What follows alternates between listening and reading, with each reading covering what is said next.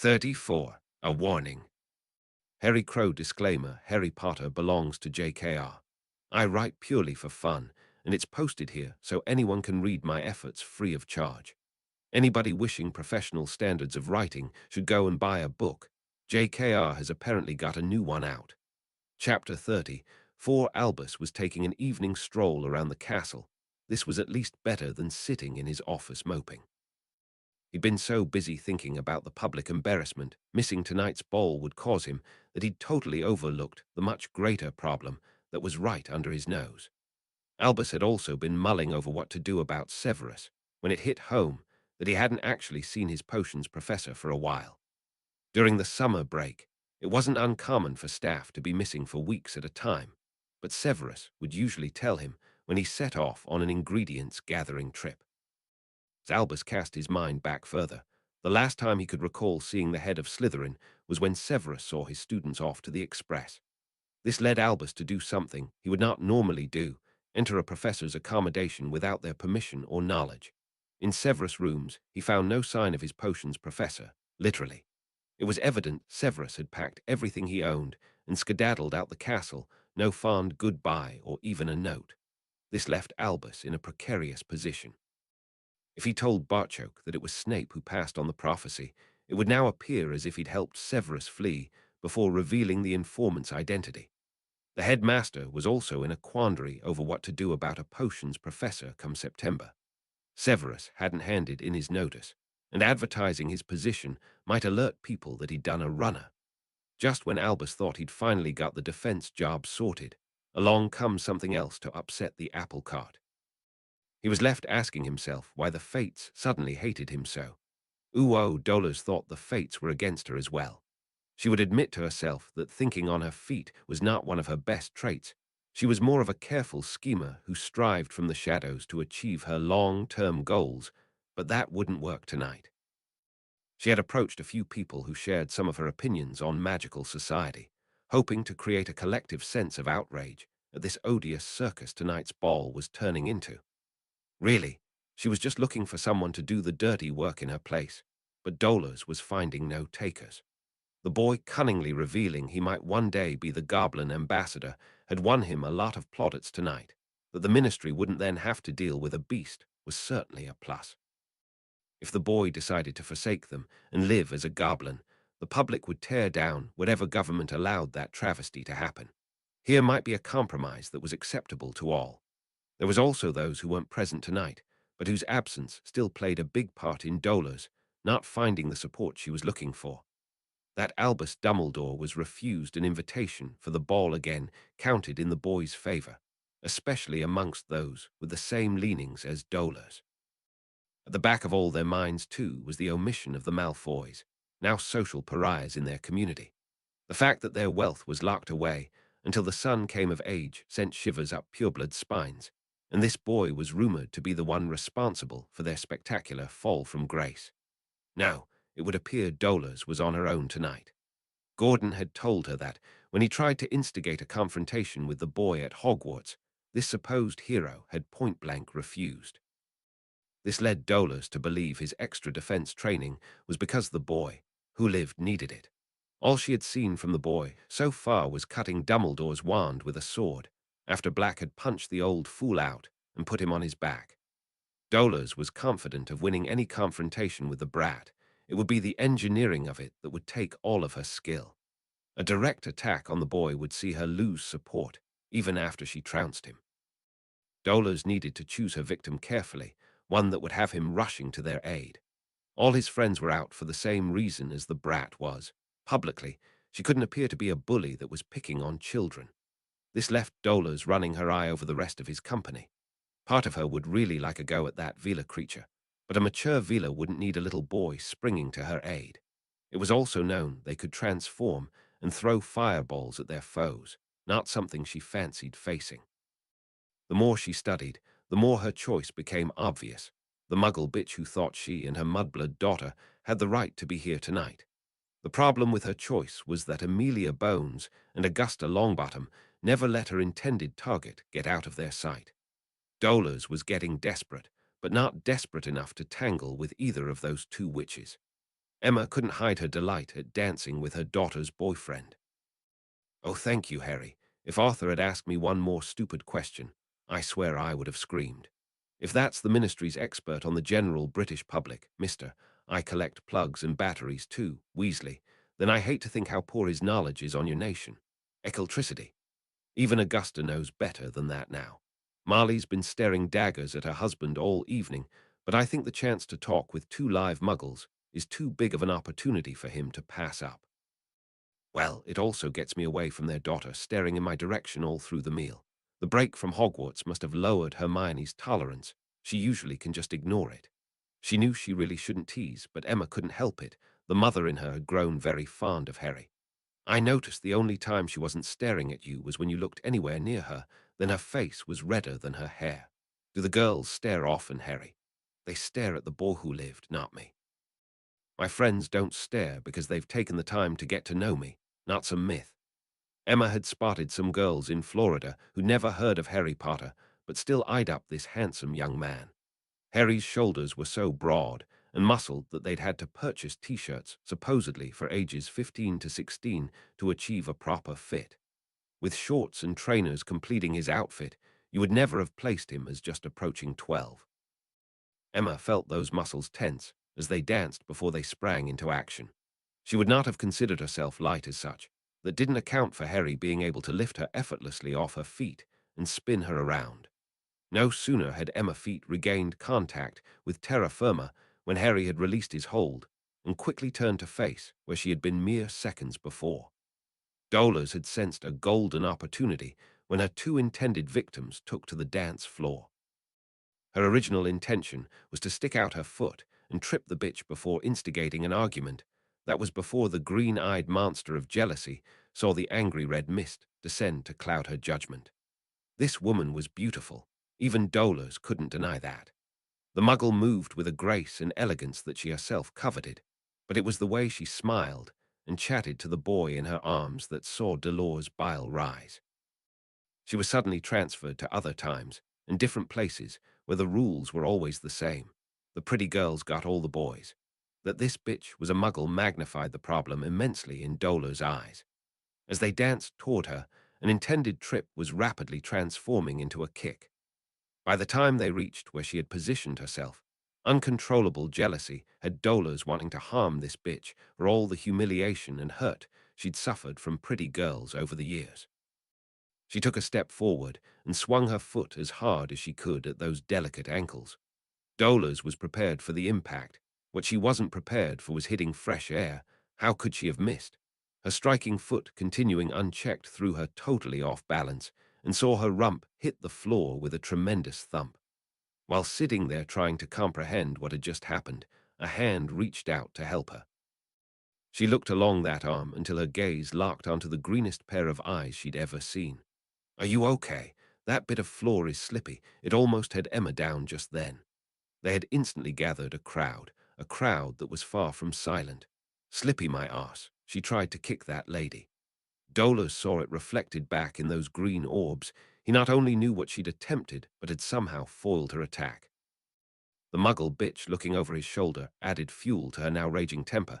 This was not who the most famous wizard in their society should associate with. As far as Dolores was concerned, he'd already made his choice, and chosen badly. Get your paw away from me, goblin.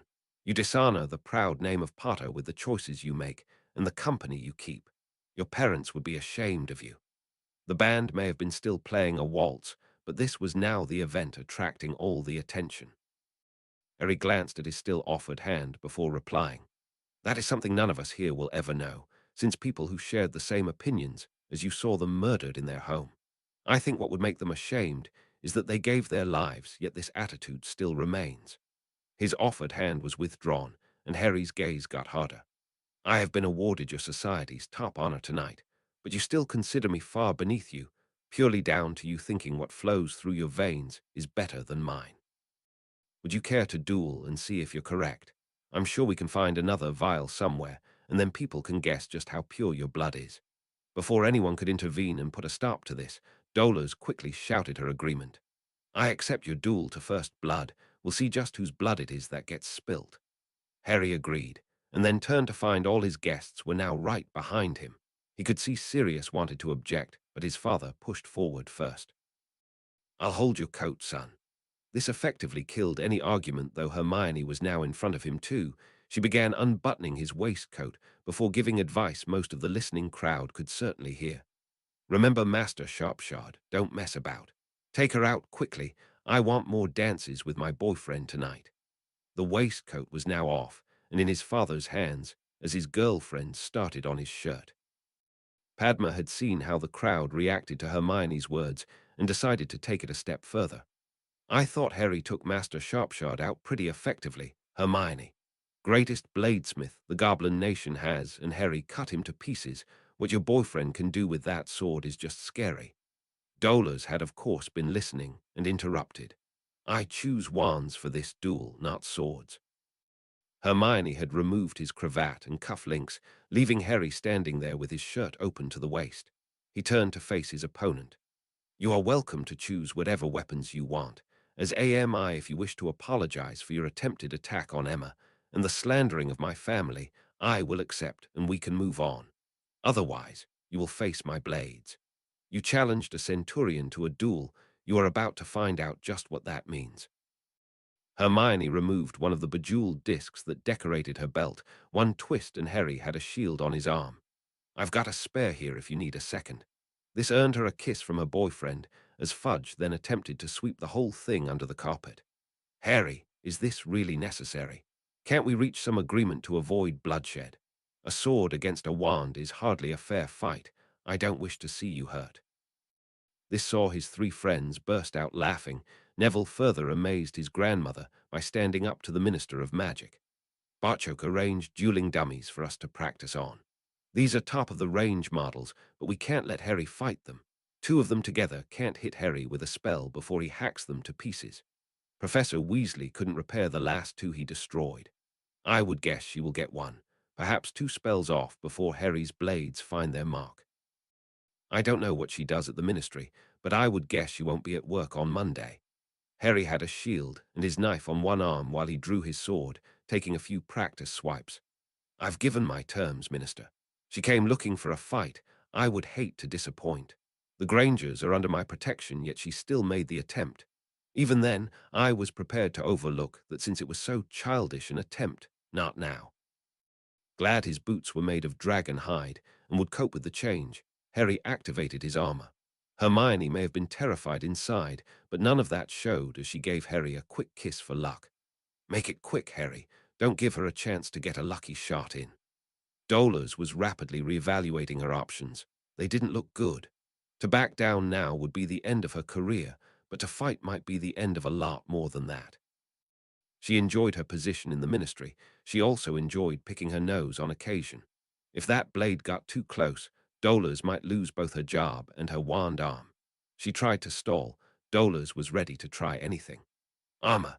What kind of honor is there in fighting with armor on?" "The same type of honor there is in challenging a 12-year-old boy to a duel on his birthday. You thought you would be fighting a little kid. Instead, you're facing a highly trained centurion." "Do we need a referee, or are there too many witnesses for you to attack me when my back is turned?" The band had long since stopped playing, unable to compete with the entertainment this confrontation was providing. Harry's comments drew loud gasps from the large crowd, most of whom were amazed at just how well this young man had judged his opponent. Dolores was backed into a corner and couldn't see any way out. She drew her wand and fired the first curse. Her emotional state being what it was, she cast the curse a lot stronger than she'd intended. It sliced the back of her hand open, and she held it up to her opponent, almost wetting herself to find him now right in front of her with that deadly sword poised to strike. How could anyone move that fast? "First blood, I believe. Is your honor satisfied?" Dolores was feeling quite pleased with her solution and put as much venom into the word honor as she possibly could. The back of her hand was also in agony. She hoped it didn't leave a scar. Her opponent then showed what he thought of her honor by turning his back on her and walking away. This was about as big a show of disrespect to an opponent's honor as possible, without committing the ultimate social faux pas and actually spitting in someone's face. Dolores dearly wanted to raise her wand, but she now had a face full of furious Fudge. You will leave here immediately, reporting to my office at 8 o'clock, Monday morning. At that time, you will be reassigned. If you're not there at 8 sharp, I will assume you do not wish to be reassigned and have resigned from the ministry. Dolores left the ball with her head down and leaving a trail of blood behind. Her hand hurt like the devil. It would probably leave a scar too. She was about to be demoted, and some toady would take her place on the fast track to success. Dolores knew she was finished in any administration headed by Fudge. What she needed to do now was keep her head down and give people time to forget tonight. Meanwhile, she would be looking about for a challenger to Fudge and getting in quick before anyone else. This was certainly going to be a long-term project. As long as Fudge had the support of the boy who lived, he would be untouchable as minister. Dolores wasn't forgetting that brat either. He just shot straight to the top of her, get even with list. This was a very short list, and she usually ensured those names that appeared on it soon got what was coming to them. She would have to play this one different. Plotting the death or dismemberment of a national hero was not something that was going to happen overnight. She'd acted in haste tonight and paid the price. Fudge demoting her would see his proposal sail through the Wisengamot. Dolores would get even though she always did. Harry had buttoned his shirt, leaving it open at the neck, and slipped his waistcoat on. After that fiasco, the rest of the night would be informal as far as he was concerned. Hermione was right beside him, and he could see her beginning to fret. Both could benefit from a long hug, but neither wanted to show weakness here. Harry, your dance card just filled with my name for the rest of the night. That's fine with me, Hermione, but I need to finish my dance with the beautiful lady who was my partner before this started. Emma attempted to intervene. Harry, it's fine. No, Mum, Professor Weasley taught us that your reactions after a fight can be just as important.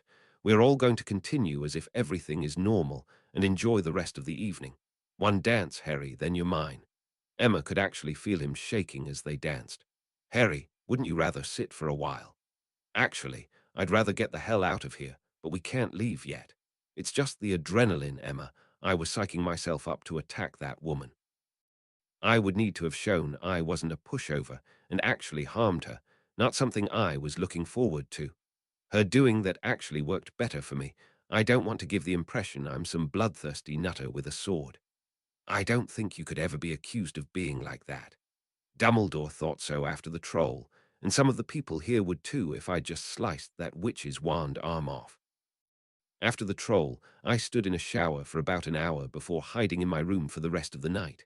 After Malfoy, I was in a toilet throwing up when Hermione found me. With Master Sharpshard, I was too concerned for Hermione to let anything else bother me. This drew a shiver from his dance partner.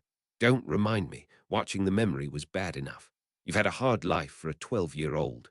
Oh no, Emma, I've had a great life. My father is a very wise goblin. He wanted me to see the world, and I've loved every bit of it. The summer holidays have been the best time I've ever had.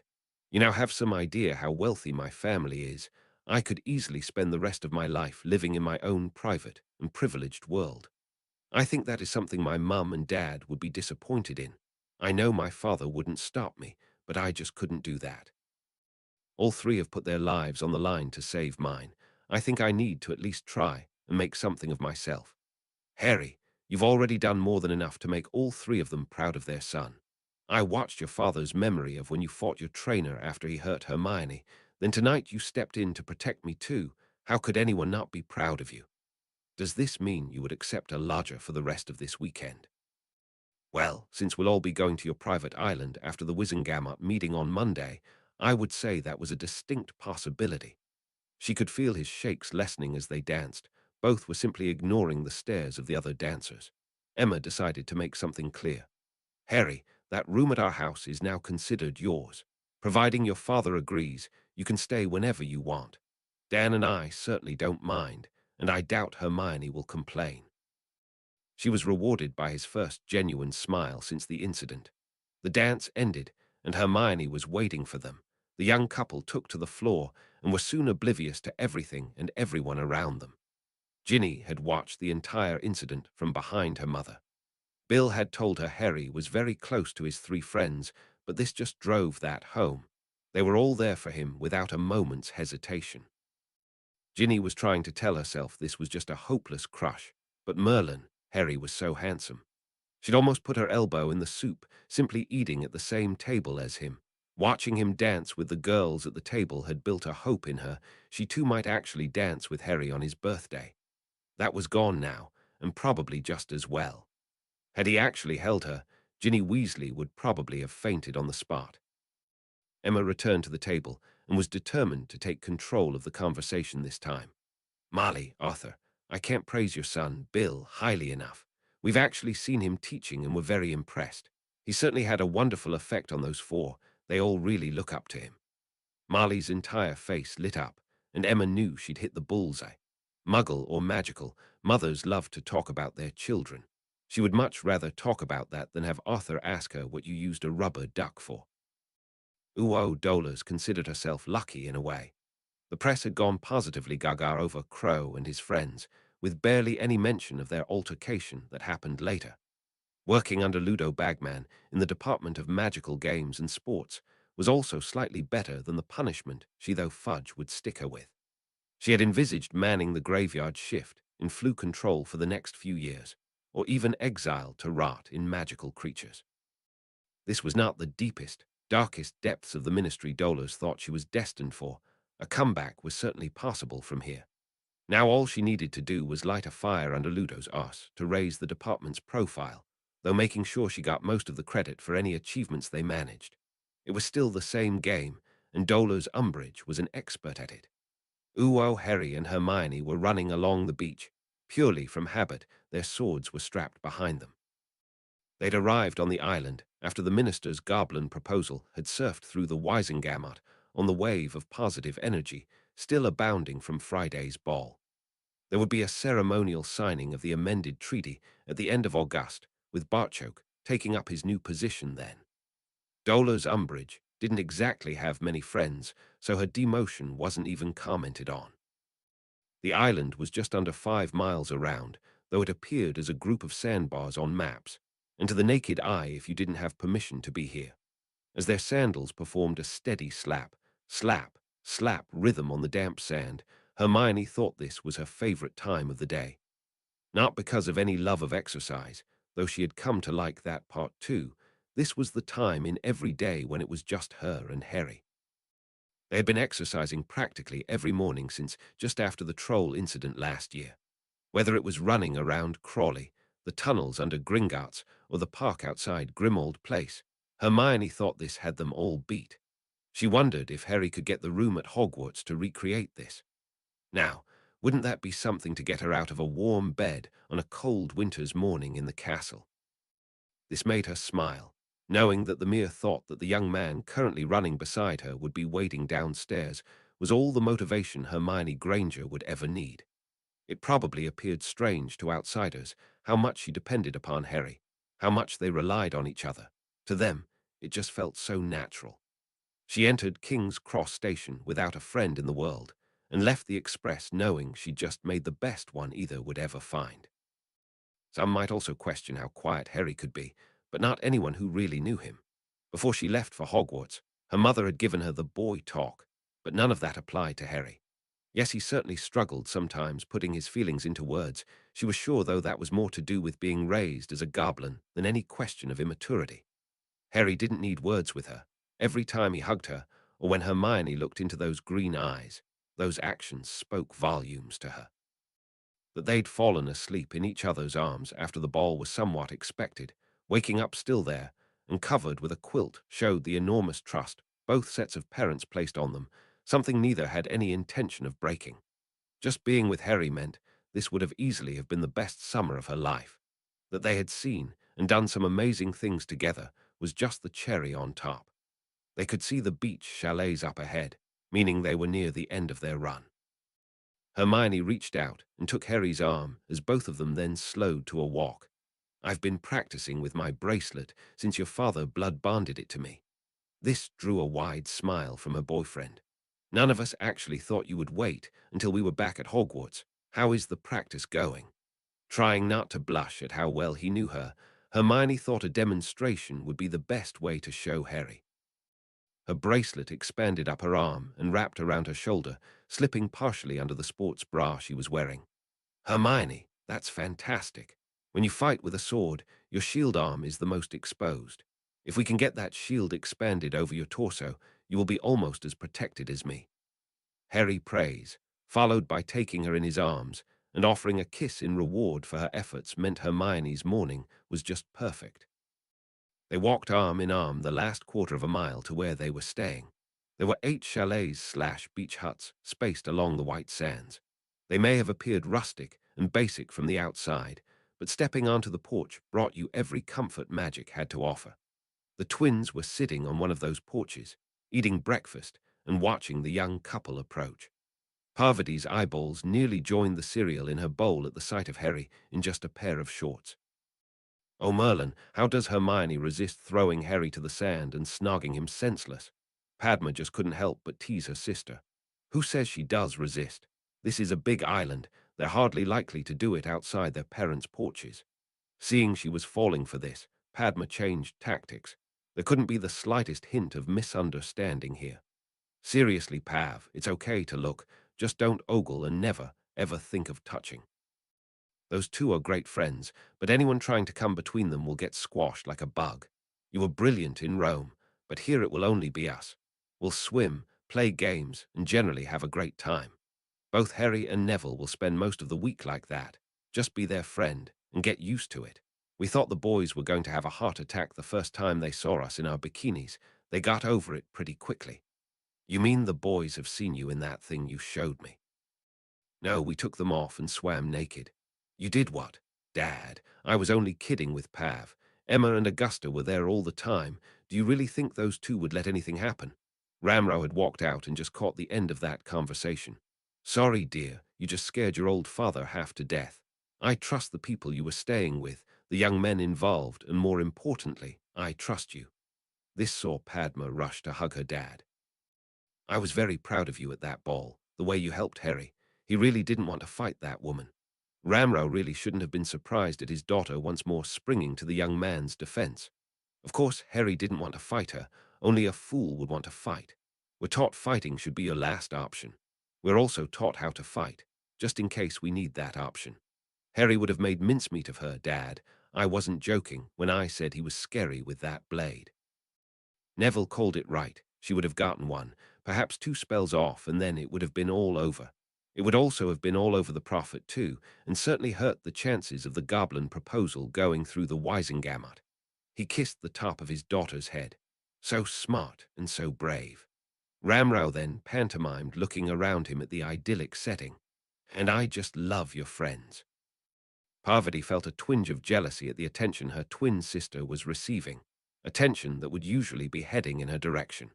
It was also strange seeing Padma with the cool friends and the hot date for the ball. Just thinking of the number of witches who would kill to be in her place, soon, had the smile back on Parvati's face. It would probably take her until Christmas to tell Lavender all that had happened so far, and they still had Tokyo to look forward to. Remus was also watching the young couple approach, the lump of emotion in his throat affecting his voice as he shouted to them. Still up for a lesson, you two. He couldn't get over just how much Harry reminded him of James, the mature version who finally got Lily Evans' attention in the way he wanted. Hermione might look nothing like his friend Lily, but if Remus closed his eyes, it was almost like talking to Lily again as they did their prefect patrols. He'd led a pretty isolated life for the last decade and was struggling to cope with being in company where he was not only accepted, but made welcome. Harry waved over at the man who was a friend of his parents and his godfather's best friend too. They'd gotten to know Remus from staying in Grimmauld Place, gradually building trust and growing to like the person who must have been the quiet one amongst the marauders. We normally have a practice after our morning run, so now works for us, if that's all right for you. Remus quickly agreed, and by the time he joined them, their swords were laid down as they ran through some shield drills. These two had effected a variation that Remus had never seen before. They would occasionally let a spell through, only to reflect it back at the caster using the metal shields on their forearms. Neville and Padma joined them and were soon practicing shield drills of their own. The 4 friends had quickly drawn a crowd with everyone currently on the island coming out to watch. Barchoke removed some portable ward stones from a bag, creating a shielded area around the 4 who were practicing. Remus' intentions were for them to carry out their normal practice so he could assess what level they were at. They were clearly a lot more advanced than a normal first-year Hogwarts curriculum would provide. When they finished practicing, they switched to duels with the three going after Harry. It soon became obvious that the ward stones were needed to protect the spectators, as curses were flying everywhere as they deflected off shields, magical and physical. The trio were working well together, trying to outflank Harry while keeping him busy defending himself from very accurately cast curses. Harry, though, had a trick up his sleeve and created a powerful blast of air. Normally this would be worse than useless. Normally they didn't fight on a beach. Neville and Padma were soon out the fight. Sand in their eyes left them sitting ducks to be picked off. Hermione had used her metal shield to protect her eyes, but now knew she was outmatched. With Padma and Neville blinded from the sand, even reviving them wouldn't help. She was still figuring out what to do when her boyfriend clipped her with a stunner. She came back round, hearing Padma's voice. "Have I told you I hate you today, Harry? If not, consider it done." That sand went bloody everywhere. Neville's answer to that problem was to strip off his shirt and dive into the sea, creating another problem as three young witches were left practically drooling at the two boys on display. Harry was helping a groaning Hermione into a sitting position. "You did well. I did not. That was a brilliant use of our environment as a weapon. I'm still taking too long to make my mind up about what I'm going to do. In a real fight, I won't have 5 minutes to think over what action to take." "Don't be too hard on yourself, Hermione." The last word was shouted in shock as a wave leapt from the sea and soaked both of them. He'd been concentrating on cheering up Hermione and missed what her wand was doing. They were soon rolling in the sand, soaking wet and roaring with laughter. Both marauders were also wearing wide grins at the prank, but the morning entertainment wasn't over just yet. Barchoke removed 2 dueling dummies from his bag and brought them to full size. "I know some of you were very worried at the ball the other night. You may have noticed neither I nor his 3 dueling partners had any concerns on the matter. This was not bravado. We just know Harry's abilities. He would need to have done something really stupid to be in any danger, and Hermione had him focused totally on the task in hand. I'm hoping we could have a little demonstration here this morning, Harry." He pulled Hermione to her feet, getting a kiss for luck before going over to collect his sword. With this amount of people here, he wasn't going to be able to cast with his sword, but Harry should still be able to manage. Even with this handicap, a golden Harry had destroyed both dummies in under 10 seconds. Amelia had probably more experience with fighting than anyone there. Her knees went weak at what she just witnessed. She sat on the beach before her legs actually gave way.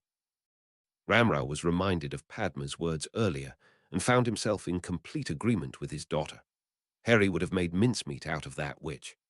Dan and Emma had watched the memory of a very real fight against that giant goblin.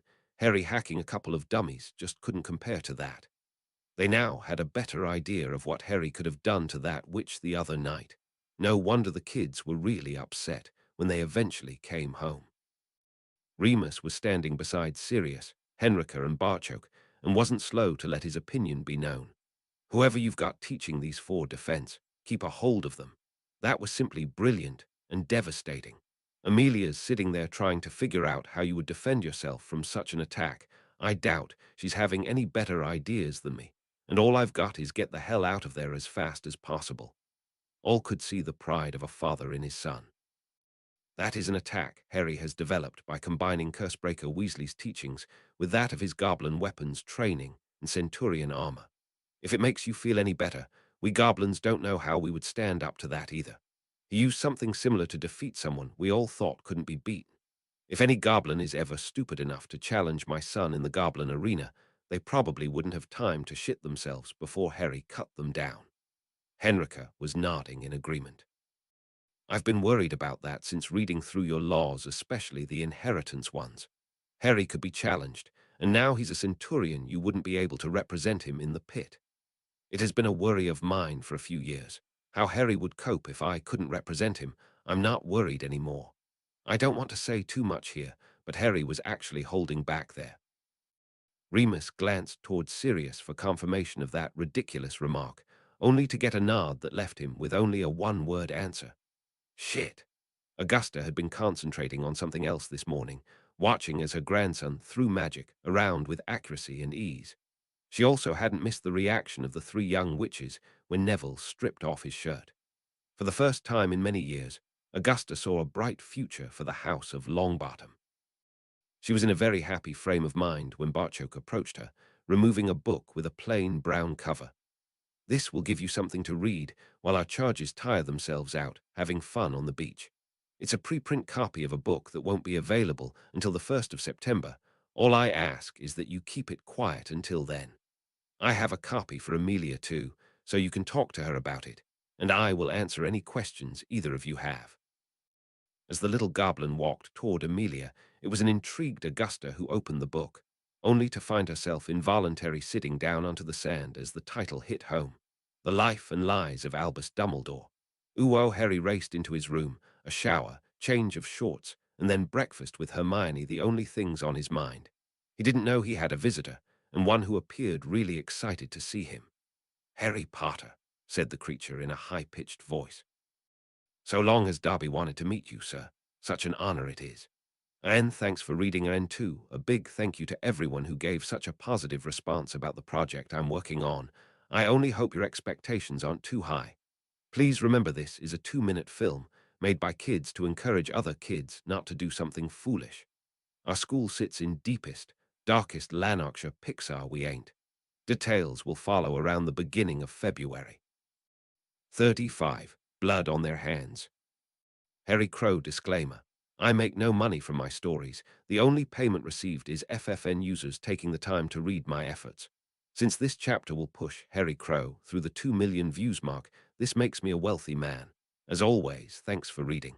Chapter 35. Harry Potter must not go back to Hogwarts.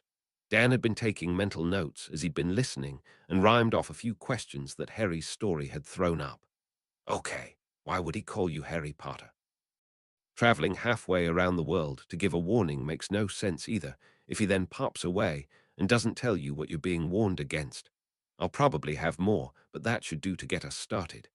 Harry was eating his breakfast as he had told those around the table of his encounter. All house elves call me Harry Potter. They just see me as a wizard, and I can't hide my family ring from them. He was interrupted by Remus almost choking on his coffee. The tears in his eyes this time weren't emotionally driven as he stared at Harry. "You're head of House Potter. I thought Sirius was the one who arranged all this." It was actually Sirius who answered. "It's okay, people. I'll vouch for Remus. Moony, there are things going on that I can't tell you about.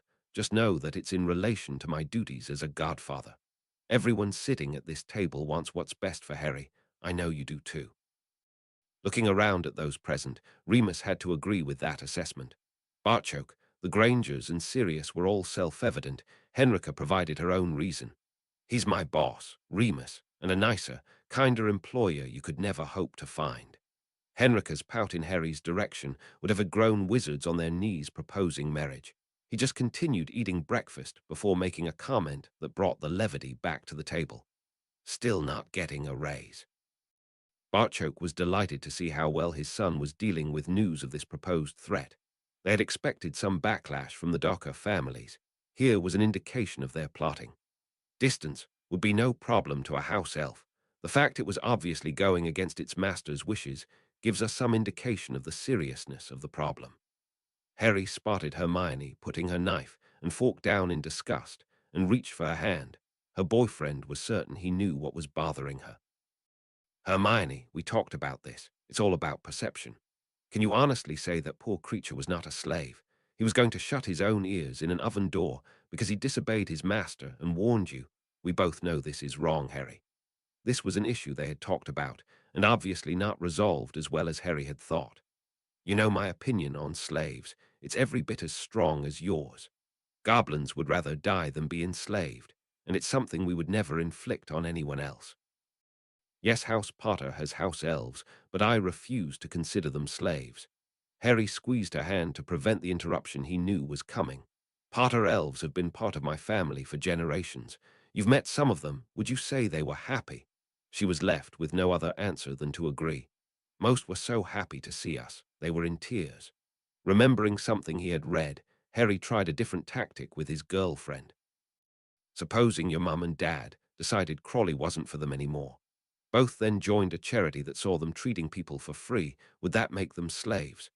That's not the same, Harry. Mum and Dad could leave whenever they wanted. I told my elves the same, and the tears this time were certainly not happy ones. They are doing a job they love, and having all their needs taken care of. They neither want nor need wages. Freedom to them means rejection, shame, and exile from their family. They look after us, and we look after them. Everybody's happy. That's the way it's supposed to work, Hermione. I do agree that there will be wizards who will abuse the system, but I can't do anything about that yet. You've seen the fight we've had just to kick goblin relations up a notch. Recognition that house elves have rights too will be a much harder fight. It's a challenge I'm willing to fight, but now is not the time. Are you okay with this? Are we good? Those last three words cut right through any objection Hermione had left. She needed Harry to believe her on this. Of course we're good, Harry, and I'm sorry if you thought for even 1 second we might not be.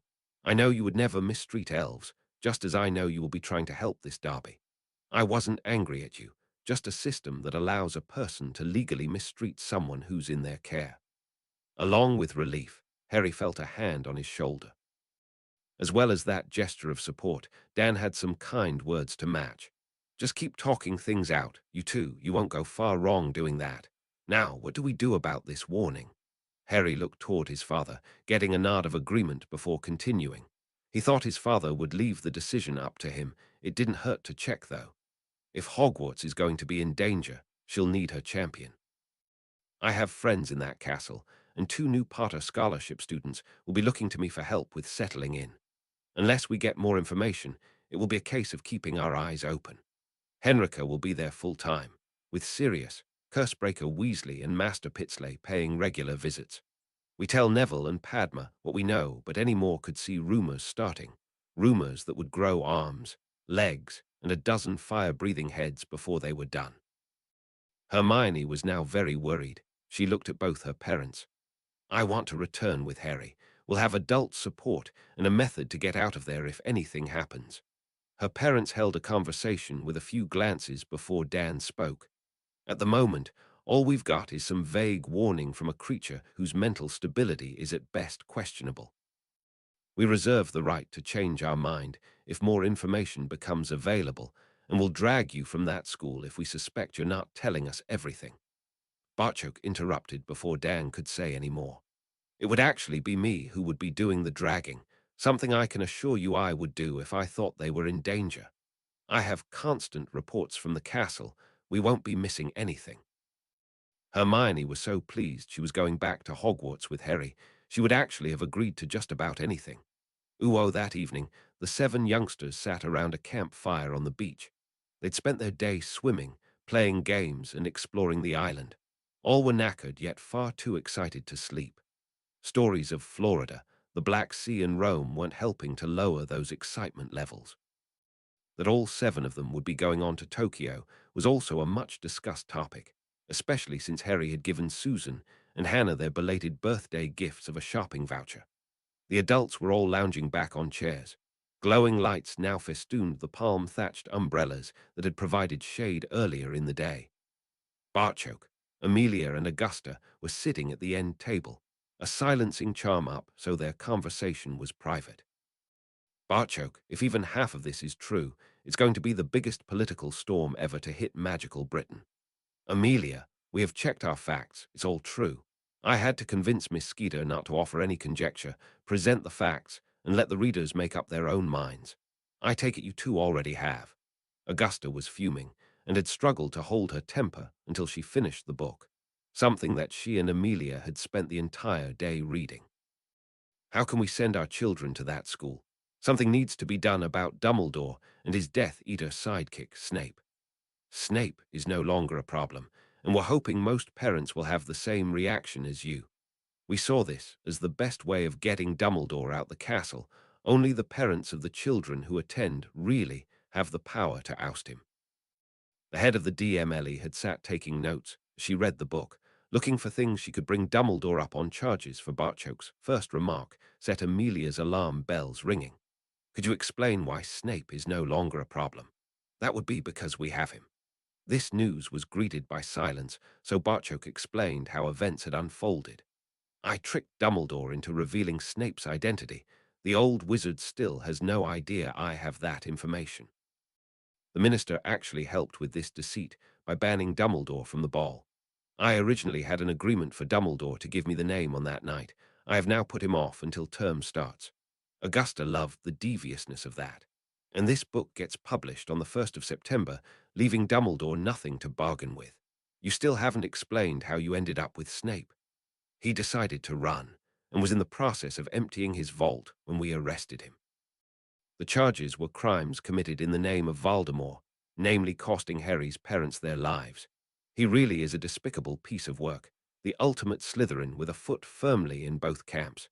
He gleefully told his master, Voldemort, the prophecy, and then nearly soiled himself when he discovered Lily's child matched the very same prophecy. The goblin's disgust was obvious as he talked about Snape. He's convinced himself that Lily Evans was the love of his life, and one day she would have realized this and left James Potter for him. I knew that couple well, and that view is nothing but an utter fantasy of a sick, twisted, and delusional mind. He begged Voldemort to spare Lily's life, not caring about James or Harry. Snape didn't trust Voldemort to keep his word, though, so he also approached Dumbledore and confessed everything. Dumbledore actually told a group of us in his own office that the power of love would defeat Voldemort. He must have ate up the story of Severus loving Lily with a spoon. A shudder of revulsion passed through the goblin at the thought of all this bartering in the name of love. He was sure neither of those two men had any acquaintance with the emotion.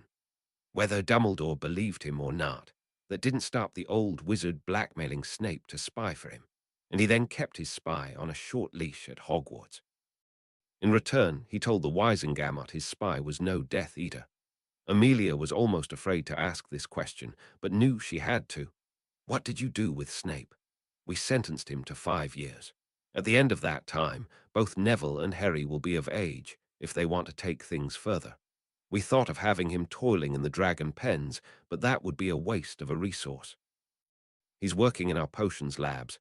Last report I got, he was asking if his sentence could be increased. Apparently he's never been so happy. I can arrange for you to meet him to confirm any facts, provided you can keep it quiet until the book is published. Well, next week I'm in Tokyo with the gang, so it would need to be after that anyway. The minister has already distanced himself, and the ministry from Dumbledore, so no damage limitation to be done there. Content that Snape was out of the picture. Augusta wanted to know if the revelation that had her asking for a sherry before noon was really true. Albus Dumbledore and Gellert Grindelwald were really lovers. Oh yes, that was actually a beautiful piece of investigative journalism by Miss Skeeter in Godric's Hollow. Ooh, Hermione entered the leaky cauldron on Harry's arm, instantly spotting Professor McGonagall with the two people they were here to meet. The boy was as hyper as a Springer Spaniel being taken for a promised walk. He was literally bouncing with excitement. The girl reminded Hermione of the iconic poster for her favorite musical. There was a haunted look about Luna's eyes that just shouted Cosette. Her clothes were certainly clean and well-fitting, but of such an odd assortment, Parvati would be left desperate for a chance to restyle the girl. Good morning, Professor. Hi, Luna and Colin. I'm Harry. This is Hermione, my girlfriend, and these two are Sirius Black and Professor Hobson. Luna got in before Colin could say anything.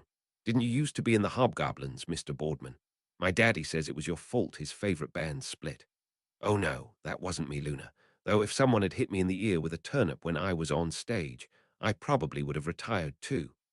This earned Sirius a wide smile from the girl before the flash from Colin's camera blinded half the pub. Mr. Creevy, what did I tell you about that camera? Sorry, Professor McGonagall, I've to save it until I get to Hogwarts. Precisely, your family saw the leaky cauldron in Diagon Alley on your induction day. There is no need for photographs today. But Professor, they never got to meet Harry. It was Harry who answered the excitable boy. That's fine, Colin, but you've now taken a picture for them. We have a lot to do today, including meeting some of our friends for ice cream later. Are we ready to go? Harry felt Hermione squeeze his arm, drawing his attention to Henrika taking Luna by the hand. With Madame Malkins being their first stop, both were sure she would see Luna kitted out properly for Hogwarts.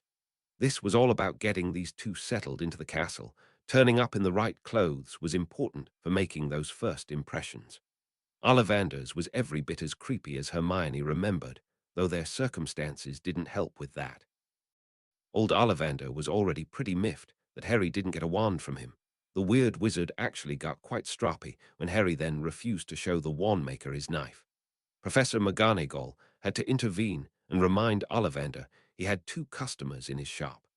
Colin didn't improve things any by insisting he wanted a knife like Harry too. Having left Flourish and Blots to last, they joined with their friends for ice cream before facing their final task. There were now 9 students at the table, the adults wisely taking one of their own. Minerva was fascinated and a little shocked with Amelia's tales of Tokyo. Augusta also proclaimed this as her best summer in many years. The Paddles both said they'd considered Tokyo and were delighted their girls had the opportunity to go, but they had no complaints about choosing to spend a week in Rome instead. Henrika's comment that Rome was a city she'd always wanted to visit meant Sirius would be arranging that for next year, when she hopefully wouldn't be so busy with Gringotts. Harry was pleased to notice Colin had quietened down somewhat, probably because of all the girls he was now surrounded by. Luna, though, remained really quiet. "Are you looking forward to Hogwarts, Luna?" "We have Ravenclaws, Gryffindors, and Hufflepuffs at this table, so you should at least know someone if you get sorted into one of those 3 houses. We also have friends in Slytherin too, so don't worry about that." "Oh, I'm not worried, Harry. I was just thinking it must be lovely to have so many friends." Hermione reached over Harry to take the little blonde's hand. "Luna, we want to be your friend too. Hogwarts can be quite daunting when you're new, but I want you to come to any of us if you need anything." Luna looked around the table, seeing nods of agreement from Susan, Hannah, Neville, and the twins. Her face broke into a simply beautiful smile. "Yes, Harry, I'm really looking forward to Hogwarts." They headed into a crowded bookstore, noticing the person whose books made up this year's defense list was holding a book signing. Since they had no intention of purchasing those books, they didn't wait in that queue. Hermione was of course on Harry's arm, at least she was until someone shoved her out the way. "Bless my soul, the boy who lived. Smile, Harry. Together we rate the front pair in." Harry didn't know who this perfumed and perfectly coiffed pants was, but nobody treated Hermione like that. An arm had went around his shoulder, and Harry decided it was time to put some of Remus' recent lessons into practice. Grabbed the pinky of this hand, twisting it sharply backward resulted in a girly squeal of pain from its owner. Freeing himself from the arm, Harry then swept the man's feet from under him while still keeping a painful grip on that little finger. The wizard hit the floor with a thump, and Colin still didn't get to see Harry's knife. The mere threat of having his pinky broken was enough to have Lockhart squealing like a banshee. "Nobody touches Hermione. Apologize before I really lose my temper." That girly voice was now shouting sorry over and over again. A blinding flash had Harry looking in Colin's direction, only to see innocence reflected back at him. The phantom photographer had now lost himself in the busy shop. Harry quickly went to check on his girlfriend, and then discovered this git had a hide on him that would put a Ukrainian ironbelly to shame. "I would just like to thank Harry here for helping me with that little demonstration, and take this opportunity to announce he's going to be seeing a lot more of me. Yes, ladies and gentlemen. I, Gilderoy Lockhart, Order of Merlin, 3rd class, honorary member of the Dark Force Defense League, and 5-time winner of Witch Weekly's Most Charming Smile, have great pleasure and pride in announcing that this September, I will be taking up the post of defense against the dark arts teacher at Hogwarts School of Witchcraft and Wizardry." Harry couldn't help but wonder at the gullibility of witches and wizards. Just kicked this nutter's arse, yet here were people who'd witnessed that applauding like loons at the announcement he would be teaching their children, supposedly teaching the very thing he was obviously shit at defense. Harry waited until the applause had died down before bursting this clown's bubble. "Excuse me, but you appear to have been misinformed. I have a private defense tutor, one I am very happy with. I will not be in your class." He took a quick look around and recognized some of the faces in the crowd. "Guys, anyone who had Cursebreaker Weasley for defense last year with me will have the same chance again come September. You also don't need to buy these books as we won't be using them. An autobiography as well as prescribing the defense text for all 7 years. Someone must really need the money. Gilderoy was trying not to panic, and not doing a very good job of it. Oh, come now, Harry. Don't tease these good people. Surely you and these lovely young ladies would rather have me teach you defense. He was going for a reassuring smile, but it came over as lecherous leer, one that saw Neville's arms slip protectively around Padma. Parvati summed it up for all of them. You're right. It really is no contest. We'll take Professor Weasley every time. He at least wears less makeup than me. This drew laughter from the Weasley contingent in the crowd before Gilderoy found himself faced with a trio of very formidable witches. Oh dear, Minerva, it would appear Albus has really scraped the bottom of the barrel this time. The head of the DMLE was studying Lockhart intensely, as if waiting on a suspect to crack and confess his crimes. Augusta agreed with her friend. A defense professor who puts all 7 of his own books on the required list for every year mind, it's a disgrace. Is he going to be teaching the 1st and 7th years the same course? Minerva also took Hogwarts' newest professor to task. Lockhart, I don't remember you being awarded a defense OWL, far less an Order of Merlin. Centurion Crow's award was front-page news. Yours seems to have slipped past unnoticed. Gilderoy missed McGonagall's implied insult, having just noticed the most gorgeous creature he had ever seen in his life. Who is that? That is Professor Hobson, our history teacher. Gilderoy was thinking there was more to this job than book sales when McGonagall went and spoilt it for him. She is here with her boyfriend, Lord Sirius Black. The name alone was enough to strike terror in Gilderoy. He would be giving that witch and her dark wizard of a boyfriend a wide berth. Harry was now enjoying the show, watching as the 3 witches tore this character to shreds, when he felt a tug on his sleeve. Colin had a question. He doesn't look a very good teacher, Harry. Can we get our lessons from Cursebreaker Weasley too? I'm sorry, Colin. He's a very busy man. He wouldn't have time to teach 1st year as well. Colin nodded in understanding, but had another solution to the problem. Couldn't you teach us then, as extra lessons? You beat him without even using magic. We would much rather learn from you. Luna looked at him pleadingly too. You said to ask if we needed anything. Hermione liked the idea. We could make it a club. It would need to be sponsored by a professor, though. Henrika jumped in before Lockhart could offer. I got that covered. We just need to look at the new timetable and pick a suitable time. The Weasley twins then got in on the act. Hey, is this club just for firsties? We don't want to buy his books either. Gilderoy stood helpless as the entire event slipped away from him. This was already a publicity disaster. And then McGonagall really put the boot in. Last year, Professor Weasley held revision classes for our students sitting OWL and then EWTs, leading to Hogwarts' best defense results in many a year. I shall personally be contacting Ambassador Barchoke in the hope we can call on this special favor again when the exams approach. The cheer this received from those Hogwarts students in the shop had Gilderoy wanting to cry. Just who was this Weasley person, and how could he possibly be more popular than him? Molly was standing there with an armload of books she now wasn't sure she wanted signed. Harry had easily defeated this famous wizard, giving rise to the first ray of doubt. The reaction of the students toward her son, Bill, was a heart-warming moment for the mother. She'd heard from Emma how highly regarded Bill was amongst the 4 he was training. Apparently that regard ran a lot deeper than just 4 students. Her son was going to be an assistant ambassador, one who worked with his father. Her 2 eldest sons had made career choices she hadn't agreed with at the time, but both were now proving successful in their own right. Molly was going to have a lot of time on her hands when all her children left for Hogwarts. She was planning on using some of that for quiet contemplation. The world they lived in was undoubtedly changing, and Molly had brought 7 children into the very same world. She was not going to be left behind like those Roman relics young Harry mentioned in his speech. Molly intended to talk to Bill about this. Ginny was ecstatic. Lessons from Harry and his friends was certainly something she would be putting her name against. She also hadn't missed Harry's reaction when that fool pushed Hermione out the way. He'd been calm and controlled at the ball, but hurting Hermione instantly put an end to that.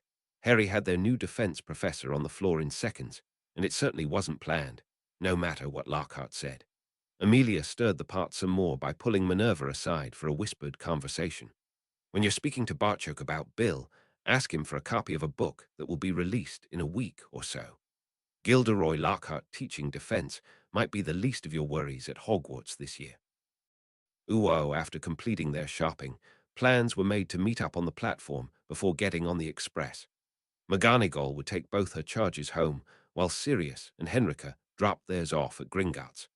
Neville and his Gran were with Harry and Hermione, both eager to see if there was any sign of improvement with either Longbottom, currently undergoing treatment. The young couple left the Longbottoms. Their intended destination was much deeper into Gringotts. They heard their target long before setting eyes on him, the loud shouts and clangs of clashing metal reverberating through the tunnels. Harry led his girlfriend in, both standing respectfully against the wall and waiting to be called. He'd seen what could happen to those who interrupted a lesson. It was not something Harry wished to experience personally. Finally, the bellow came in their direction.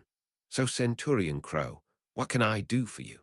Harry and Hermione both came forward and knelt before the large goblin. Master Sharpshot, a gift from a very grateful student. Harry presented his mentor with a katana. The handle, guard, and scabbard were all jet black, but the blade was polished to a silver mirror finish. "This is exquisite craftsmanship. Centurion, where did you get this?" "Gringotts in Tokyo. They tried to palm me off with the usual junk they sell to tourists. That was until I told them it was for my sensei, Master Sharpshot." Mentioning your name had a profound effect. They all wanted to be the maker who supplied Master Sharpshot with a katana. Even after leaving, he's still sucking up. Teacher's little pup. The insult was said loud enough for Harry to hear, and sarcastically enough to more than imply an insult. Harry had cursed his luck when he first spotted just who was in this class. He had no intention, though, of just kneeling there and swallowing this insult. "Why, Dragon Breath, I didn't know you missed me." "Speaking of pups, I see you still have the manners of a dog poking that wet nose in where it's not wanted and whining like a bitch. I'm also amazed you can hear what we're saying when you're all the way over there, especially with those tiny ears of yours." Dragontooth's insults had the class sniggering. Harry's reply had them laughing out loud. Insulting a goblin's name, ear, size, and nose in one go was impressive. The goblin those insults were aimed at didn't think so. "You and your ugly human bitch strut around Gringotts wearing our sacred blades. You're nothing more than a festering boil on our proud nation, a boil that needs to be lanced before it poisons all of us." Harry now stood and faced his antagonist. "Everyone here knows you possess neither the skill nor courage to do that lancing, Dragon Breath. We can settle this right now, and I'll even allow you to choose 2 friends to help. That is if you have 2 friends. The glint of triumph in the goblin's eyes alerted Harry he'd been duped. He was just about to find out how badly he'd been trapped. "And I will allow your human bitch to fight by your side. Let's see if she can even hold a blade." At that, Hermione was by Harry's side, surprising everyone in the class by answering in their own tongue. "I accept. Fighting a female would appear to be about your limit." Harry then pulled her to the side for a quick word while the class prepared for the fight. "Hermione, this isn't wooden swords we'll be fighting with.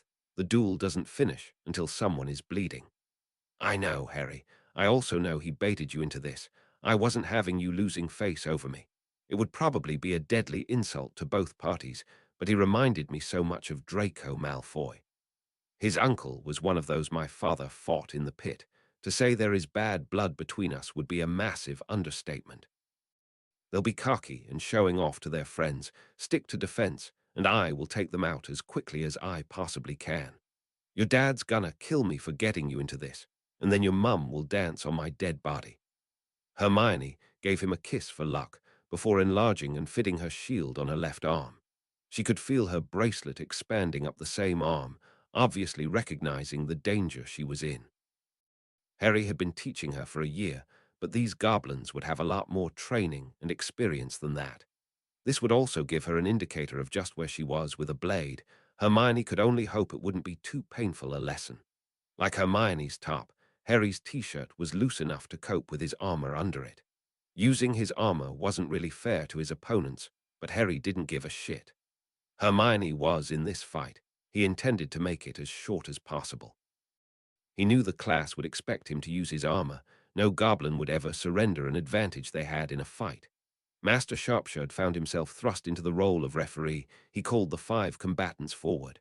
There were no flowery speeches. He just told it like it was. First blood, fight. The trio of goblins' intentions became apparent at once. All three rushed at Hermione. Harry managed to intercept two of them, but Dragontooth got through. Thankfully, he was showboating for the audience, giving Hermione time to block with her shield.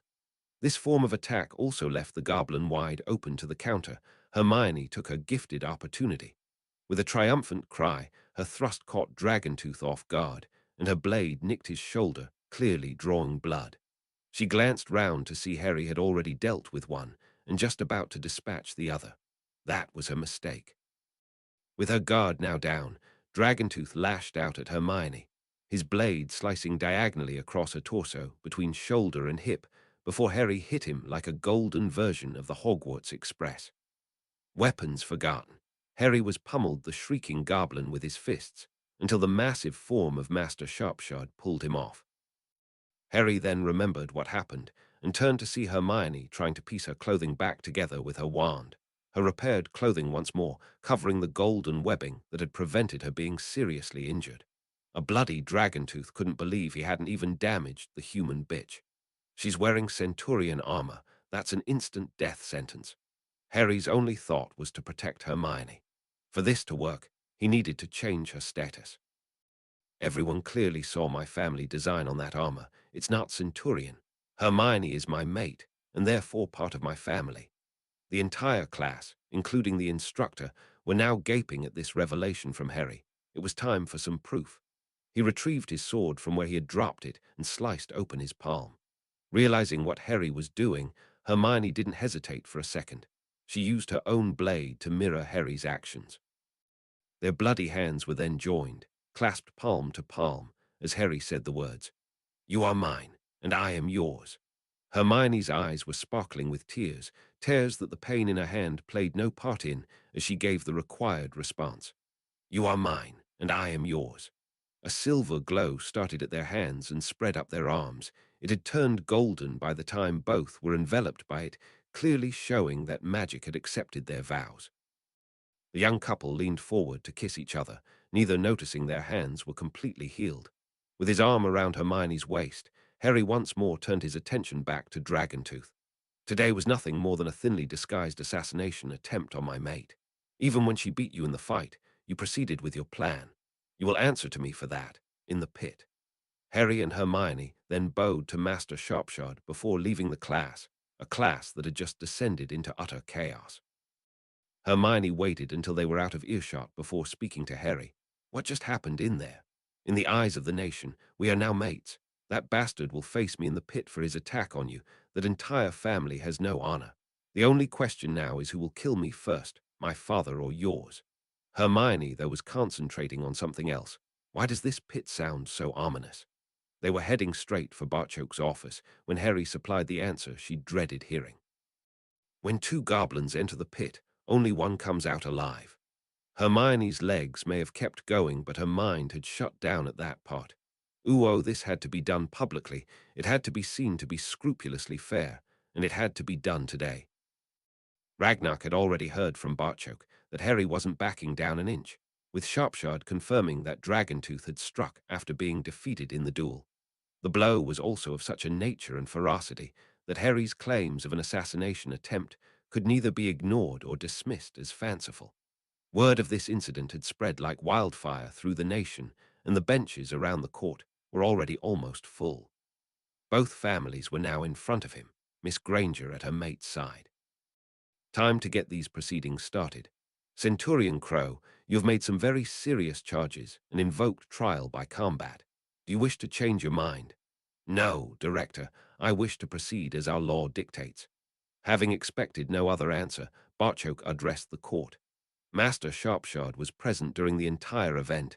I trust there are none here who would question the validity of his memories." No one wanted to make that challenge, so they settled down to watch Sharpshot's memory of the incident broadcast. Some laughter at the initial insults soon died down as everyone concentrated on the fight itself. All goblins had at least some training in weapons. This knowledgeable audience clearly saw the overconfident boy showing off to his class, only to get nicked on the shoulder by his less skillful but more focused opponent. His actions then set off roars of protest at a cowardly attack, an attack that could really have only one design: to cause major damage to this female. There was total silence as they witnessed two magical humans both become bonded as mates by the most goblin of ceremonies. How was my son supposed to know they were mates? I think it's disgusting humans allow this so young. He was cut off by Barchok, in no mood to make any concessions whatsoever. My son and his mate's honor was clearly displayed throughout this incident for all to see, as was your offspring's cowardice and treachery. Like us, the humans consider these two far too young to officially become mates. They have already made their choice known, though, a choice we just witnessed being accepted by magic. Both certainly intend to wait until they are the appropriate age before taking the next step. This issue aside, Miss Granger was also very clearly under the protection of my house. If the counselor wishes to refute this protection, my family stands ready to instigate a blood feud. With that, the lines in the sand were now very clearly drawn. Dragontooth's father was raging at his son for being so blatant and getting caught. That didn't mean he was going to stand back and let him be slaughtered in the pit. Even from watching Sharpshard's memory, the result of any such contest couldn't be in any doubt. Were Dragontooth to face Crow, it would be like sending a lamb to slaughter. My son is not of age. I claim the right to nominate a champion on his behalf. Harry then spoke up. Your son is over a year older than me, but I'm still prepared to step into the pit. That's your father's decision to make. I will work within the law to protect my son. Since my mate has already defeated your son, I understand this cowardice. Know this, though, I will fight your nominated champion. After I defeat him, I swear I will cut your son's ears off if he ever comes anywhere near my mate again. Spurred on by the gasps that this most severe of threats had drawn from the crowd, Dragontooth's father turned on Barchok. Are you going to stand there and let this boy issue threats, and even consider letting him enter the pit of justice? My son is a centurion who has also been awarded the highest honor the Ministry of Magic has to offer. He doesn't need to hide behind his father. As to making threats, let me reiterate my son's words. I will not stand idly by and watch these two young people be sniped at by those who think they are better. His mate already has friend of our nation's status and can clearly be seen to be learning our ways. My son has publicly sworn on his blood to defend the nation and will today fight in the pit of justice on a matter of goblin honor. What more would you want of them? Ragnar really had no option. He may be the director, but the law had to be obeyed. I find the claim against Dragontooth to be proven, and therefore I have no reason to block this honor duel. I find Dragontooth's cowardly attack to be particularly disgusting, but again, I'm powerless to intervene and grant him the champion his father has requested. Now let's get this over with. Hermione found they were quickly joined by Master Sharpshard. Bear up, lass. They will be watching your behavior almost as closely as that of your mate. Crow, only I know what you are really capable of. Now is the time to display it for all to see. Not only must you win, you must do it in a manner that ensures you and your mate can safely walk around Gringotts. Scrape a victory, and you might as well declare yourself a wizard now, because they would be queuing up to get you in the pit, and they all now know just how to achieve that. A threat to your mate has you rushing headlong to defend her. This fight is not just for your safety. Hermione's life is threatened here too. Harry nodded, his face a mask of concentration. He bowed to Master Sharpshard, kissed a trembling Hermione before bowing to his father. It was time. Hermione knew Barchok and Master Sharpshard were offering words of comfort as she sat wedged between the two. She didn't hear any of it. Her entire being was focused on Harry and the large goblin that waited on him in the appropriately named pit. The enclosure had a sandy base better for absorbing spilt blood, about 60 feet in diameter, and with walls at least 4 feet deep. While the entire arena was lit entirely by flaming torches, Harry's golden armor made him easily visible, though the massive battle axe the goblin held certainly grabbed Hermione's attention too. They stood about 20 feet apart, bowing to each other before Ragnar set the proceedings underway. To the death fight. Apparently, normal behavior for these fights predetermined that the two combatants would circle each other, probing to assess their opponent's strengths and weaknesses before making a move. The big goblin had other ideas. He thought he was facing a human child, and wanted this over with quickly unknowingly playing straight into his opponent's greatest strength. Dragontooth's champion was merely hired muscle, not too smart, and the large bag of gold offered had instantly destroyed any reservations the greedy goblin might have had about his opponent. He also wasn't too bothered about the centurion armor his opponent possessed, positive his battle axe would penetrate it.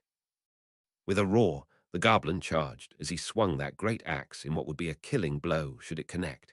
In a move that Hermione had seen Harry use on Master Sharpshot, the sword of Gryffindor sliced right through the shaft of the goblin's axe.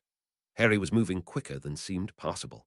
Having sliced through the shaft, Harry continued his move and pirouetted on his planted foot, bringing his sword back around so the goblin's own charge saw him skewer himself on the ancient goblin blade. The point of Harry's sword entered the charging goblin's throat and exited the back of his neck, severing his spine on the way out. With his spinal cord severed, the goblin's body hit the sand like a sack of shit, with Harry's sword still embedded in situ. With the life visibly leaving his opponent's eyes, Harry retrieved the damaged axe and knelt beside his dying opponent, laying the weapon gently on the goblin's chest. "You faced me and fought with honor, unlike those you championed." When the goblin was finally dead, Harry removed his sword from the body and left the pit with his head held high to utter silence. Hermione wanted to race straight to him. She'd never seen Harry more in need of someone to hold on to. She really needed one of Harry's hugs herself. There was probably only her and his father who could see how much this was costing Harry. Watching as Harry fought a duel to the death was certainly no picnic for them either. Barchoke held her arm, and Hermione was thankful for the support. She didn't think she could have moved otherwise. Harry took Hermione's other arm as the three of them left the still silent chamber. It was Ragnar who finally broke the silence after the party had left. "I know there were those amongst you who silently questioned my sanity when I made Crow a centurion. I hope he has answered those doubters for both of us today. Master Sharpshard's opinion is that Crow will someday become one of our greatest ever warriors, and he fought today purely as a goblin. By using the magic he possesses, Crow could have ended this contest before his opponent even got near enough to use his axe. This was more than enough to convince those watching that Centurion Crow was someone you wanted on your side, never facing you from the other side of the pit." The rumors that he had defeated Master Sharpshard were now being believed. How do you fight someone that moves twice as quick as you do, and still has magic to call on if he needs it? Harry and Hermione managed to hold themselves together while Barchoke led them back to their dwelling. The door was barely closed before both of them collapsed, sobbing into each other's arms. As Barchoke watched his son and new daughter come apart at the horror they just performed/witnessed, the goblin took a leaf from Emma's book. Laying the couple down in the seating area, he gently tucked a blanket around them both. He would need to leave them like that for a few moments. Harry and Hermione needed the Grangers here as quickly as possible. Emma's gentle touch and soothing words were required, while he would then attempt to explain to Dan exactly what had happened here today. Ooh, the front page picture of Harry, standing over a clearly terrified Gilderoy Lockhart, was not how Albus had hoped his new defense professor would announce himself to the country. It had all been so carefully set up too. Book signing, large crowd, and guaranteed media coverage. How could that go so disastrously wrong? It was only when he opened the paper, and his old eyes caught the vivid advert for a soon-to-be-published book, that he sensed the real danger. The title alone had his stomach in a knot. He could see The Life and Lies of Albus Dumbledore becoming an instant bestseller. When the phrase "will reveal all" jumped out at him, Albus felt his bowels loosening. And thanks for reading. 36. House of Silence. Harry Crow disclaimer. I write purely for my own enjoyment, making no money from this venture, and claim only my imagination as my own. I always strive to be original, but given the amount of HP fanfiction out there, almost everything has probably been done before. Chapter 30. 6. Both fathers glanced up as Emma re-entered the room. "They're sleeping now, but only fitfully. What the hell happened today? I thought it would be better if I showed you." Sharpshard knew I'd want the memory, even after how things turned out. "I'll be translating, so please save any questions until the memory is finished. We'll be here all night if necessary, but I promise I'll answer every one of them." They watched Harry and Hermione's visit to Master Sharpshard, with Barchoke filling in the background when he wasn't directly translating. Emma had to stuff her fist in her mouth to halt a scream that would have woken the sleeping couple after Dragontooth sliced at Hermione when she wasn't looking. Both were enthralled at the glow that covered the couple, and neither argued with Harry's assessment that this was nothing more than a grasped opportunity to seriously harm their daughter. After the memory finished playing, Dan took a moment before saying anything. There were things happening here beyond his comprehension, and he didn't want to begin shouting. He had the feeling that once he started shouting, he wouldn't be able to stop. After watching their daughter almost get disemboweled with a sword, Dan felt he was entitled to do a bit of shouting. Barchoke, I thank you, Harry, and every deity I can think of for that bracelet on my daughter's wrist. Please understand, though, a very big part of me is currently wishing I'd kicked McGonagall's arse right out our door when she pulled that "your daughter's a witch" shit. Hermione seems to be lurching from one life-threatening incident to another. I don't know how much more of this I can take. Emma shifted so she could put her arm around her husband, seeking and gaining comfort. She had a question she wanted answered before her husband exploded. What was the cut hands and that golden glow all about? In the eyes of some goblins, Hermione is thought of as a lesser being, much like some of the more radical purebloods try to look down on her. Sadly, the nation is not without its bigotry too. Harry claiming they were mates instantly changed her status. Their public display of bonding will stop any and all harassment. This was greeted with silence, so Barchoke continued talking. When my mate and I bonded, we glowed right up our arms and into our torsos, and that was considered a very strong bonding. What those two did today, well, I've never seen anything like it. Dan's voice was very quiet as he asked a question that had no place in any sane conversation about two 12-year-olds. Are you trying to tell me they're married? Inside the nation, they will be considered mates. Outside of that, no, though you might find the occasional elf referring to Hermione as Lady Potter. This was the final straw, the straw that broke Dan. Emma, go get Hermione, we're going home. Dan, calm down a moment and think. How will we even get home? Calm was something Dan wasn't capable of at the moment. We'll fucking walk if we need to. Anything to get our baby away from here. Barchoke held his hands up in an attempt to stop Dan's imminent eruption. There will be no need for anyone to walk. I need to show you something else first, then. If you still want to go, I'll take you home. What you just watched was unfortunately only Act 1. It was the second act that has our children really upset. You need to see this so you both know what you're dealing with. He then played his own memory of what happened next to stun silence from the Grangers. Barchoke was attempting to accentuate the positive from this. As Harry's mate, Hermione can now walk around Gringotts with impunity. No one will want to challenge Harry now. Dan wasn't buying into that. He was looking at the situation from a whole different perspective. You made my little girl sit and watch that. Emma, get Hermione. We're going home right now. Dan, wait, let's discuss this. Emma could only watch helplessly as her husband stormed right past her.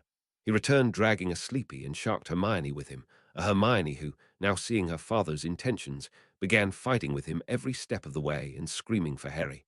The boy who had been so decisive in battle earlier stood holding onto the door jamb, totally lost at what to do next. Barchoke, we're ready to go home. Hermione's cries of anguish were being totally ignored by her father.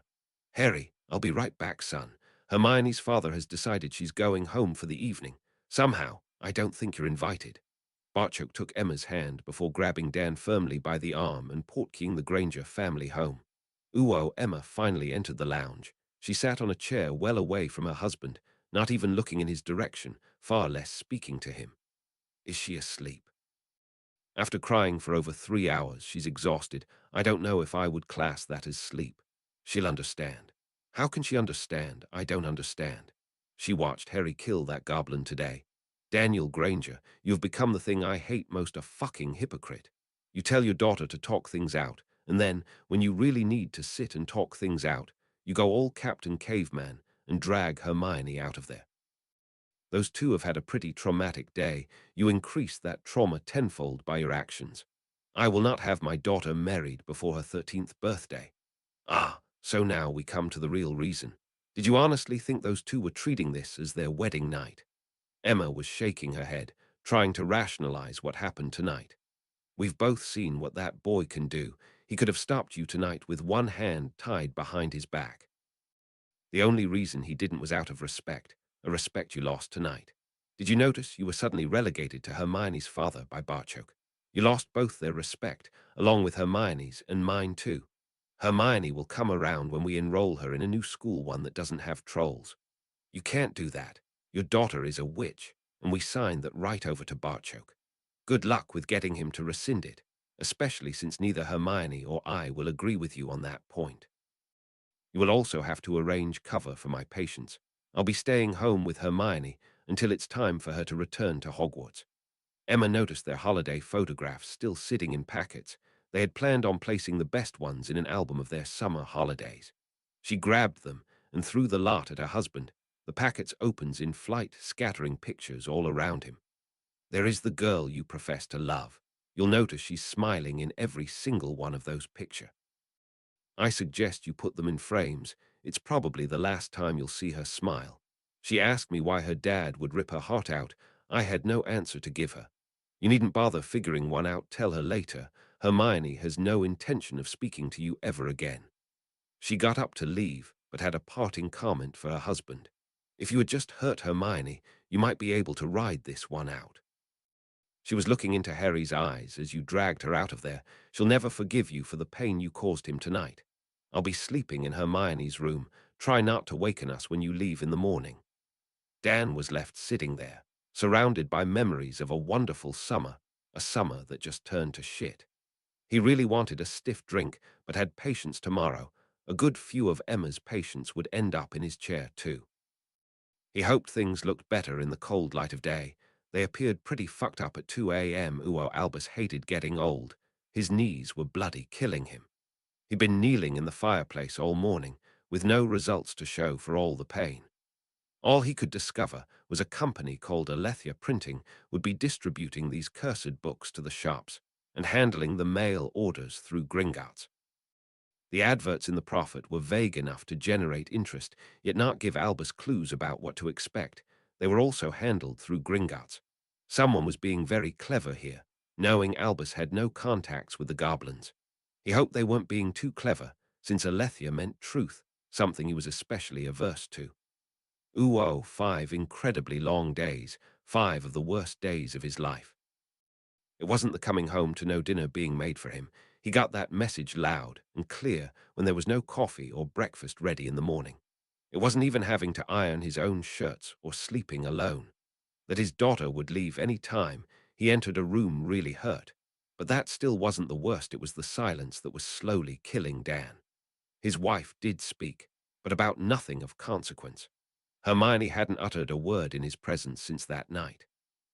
The Grangers had always been a family that talked, and he was the one to shatter that trait into tiny pieces. Hermione had thrown herself into more intensive training. Dan suspected it was just to keep out of his way. She would be out running when he got up for work, and then again when he came home. If tonight followed its usual pattern, she would come in from her run and then practice in the garden with a wooden sword, her real one being left behind in Gringotts. She entered the house, grabbed a bottle of water, and headed straight for the garden, all the while ignoring her father's very existence. He watched through the window as she practiced against imaginary foes. Dan wondered how many of them would wear his face. It was long past time to take some action, so he headed out there. Hermione, Hermione, you can't ignore me forever. Hermione seemed to be making a right good attempt at that very feat, causing Dan to lose his temper. Hermione, I am your father and you will stop this nonsense. He reached for her shoulder, only to find his hand batted away with her practice sword as Hermione spun to face him. Don't touch me. Why you? As Dan once more reached for his daughter, he found Hermione's wooden sword was far quicker than he was. I said, don't touch me. Each word was emphasized by a blow or a poke with the pole. Hermione, though, began to lose her own temper and didn't stop there. Tell me why. Why? Why? At this point, Emma arrived and grabbed a now crying Hermione, gently leading her back inside the house.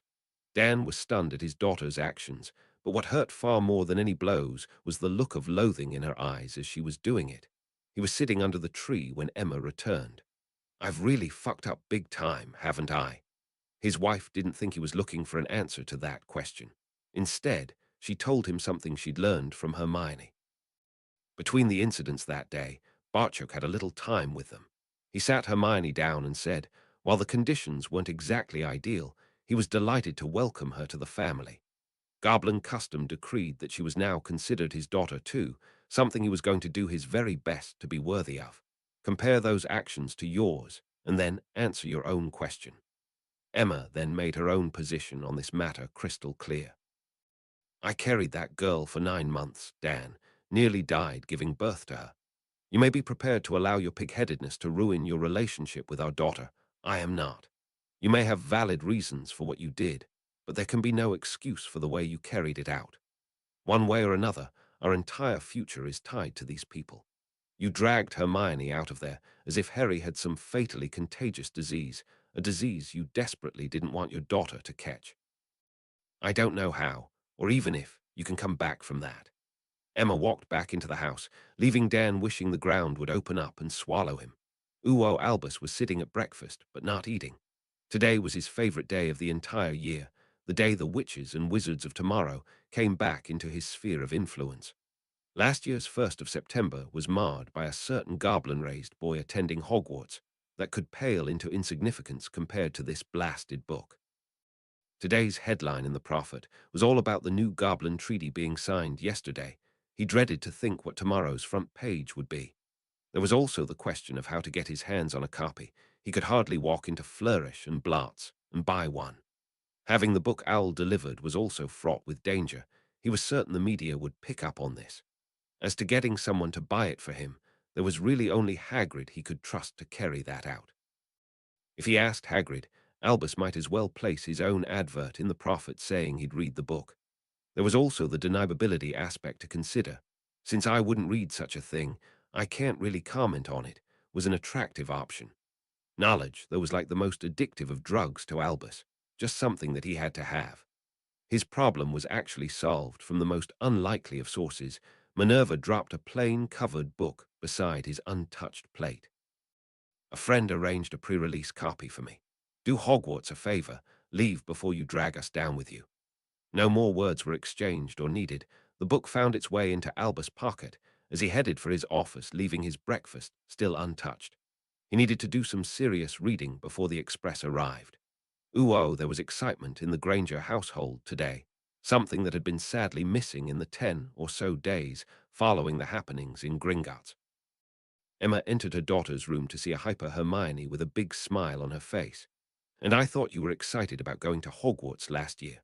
Both smiled at that and recognized Hermione was a totally different girl from the one that boarded the train last September. Their problem stemmed from one member of the family not realizing just how much she had changed. Hermione, your dad wants to go with us to the station. No. Hermione, I think he now realizes what he's done. He has no idea what he's done, nor does he care. Harry had just killed someone to keep me safe. You can't understand what that did to him. We were both in a bad place, but coping. As long as we were together, we could handle it. He took that away from us. Emma could see the determination in her daughter's eyes. It was as she'd feared. Anyone hurting Hermione drew a predictable response from Harry. Their daughter, though, was every bit as protective of her mate. She'd had long conversations with her daughter about what this meant, and had been greatly relieved to learn the answer. In the short term, not very much. They had no intention of letting any outside factors sway the pace at which their relationship developed. Emma was further relieved to hear her daughter say that she would probably have to be the one to instigate any further steps. Harry was far too much of a gentleman to ever be presumptuous. Hermione wasn't finished with her rant, though was trying her best not to let anger get the better of her. Every letter I send, I'm continually having to reassure Harry I don't think any less of him, something a hug would do instantly. He took that away from us too. Harry has had to live all his life knowing his only living relatives didn't want him. He now has another name to add to that list, a man he actually respected. Until I can make sure Harry's okay, and that we're still good, there will be no sympathy coming from me. Emma could clearly see what was really behind Hermione's belligerent attitude. Her father had very deliberately attempted to drive a wedge between her and Harry. There would be no steps toward forgiveness possible until their daughter could confirm his attempt had failed. Hermione wouldn't be able to do that to her satisfaction until she actually got to talk with Harry, and of course hug the boy to within an inch of his life. Your dad is still insisting on going to the station with us. You may be able to use magic that stops him coming into your room. I don't think you'll be able to do that for King's Cross Station. Unless you have another method of getting to the platform, I don't see you avoiding this. Hermione's smile was almost predatory. Betsy. A small pup announced the arrival of an obviously female elf. Yes, mistress, how can Betsy help? She knelt to be at eye level with the eager little servant. Betsy, would it be possible for me and my mother to be taken to platform 9 3/4? Oh, easy, mistress. Just call for Betsy when you are ready to leave.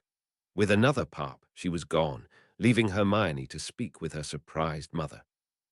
Since Harry and I performed the goblin ceremony of mates, the Potter elves call me mistress.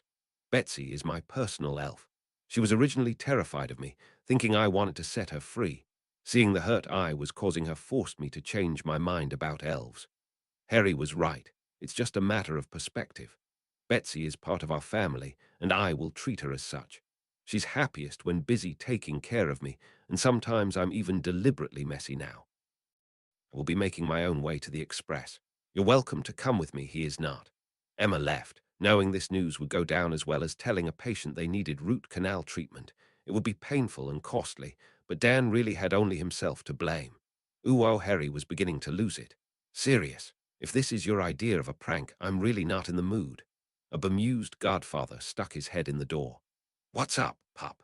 Marauder's honor. I wouldn't dream of pulling a prank on you today. My stuff keeps shifting around the room when my back is turned. I'm trying to get ready, but it's almost like something doesn't want me to go. Realization hit Harry at that point. Or someone. Potter elves to me.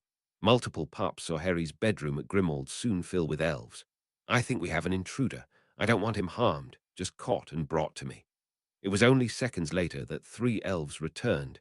The trio also had a hold of a struggling Darby. Stand still, Darby. No one here wants to hurt you, but this has to stop. Harry Potter must not return to Hogwarts. Terrible things will happen there. Terrible things. Hermione will be on that train, and terrible things will happen to anyone trying to stop me joining her, understand? Darby was about to say that he received threats like this on a daily basis. That was until he looked into those green eyes. Darby now knew he'd never been threatened like this before. Terrible things would indeed befall anyone trying to keep Harry Potter from his mate. He nodded his understanding. I understand you're trying to help, Darby, I really do. This is not the way, though. If you can give me any clues or specific warnings, I would really appreciate it. If not, just stay out my way. Let him go, guys. No sooner had Darby been released than he was off, something Harry would soon need to do too. Harry was heading for the barrier when probably the last person in the world he wanted to see stepped out in front of him.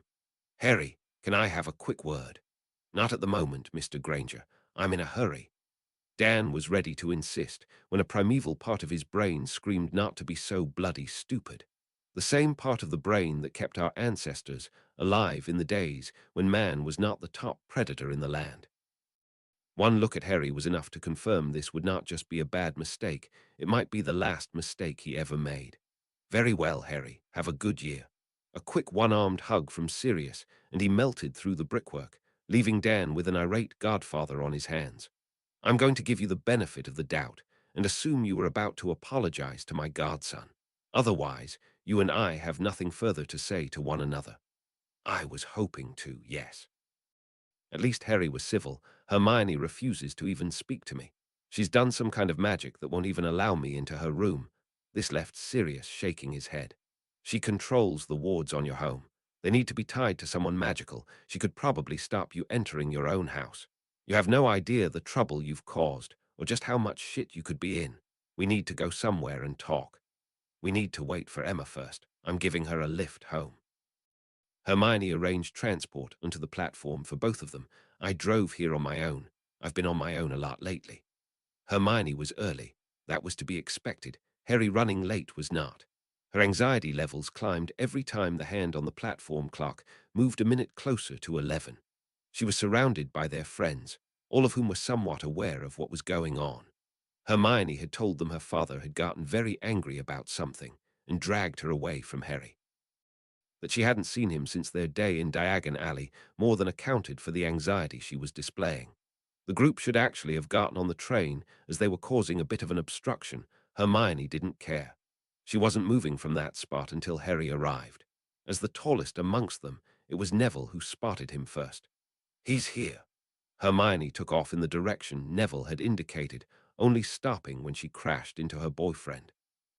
Arms wrapped around each other, they discovered that kissing and talking at the same time was something they would need to practice. Just having her back in his arms made everything in Harry's world okay. He just needed one final piece of reassurance.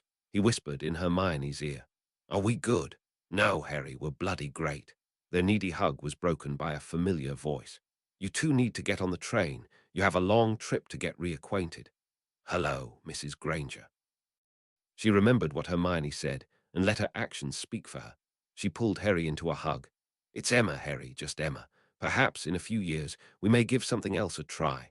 I don't think either of us is quite ready for that yet." Harry, though he couldn't be any happier, only to be proved wrong. Emma kissed them both before shooing them in the direction of their waiting friends. More hugs of greeting was followed by a quick hello to Colin's parents and a promise to keep an eye on him. Luna was coming with the Weasleys, who were apparently notorious for running late. They needed 2 compartments, counting Luna, and possibly Ginny too. Just as the train was getting ready to leave, the redheads arrived. Sensing that the 4 had things to talk about, Susan offered that they would go and find Luna now that the train was pulling away. Harry appreciated that, but had another task they could help with at the same time. He opened his trunk and started piling up books on the floor. "Transfiguration. I thought you said there wasn't any books on goblin transfiguration." "There aren't, Susan, and neither are these. I just didn't want them getting confiscated." A book that might be confiscated was certainly one Parvati had an interest in. One look inside the cover had the witch doing her happy dance. Here was enough gossip material to last until Christmas. "Oh, Harry, can I get a copy for Lavender?" "Well, since I want this spread all over the castle, I can't think of 2 better witches for the job." The smile Harry wore robbed the words of any intentional hurt. A hug from Parvati saw her shoot out of there with her pockets full of Dumbledores exposed. Susan and Hannah also took more than a few copies, promising to make sure at least a couple ended up in the hands of Slytherins. When it was just the 4 of them, it was Padma who then broached the elephant in the room. "What the hell happened that would make Dan go off like that? Did he catch you 2 in bed together or something?" Padma had tried to inject some levity into the situation. She wasn't prepared for Hermione's answer. With Harry back at her side, Hermione found she could actually crack a joke about something that yesterday was too painful to even mention. Something like that. "He actually dragged me right out of Harry's bed." Seeing their 2 best friends with their chins on the floor gave Hermione her first laugh in over a week. It was time to tell their story. Uo Sirius waited until their order was delivered to the booth before erecting a privacy charm. "I need you both to sit, drink your coffee, and listen. Halloween, 1981, I made the wrong decision, and it harmed my godson.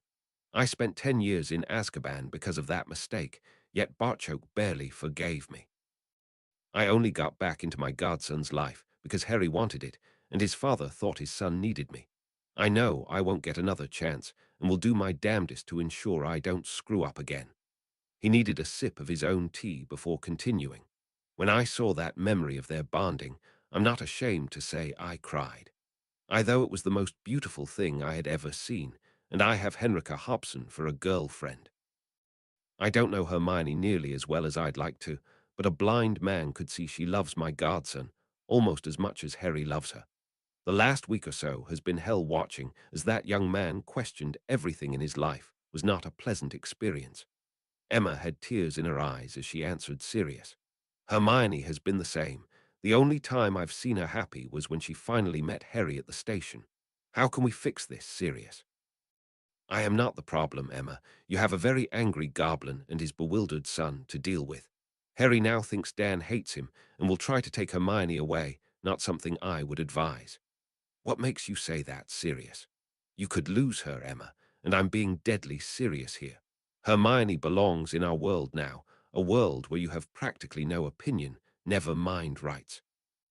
Deliberately keeping Hermione from her bonded mate could see you lose custody of your daughter, especially if that mate is my godson. He has an in with the ministry that would see such a request almost instantly granted. You've seen enough of how our system works to know this is true. Harry has killed to protect Hermione. He'll do whatever is necessary where she is concerned. Shit.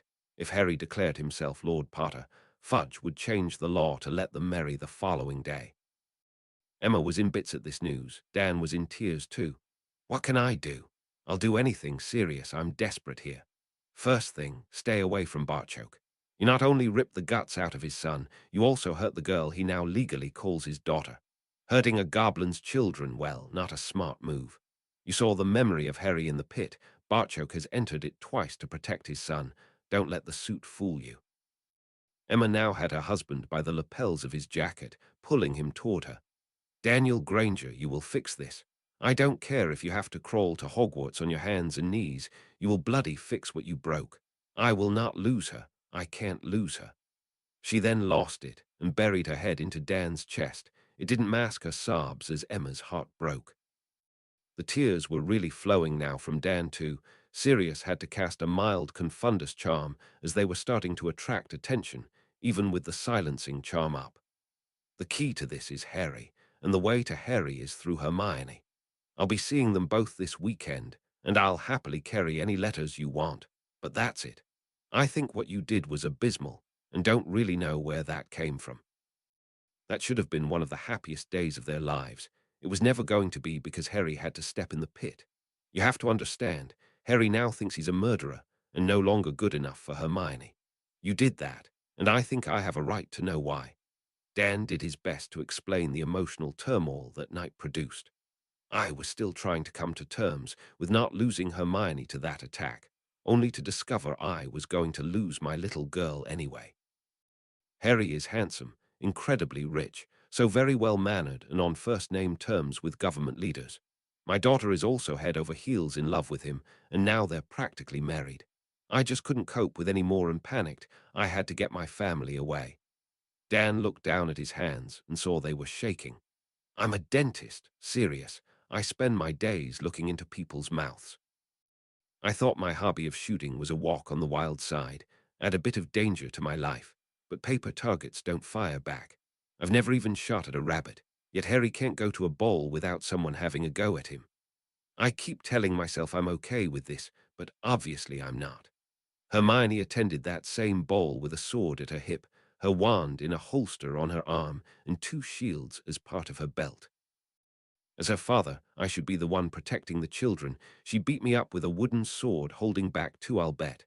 I was a drowning man, serious, jumping into the life raft of the life we had before, only to discover that life doesn't exist anymore. The last 10 days have been a constant nightmare for all of us, and I don't know what to do about it. A still, tearful Emma tried to help her husband. How do you feel about Harry? Shit, that could have us here all day. On the one hand, he's this kind, gentle, fun-loving soul with eyes that captured both of my girls the moment they met him. He's so bloody honorable that he would put knights of yore to shame. Watching the 2 of them dance together never fails to make me smile at how well they fit together, and how happy he makes my daughter. Then he detects a threat to Hermione, and Centurion Crow turns up kicking ass and taking no shit from anyone.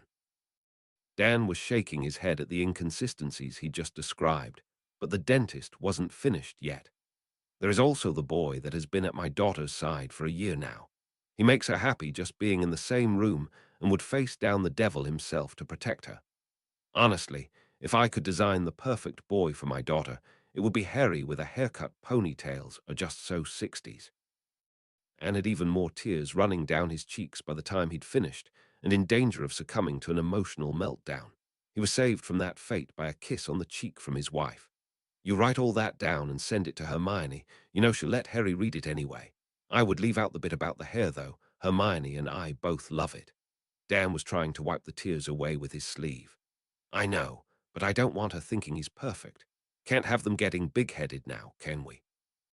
It was a weak attempt at humor, but it was at least an attempt. He then asked Sirius a question Dan pretty much knew the answer to. I suppose Harry spending Christmas again with us is out of the question. Having him and Padma in the house made last year our best Christmas ever. He knew Harry and Hermione would want to spend the holiday together. Not seeing Hermione at Christmas would be really hard to take. He didn't know how Emma would cope with that scenario. I would say that was a definite no. It will take more than a few months to work on Barchoke. At the moment, he wouldn't let Harry enter your house, never mind stay under your roof. You need to have both Harry and Hermione wanting to stay first, and that's not going to be easy. This is going to be a slow, painful process, and you need to remember something at all times. I made the mistake of treating Harry like a kid. He burned my arse, and then threatened to go to Bill for advice.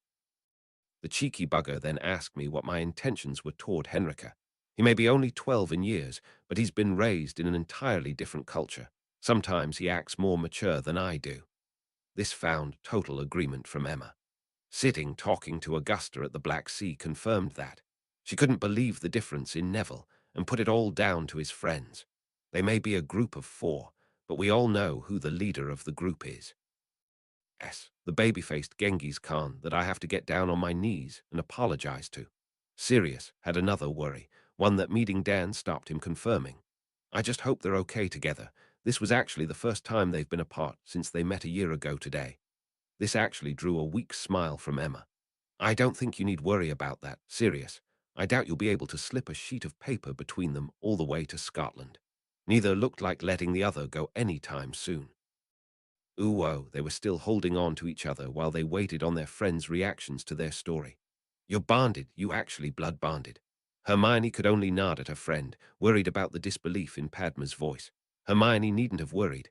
With a squeal of delight, she shot across the compartment and had both of them in a headlock while bouncing with joy. Oh, I wish I could have seen it. Did you actually glow? We watched the memory back. The silver glow shot up our arms. By the time it covered us, it had turned to gold. This saw Padma stagger drunkenly backward to her seat. The disbelief was back in full force. Gold. Neville just had to interrupt. Okay, I should be getting used to not knowing everything around here. So could you give a guy a break? I have no idea what you 3 are talking about. Neville, I know what it means to a goblin, but Padma seems to have a different explanation here. I've heard what it used to mean, Harry. The more of your body that glowed, the stronger the bond.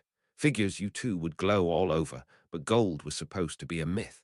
Hermione was all over her now. Here was knowledge to be learned, knowledge that concerned Harry and her. Okay, Padma, give. What do you know and where did you hear it? Oh, that used to be the way people married, still do in some Indian provinces. It fell out of favor because everyone at the ceremony could see how well the couple were suited. Imagine a big wedding, hundreds of guests, and then the bride and groom's hands barely glow. Harry interrupted. That's exactly why the goblins use it. We mate for life. You need to know that you are compatible. A goblin bonding where hands barely glowed would see the couple discussing if they wanted to formalize the bond. If their hands didn't heal at once, no bond was said to have existed. No, Harry, that's exactly my point. When marriages became more about arrangements and less about bonds, it became embarrassing when the ceremony clearly said these two people weren't suitable to be together. They wanted the arrangement more than the bond, so it fell by the wayside. It was a still puzzled Neville who asked a question, an action he immediately regretted. Did you two formalize your bond? Both Harry and Hermione were now wearing blushes that would stop a train. Padma decided to go for a third, so Mark whispered the piece of information Neville was missing. A couple formalizes their bond by having sex together after the ceremony. Do you think they've formalized their bond yet? Neville easily now outshone his two friends as Padma burst into fits of laughter. Patil, you're lucky I don't have my sword. It's in my trunk, Hermione, so don't let that stop you. Padma was now squealing with laughter. She still took that laughter into the next compartment as Hermione fished out her sword. That girl could be scary. Their fun was interrupted by Susan arriving with invitations for them. I got handed mine, and they knew we were friends, so I also got the job of passing these on. Who is this Professor Slughorn? Harry quickly scanned the scroll and then made his mind up even quicker. I have no idea, Susan. If he thinks I would even consider spending time with him rather than Hermione, he's not nearly as smart as he thinks he is. Harry slid the compartment window back and posted the unwanted invitation straight out it. Before he could close it, there was a shout from Neville. Don't be so hasty, Harry. Keep that window open so I can chuck mine out too. Susan shrugged her shoulders and then did the same with her invitation. I would rather spend the time with my friends. The trolley lady then appeared, and Harry got sweets for everyone. It was fun watching Carlin, Luna, and Ginny play the wizarding form of Russian roulette, though with Bertie Bart's every flavor beans instead of a loaded revolver. With a copy of Rita's book finding its way into many of the compartments, it was probably the quietest trip to Hogwarts in the history of the Express. It was also easy to spot those compartments that had a copy. They would be jam-packed with students, with even more crowded around the door listening as the occupants took turns at reading their precious copy out loud. That was until they would come to a revelation so shocking they couldn't read anymore. The book would then be passed on to the person sitting next to them. By the time the express pulled into Hogsmeade, Dumbledore's dirty laundry had been well and truly aired. Since Henrika had also turned up at the castle with copies, the staff would also be well acquainted with the book too. Albus thought he'd been prepared for the worst. Turns out he wasn't even close. His father dying in Azkaban after being sent there for attacking muggles.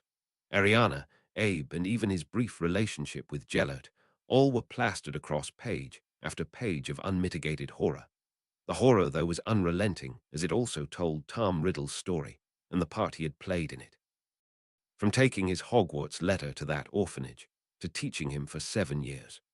The part that was a real dagger in his heart was where it told of Severus hearing the prophecy and accurately described what happened next. The events of Halloween 1981 were depicted here more accurately than Albus had thought possible. All was laid bare, as even more suspicion was heaped upon him. He was the one who suggested the Fidelius, sent Hagrid to take baby Harry away, dropped him off on his relative's doorstep, and then did nothing to stop the boy's godfather being sent to Azkaban without a trial. That Horcruxes were then mentioned really chilled his blood. That the book admitted Harry had one under a scar the killing curse left, one that the goblins quickly removed, was more black marks against Albus Dumbledore. That he'd left the boy who lived on a muggle doorstep with a Horcrux in his head was the conclusion every reader would reach. The Goblin Nation also gave the real reason he found himself barred from Gringotts, that the goblins were openly stating they had spent the last 10 years searching for these abominations, while he did nothing, just increased the depth of shit he was in.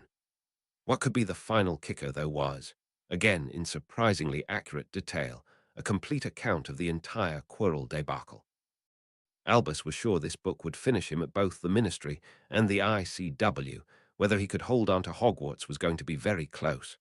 Ideally, he would come out fighting and refute most of the book. Unfortunately, like the company name suggested, every word of it was true. Lucius was happier than he'd been in many months. It was almost too easy.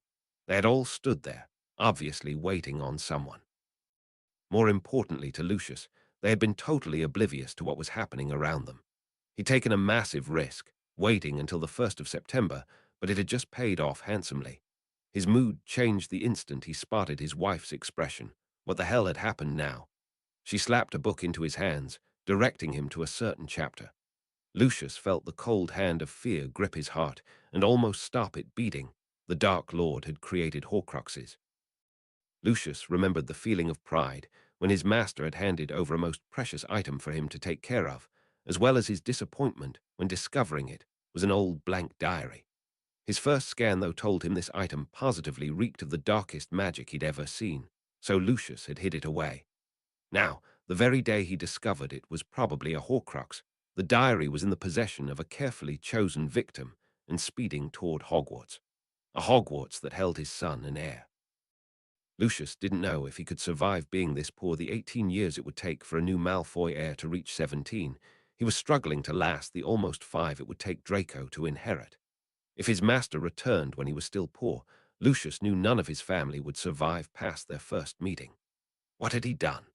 And thanks for reading. N2I was going to hold this chapter until Monday, the day voting kicks off for our anti-knife crime video, but realized this was unfair. I know a lot of my readers look forward to receiving a new chapter at the weekend, so here it is. Our film, titled Hector's Story, will hopefully appear on the Scottish Youth Parliament website, sip.org.uk, under the heading of their WeCTV campaign. I shall post a link on my profile page that leads directly to it once the videos are posted.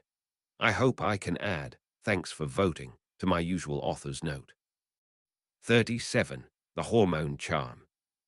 Harry Crow A.N., having previously mentioned our school's film project and asking readers to vote, I'm hopefully offering a little incentive here. For the last few weeks, I've been pushing ahead with my writing to provide that incentive for those votes, an extra chapter. Yes, I still hope to publish my usual chapter at the weekend, and voting details can be found on my profile. According to my latest reviews, I will probably have a few less readers for this chapter. Some were even very nice about it. That's fine by me. No author has the right to expect their efforts will be read, far less reviewed. That's why I end every chapter the way I do. I am genuinely delighted that people take the time to read my efforts. Chapter 30. 7. The gang ensured the 3 new first years made it along to where the rest of their yearmates were gathered, waiting by the boats. The new second years then headed for the carriages, both couples in one, with Susan, Hannah, Parvati, and Lavender in another. Harry had been hoping his friend would bring the subject up, but was eventually forced to ask, "Neville, how are your parents reacting to the treatment?" Neville appeared rather embarrassed by the question, but answered anyway. "The healers are saying it's too soon to say, and Gran keeps telling me not to get my hopes up. The thing is, I think I can see a slight difference." They would normally just sit and stare in front of them. I swear I've seen both of them looking around the room, almost as if wondering where they are. When my mum slipped me her sweet wrapper, I'm sure she squeezed my hand. Gran promised to write, but it's going to be hard waiting until Christmas to see them again. Padma snuggled into his side, trying to offer some comfort. Harry, though, had an idea.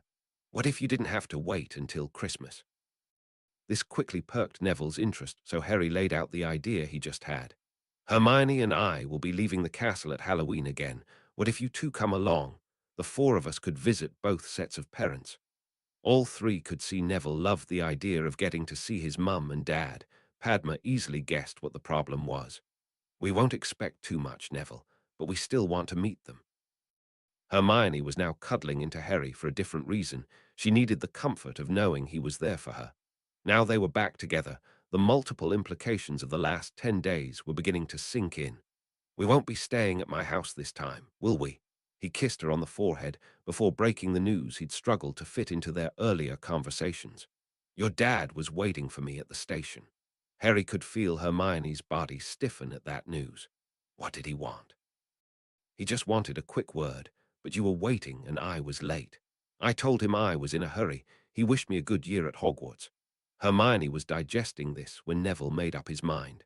"What if I write to Gran and ask if we can all stay at my house?"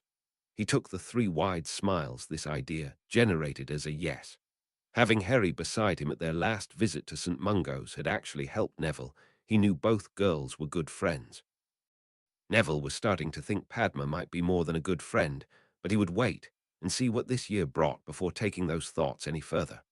Uo Cullen appeared disappointed to be sorted into Gryffindor. He went and sat beside Neville. Luna practically floated to the Ravenclaw table, gratefully accepting the position Hermione offered beside her. Ginny was the last first year to be sorted and stared wistfully at her blonde friend as she joined her brothers at Gryffindor. There was a murmur of dissent as Dumbledore stood. It died as he basically just said tuck in, and the food arrived. Padma was telling Morag, Lisa, and Mandy about some of the things they'd done during their holiday when Hermione's hand shot to her bag. "Oh, how could I forget?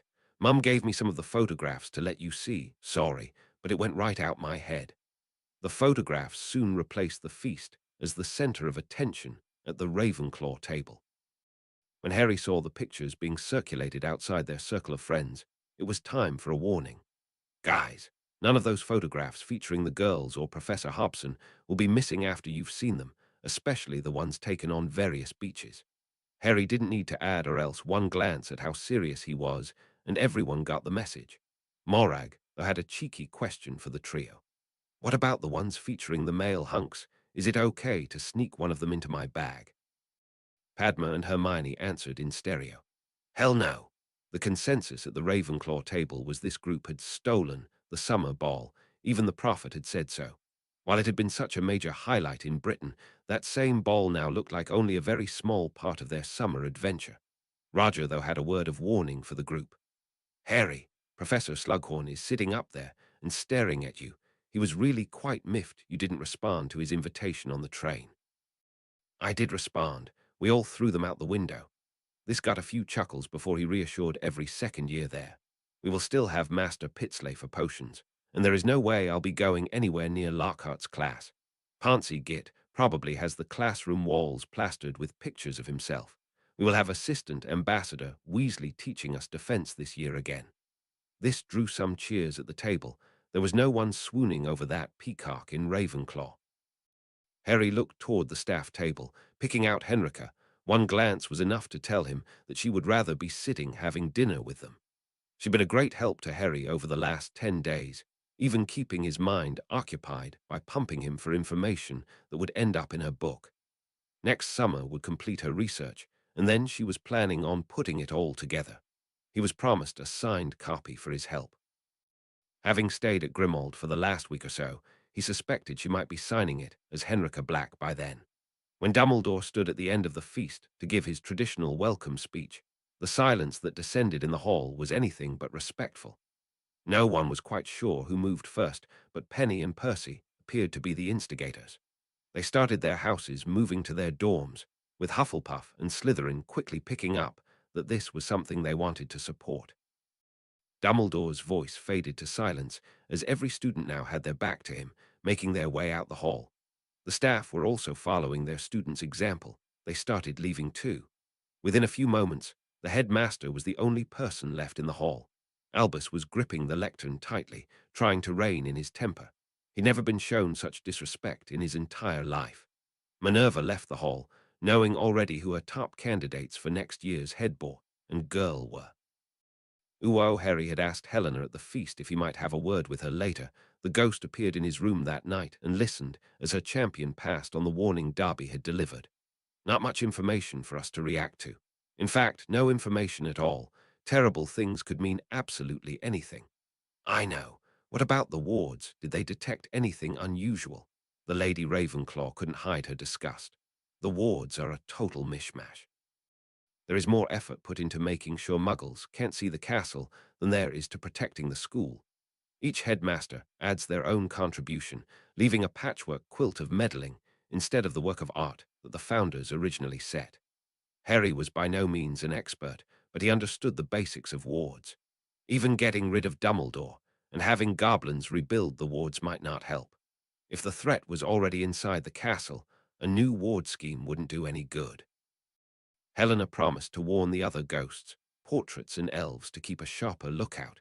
It felt good to be running together again. Harry and Hermione were taking advantage of the good weather to follow the path around the Black Lake. They would be relegated to the room in Hogwarts soon enough. Having no one to fence with during their forced separation, Hermione was keen to cross blades again. Since they both now had armor, Harry agreed to using their actual swords.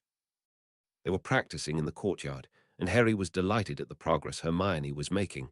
Holding her own in that very real duel had certainly done her confidence with a blade no harm at all. They were eventually interrupted by their head of house. "I can see you've been practicing, Miss Granger. Then again, you have a very good teacher. The news from Gringotts pleased me greatly. Can I assume you will be keeping that quiet for now?" "Yes, Professor. Only our family and closest friends know." "Hermione, we've got quite an audience." They did indeed. Now that they had stopped fencing, Colin thought it would be safe enough to take a picture. It caught Hermione's surprise perfectly. There must have been 50 people watching the golden couple fence. Quite a few of them had surprise expressions too. Even on holiday, both had kept up their exercising. Combined with their tan and the clothes they wore for exercising, they cut a very unusual sight for witches and wizards. "Are we running late?" "We usually finish before everyone gets up." "It's the first day of term, Miss Granger. Most students are up early today. That's actually why I came out here, to give you your timetables. You have potions first thing, and Professor Slughorn is so looking forward to getting you in his class. I would hate for our new head of Slytherin to be disappointed." Catching on at once what Master Flitwick was hinting at, Harry whipped out his knife and then used it to alter a coin-sized disc on his knife holster that Hermione thought was for decoration. After moving a few symbols about, knife and sword were put away. We better get a move on, Hermione. We need to shower, change, and have breakfast before Master Pitsley gets here. You know he hates to be kept waiting. Hermione was too busy solving a puzzle to move right away. Is that your emergency system for contacting your father? Yeah, there was a good chance either defense or potions would be our first lesson. I just alerted him it was potions. There is no way I was going to Lockhart's class. Eargit or Moonlight could probably beat him up. Master Pitsley can take a copy of our timetable back to Gringotts with him. Their head of house was now laughing. I don't think Professor Lockhart would let you anywhere near his class. Centurion, he's terrified of you, and probably Hermione now too. I saw him watching you two fence as I came down here. His face matched the color of his hideous robes. Chartreuse, I believe he called them. Lockhart avoiding them was good news in their book. Both quickly headed off to Ravenclaw for those much-needed showers. Uo, Padma, and Luna were waiting by the time Hermione made it down to the common room. I'm hearing you and your boyfriend put on quite the show this morning. Talk of the castle, no less. Well, if you had gotten your lazy backside out of your bed, you wouldn't have to listen to hearsay. Luna, though, had a question. Why did you call Harry her boyfriend when you know they've bonded? Both girls now staring at Luna made her think she'd done something wrong. I'm sorry. Was it supposed to be a secret? She felt a hand settle gently on her shoulder and turned to see Harry smiling at her. It's okay, Luna, you just surprised them.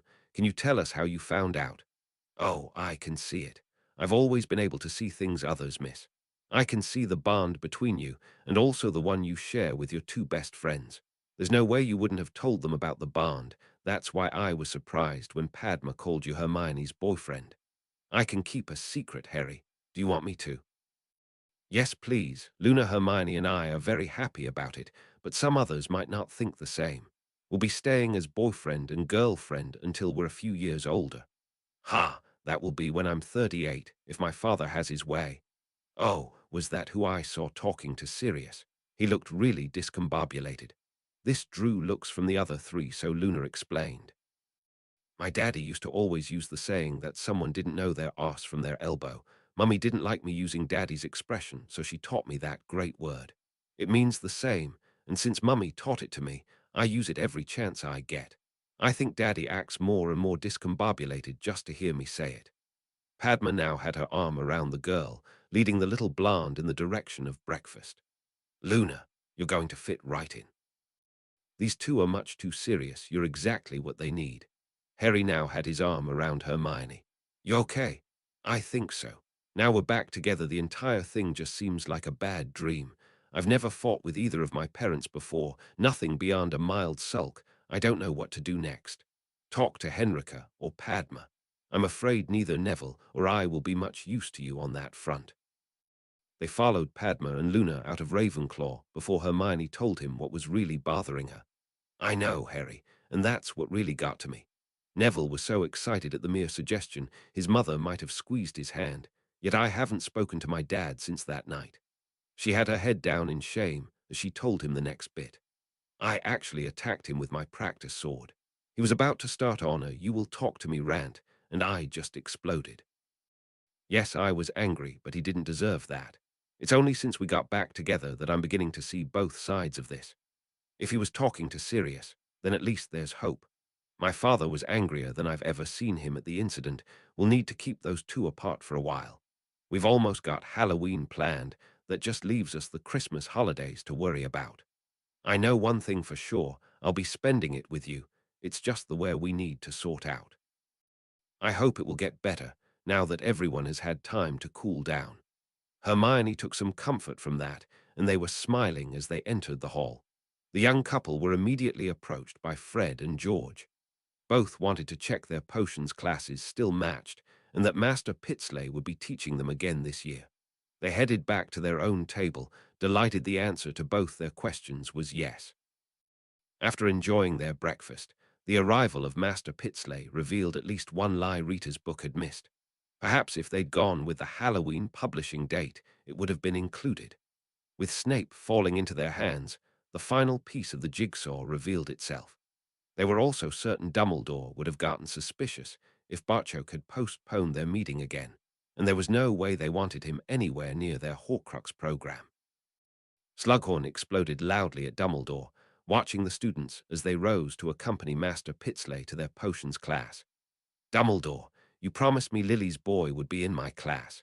You told me it was only because he didn't like Snape that Harry arranged a private tutor. Henrika and Minerva both assured me Harry wouldn't be stopping his private tuition, but I believed you. Shows what a fool I am. All the top potions students in second year, and the two top fourth years are being taught by someone else. This is not what I signed on for. With today's prophet full of excerpts from that blasted book, Albus really didn't need this now. I'm sorry, Horace. My hands are tied. Harry clearly stated his reasons for not taking potions in front of everyone. I assumed that, since I had addressed that problem, he would take potions with you. I am not allowed to speak with the boy, but will ask Minerva if she will intercede on your behalf. I fear I must point out, though, the facility has always existed inside Hogwarts for students to hire personal tutors. I understand he won't be taking the defense course either. Horace left to take his class, a class bereft of Ravenclaws, and more importantly, the Order of Merlin award-winning Boy Who Lived. The boy who was the only reason Horace Slughorn returned to the castle. Uo Roger flopped down at the table for lunch. The look of disgust on his face was hard to miss. Well, that was an utter waste of a morning. One lesson, and I already know Lockhart is the most useless defense professor we've ever had. Harry was trying not to laugh. He really was. How could you know that in one period? He started off with a quiz, but every single question was about him. How the hell is knowing Gilderoy Lockhart's favorite color going to help me pass a defense exam? I hardly think that's likely to appear on any OWL exam paper. Then the Ponce acted out a scene from his book. Funnily enough, not once did he take his wand out. Has anyone seen if he actually has one? They would have suspected Roger was having them on if the rest of the fourth-year claws weren't wearing the exact same expression of disgust. Luna's first lesson had been charms with her head of house. She thought the class was brilliant. Defense was now looking certain to be a disappointment. Harry, when will you know about those extra lessons? We've got history next, Luna, so I'll talk to Professor Hobson then. We already have extra lessons ourselves every weekend, and astronomy on a Thursday, so we'll need to look at one of the remaining evenings. I'll ask the professor which suits her best and let you know. Can anyone come to these lessons? Roger, you can't be serious. You're fourth year now. A fourth year who's had one bad defense professor after another. Reading books can only take you so far, Harry. How are we meant to pass a practical exam if no one ever teaches you that stuff? You had the person getting paid to teach us defense flat on his back just by grabbing his pinky. I also saw the both of you fence this morning. I may be a fourth year, but you or Hermione would certainly kick my ass in a duel. I want to learn, and anyone here older than me will have suffered through the same shitty teachers I've had, only for longer. Penny raving about Percy's brother as a teacher is good enough for me. I don't want to wait until a month or so before my exams and hope McGonagall can coax him to come to Hogwarts for a few weekends. I'm perfectly happy taking pointers from his star pupils. You do know these two get up practically in the middle of the night, run for miles, and then practice, practice, practice, every bloody day. Even on holiday, you get woken by these two going at each other with swords. That's why they're good, Roger. They work their arses off at it. Not helping Padma. Hermione could see that. Instead of discouraging anyone, Padma had unwittingly just given them a huge endorsement. It wasn't just Roger who was looking in their direction now. Half the house appeared ready to sign up there, and then Harry offered a partial solution. I promised the first years I would help, and we couldn't really run a mixed class at the moment, since the likes of Colin hasn't a clue about anything. Professor Flitwick has helped me with my training before. He's awesome with either a wand or a blade in his hand. Why don't you approach him with your concerns? He is our head of house, and a far better teacher than I'll ever be. If he knocks you back, we'll see if something can be worked out. The relief washed over the table like a comforting wave. It was decided to wait until the weekend, just to give more of them the opportunity to confirm Lockhart was a shit teacher, and then a house delegation would approach Professor Flitwick with their concerns. If he said no, they always had an Order of Merlin winner waiting in the wings to fall back on. Uo Henrika was relieved to see Harry, and Hermione had slipped directly back into the two lovely people that she was delighted to know. Henrika had practically to take her wand to Sirius. He was all for storming the Grangers and having it out with Dan, pointing out that Barchoke was playing it smarter and that they held all the cards caused him to stop and think. Hermione couldn't be withdrawn from Hogwarts without Barchoke's agreement, something that would never be forthcoming unless Hermione wanted it. The idea that Dan would deliberately hurt these two was a non-starter. Even a certain enraged goblin didn't think that was ever a possibility. That meant this mess may take some time to sort out, but that Harry and Hermione would be back together come the 1st of September. Now that everyone had a little time to cool off, she was hopeful some progress could be made. She genuinely liked Hermione's parents, and she considered Dan's actions to be really out of character for the man she'd come to know. Seeing these two smiling again was well worth giving up one of her evenings. They decided a Tuesday fitted best. It would certainly be better than having Lockhart stare at her. She thought it was time to ensure he knew Harry was her employer and just how protective he was of his employees. It was either that or let him see what a transformed Vila was capable of. A fireball shot at his nether regions should certainly put an end to any amorous thoughts. Gilderoy had figured his time in Hogwarts would be spent being fawned on by all the young witches and associating with the only other wizard who was nearly as famous as him. The boy who lived had turned out to be a major disappointment. The goblin-raised brat was practically a savage.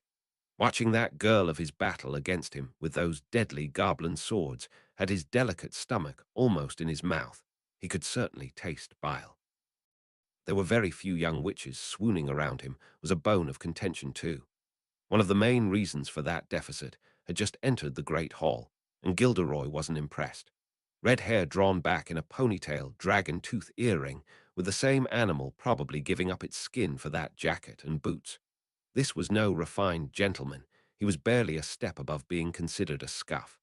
To make matters worse, he was obviously on good terms with the boy who lived and his friends. Second-year defense classes twice a week, and their extra tuition at the weekends. This Weasley was going to be in the castle 4 days every week. This was far too often for Gilderoy's liking. It was hard to miss all the female attention this scruff was attracting too, the attention that should have been heading in Gilderoy Lockhart's direction. Hogwarts wasn't all bad news, though. Dumbledore had been summoned to the ministry, and everyone knew he was finished. This could provide a golden opportunity to exploit. It seems only a matter of time before Dumbledore would be booted out of the castle, and Gilderoy fancied a certain promotion as being a nice easy job for himself. His picture, posed while sitting behind the headmaster's desk at Hogwarts, would look grand on the back of his next book.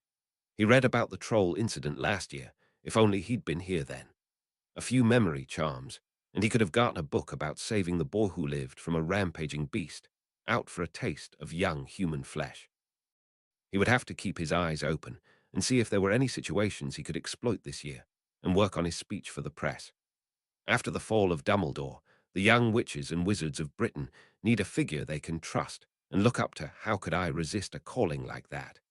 My days of roaming the world and solving its problems may have to be put on hold, but nothing is more important than ensuring our youngsters grow into the fine young witches and wizards of tomorrow. Gilderoy thought that should do as a starting point. Albus had no defense, so attacked. He attacked a group the old wizard was sure were responsible for all his troubles. He was using a tactic that had worked for him in the past, provide another target for people to vent their anger on. Members of the Wisengamot, I have been dragged here before you to answer questions. What this chamber needs to consider, though, is whether it is the right questions that are being asked, or should I say the right person being asked them. For the last few days, Wizarding Britain has been agog over a quite scandalous book. The questions that should be getting asked concern the author, a witch sacked from her post at the Prophet for blatant lies, and her backers. My own investigations have turned up some startling facts. What we have here is nothing more than a goblin-backed plot to destabilize the Ministry of Magic. Albus felt euphoric at the mayhem that followed this statement. He actually thought that he might just pull this off. That was until his gaze fell upon the Bones bitch. She was far too calm, and that faint smirk was a dead giveaway. She obviously knew something Albus didn't. Amelia stood, and the chamber eventually grew silent, waiting to hear what she had to add to the debate. Like Barchoke, she thought Dumbledore guilty of multiple crimes. Unfortunately, neither she nor the goblin had any tangible proof. Amelia decided she would need to settle for stripping Dumbledore of the one thing he really wanted, power. Fellow members, over the years, I have come to realize that is sometimes what Albus Dumbledore doesn't say that really matters. While I agree a certain book is scandalous, I certainly do not believe, nor has he claimed, it to be libelous. My own investigations have yet to uncover one lie in the entire publication. A shout came from the chamber, but the goblins have done us a huge favor. The only person here who thinks Albus Dumbledore getting booted out of the Wisengamot would destabilize the Ministry is Albus Dumbledore. Personally, I think their investigations have done the Ministry nothing but good. Crouch was clearly a criminal who has now paid for those deeds. This very chamber saw to that. I was actually one of a privileged few who was given a copy of this book well before it was released to the public. This was done purely to ensure the Ministry would be prepared for any ramifications its publication might produce. Where Dumbledore sees plots, I see a nation friendly to the Ministry and going out of their way to protect that relationship. Amelia stared down Dumbledore as she delivered the final nails into his political coffin. As to the authenticity of Miss Skeeter's latest work, I can and will offer my personal opinion. Unlike some, though, my opinion is formed from investigation. In forming my opinion, I interviewed Lord Black, Ambassador Barchoke, his son Harry, Severus Snape. Albus was aghast at this. You spoke to Severus. Where is he? How is he? He was fine and content. I also spoke to your brother, though I doubt if that's the proper description for that particular event. Mentioning you and your late sister in the same sentence saw Aberforth practically throw me out. He left me in no doubt, though who he blamed for his sister Ariana's untimely death. This saw Albus fall back into his seat, as if he'd been physically struck. Abe had certainly never hidden that view from him. Albus had the crooked nose that reminded him of his brother's opinion every time he looked in a mirror. He'd refused to have it fixed for that very purpose. To hear that opinion broadcast to the entire Wisengamot was like a dagger through his heart. Amelia then buried the dead body his political career had just become. I again have to state that, in my personal and professional opinion, the book that started all this is factually accurate. My investigations could find not one untruth in the entire publication. The voting to oust him was still ongoing when Albus rose from his chair and shuffled from the chamber, a defeated figure. The last thing he heard was a member nominating Amelia Bones for his recently vacated post. It was hearing Amelia's nomination that saw Cornelius take his first action of the day. While I applaud the member for nominating a very able candidate, can I ask this chamber to consider something no one seems willing to talk about? The Dark Lord who calls himself Voldemort is not gone. We now have this confirmed from multiple sources. We first heard this almost a year ago. Unlike Dumbledore, we have not been idle. Under Madame Bones' leadership, our Aura department has been quietly expanding to meet this perceived threat. I have no doubt Madame Bones would make a tremendous chief witch, or even minister of magic. I, for one, sleep better in my bed knowing she's head of the DMLE. Cornelius received her backing on this matter immediately. I thank the minister for his kind words, and would ask that I remain in my current position until the Death Eater problem is finally behind us.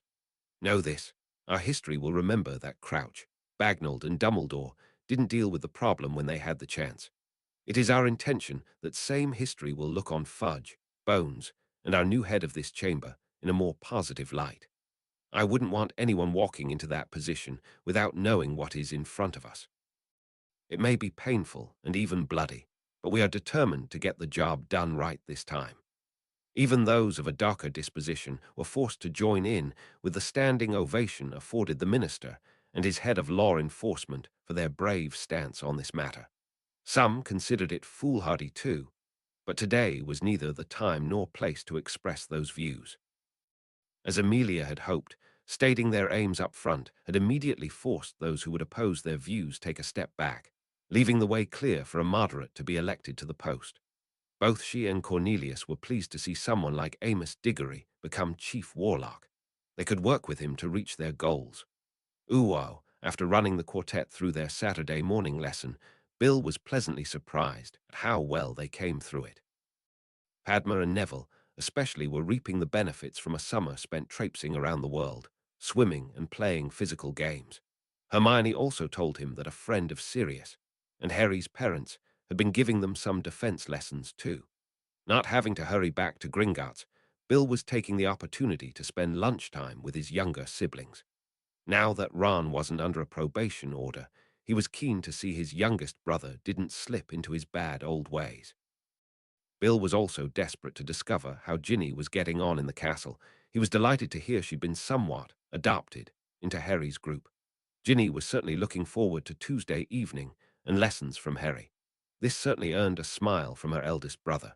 The gang of four were running some stuff past me today to see if I thought it was suitable. I think you'll enjoy your lesson, Ginny.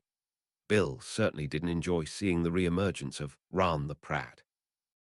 Bloody waste of time, if you ask me. Professor Lockhart knows his stuff. He had me help him with his demonstration. Those four Slytherins were so jealous. The professor obviously recognizes real talent when he sees it. The other four, who'd also suffered Lockhart's lessons, were about to refute all Ron's claims when Bill held his hand up. Just what was this demonstration, Ron? His excitement obvious. Ron couldn't wait to describe his moment in the sun. Oh, the professor was using me to reenact how he fought the Wagga Wagga werewolf from his book, Wandering with Werewolves. I was playing the part of the werewolf. I had to roar and everything. The professor had me in a headlock before casting the hormone charm, making me human again. Bill had a simple question for Ron. And what did you learn? The question was so simple, it had Ron totally flummoxed. What do you mean? When you teach a class, Ron, it's important to have an objective for your students, that they learn a certain spell or technique during each lesson. So what did you learn? I dunno. I was in a headlock. How was I supposed to see what was going on? Percy was actually laughing at that. I think Bill just proved his point rather well. The twins then got in on the act too. Hey, Ron, werewolves don't roar. No, they howl. You saw Harry put Lockhart down. Does he look like someone who could get a werewolf in a headlock? Bill decided to put Ron out of his misery. I also think you meant the fabled Harmorphous charm.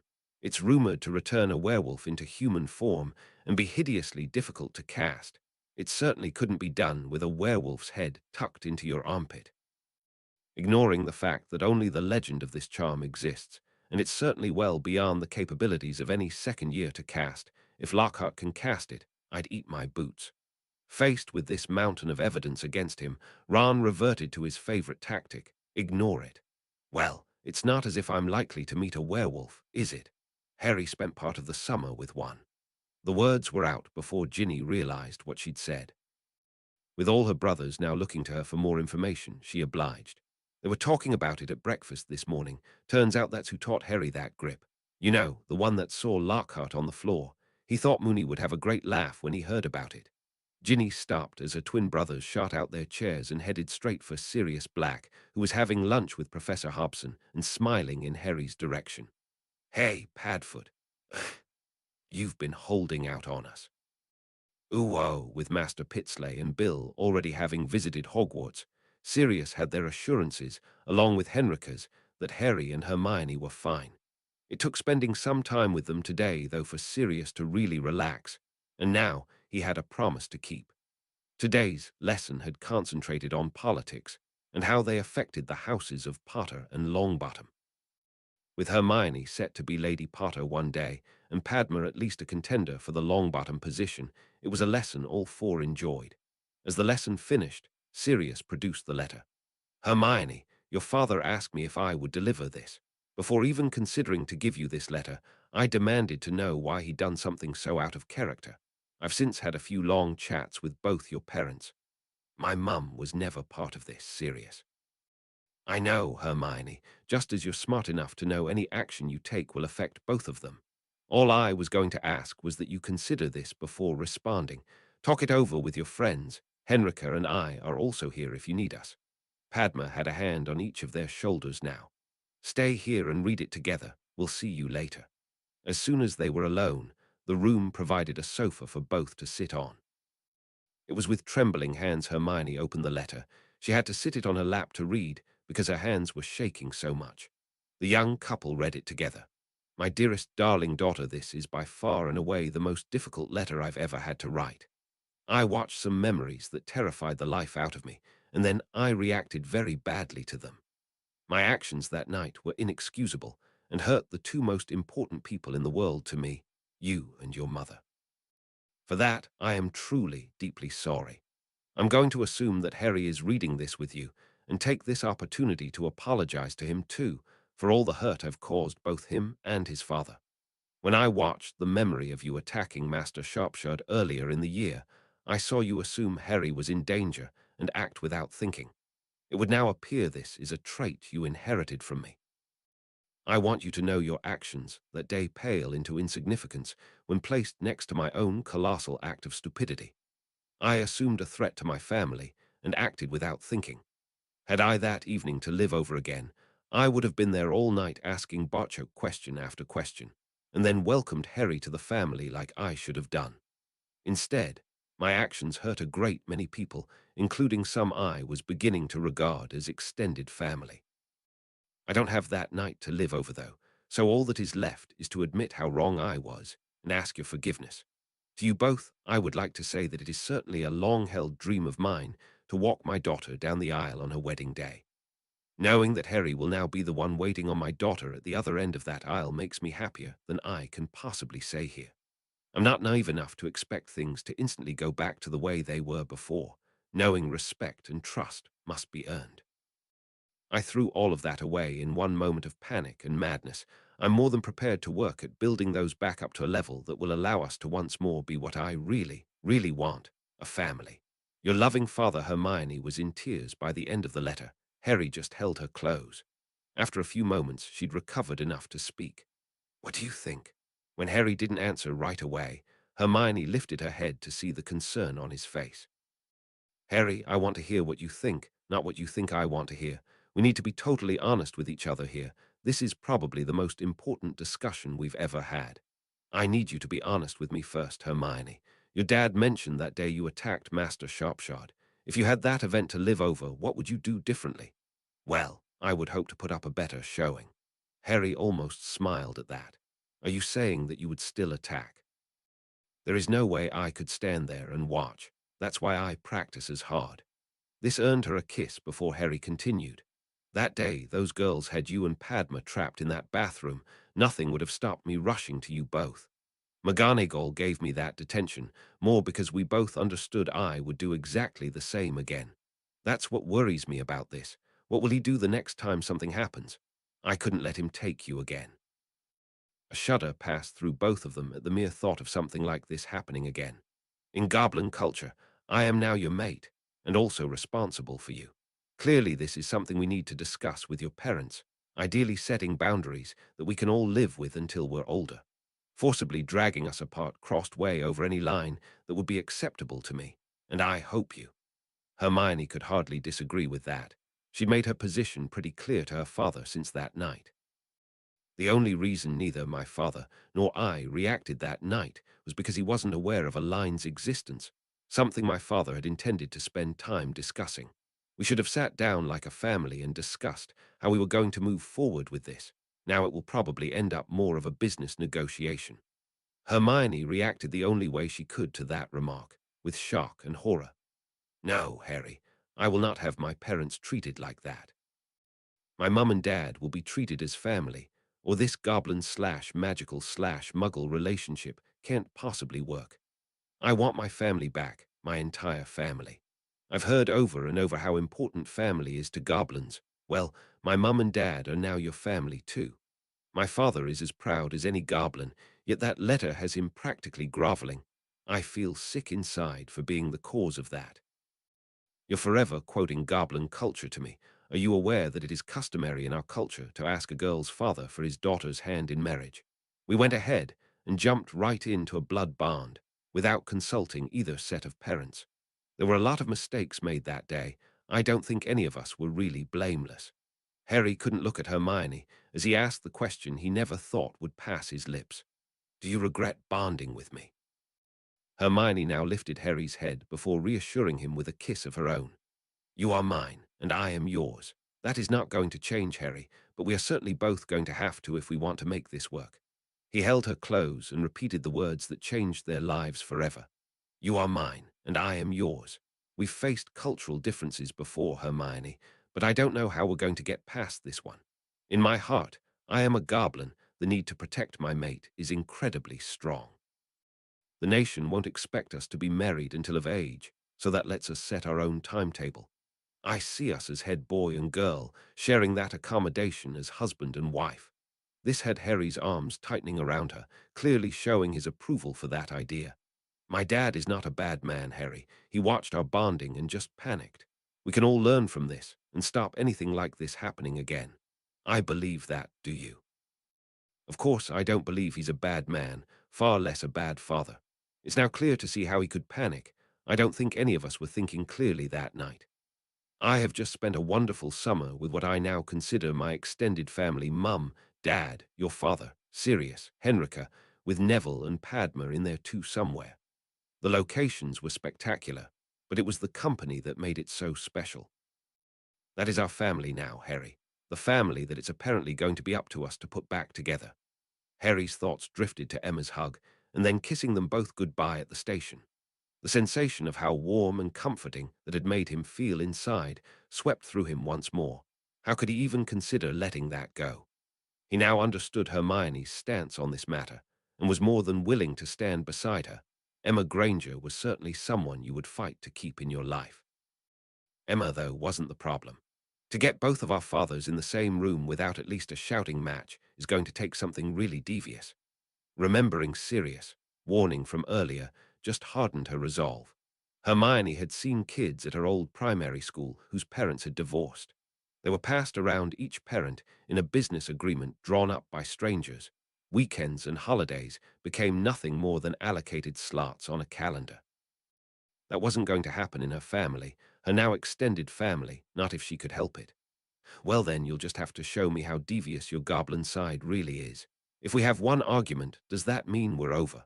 She felt Harry stiffen in terror beside her at that very thought. She drew him into a hug to comfort both of them.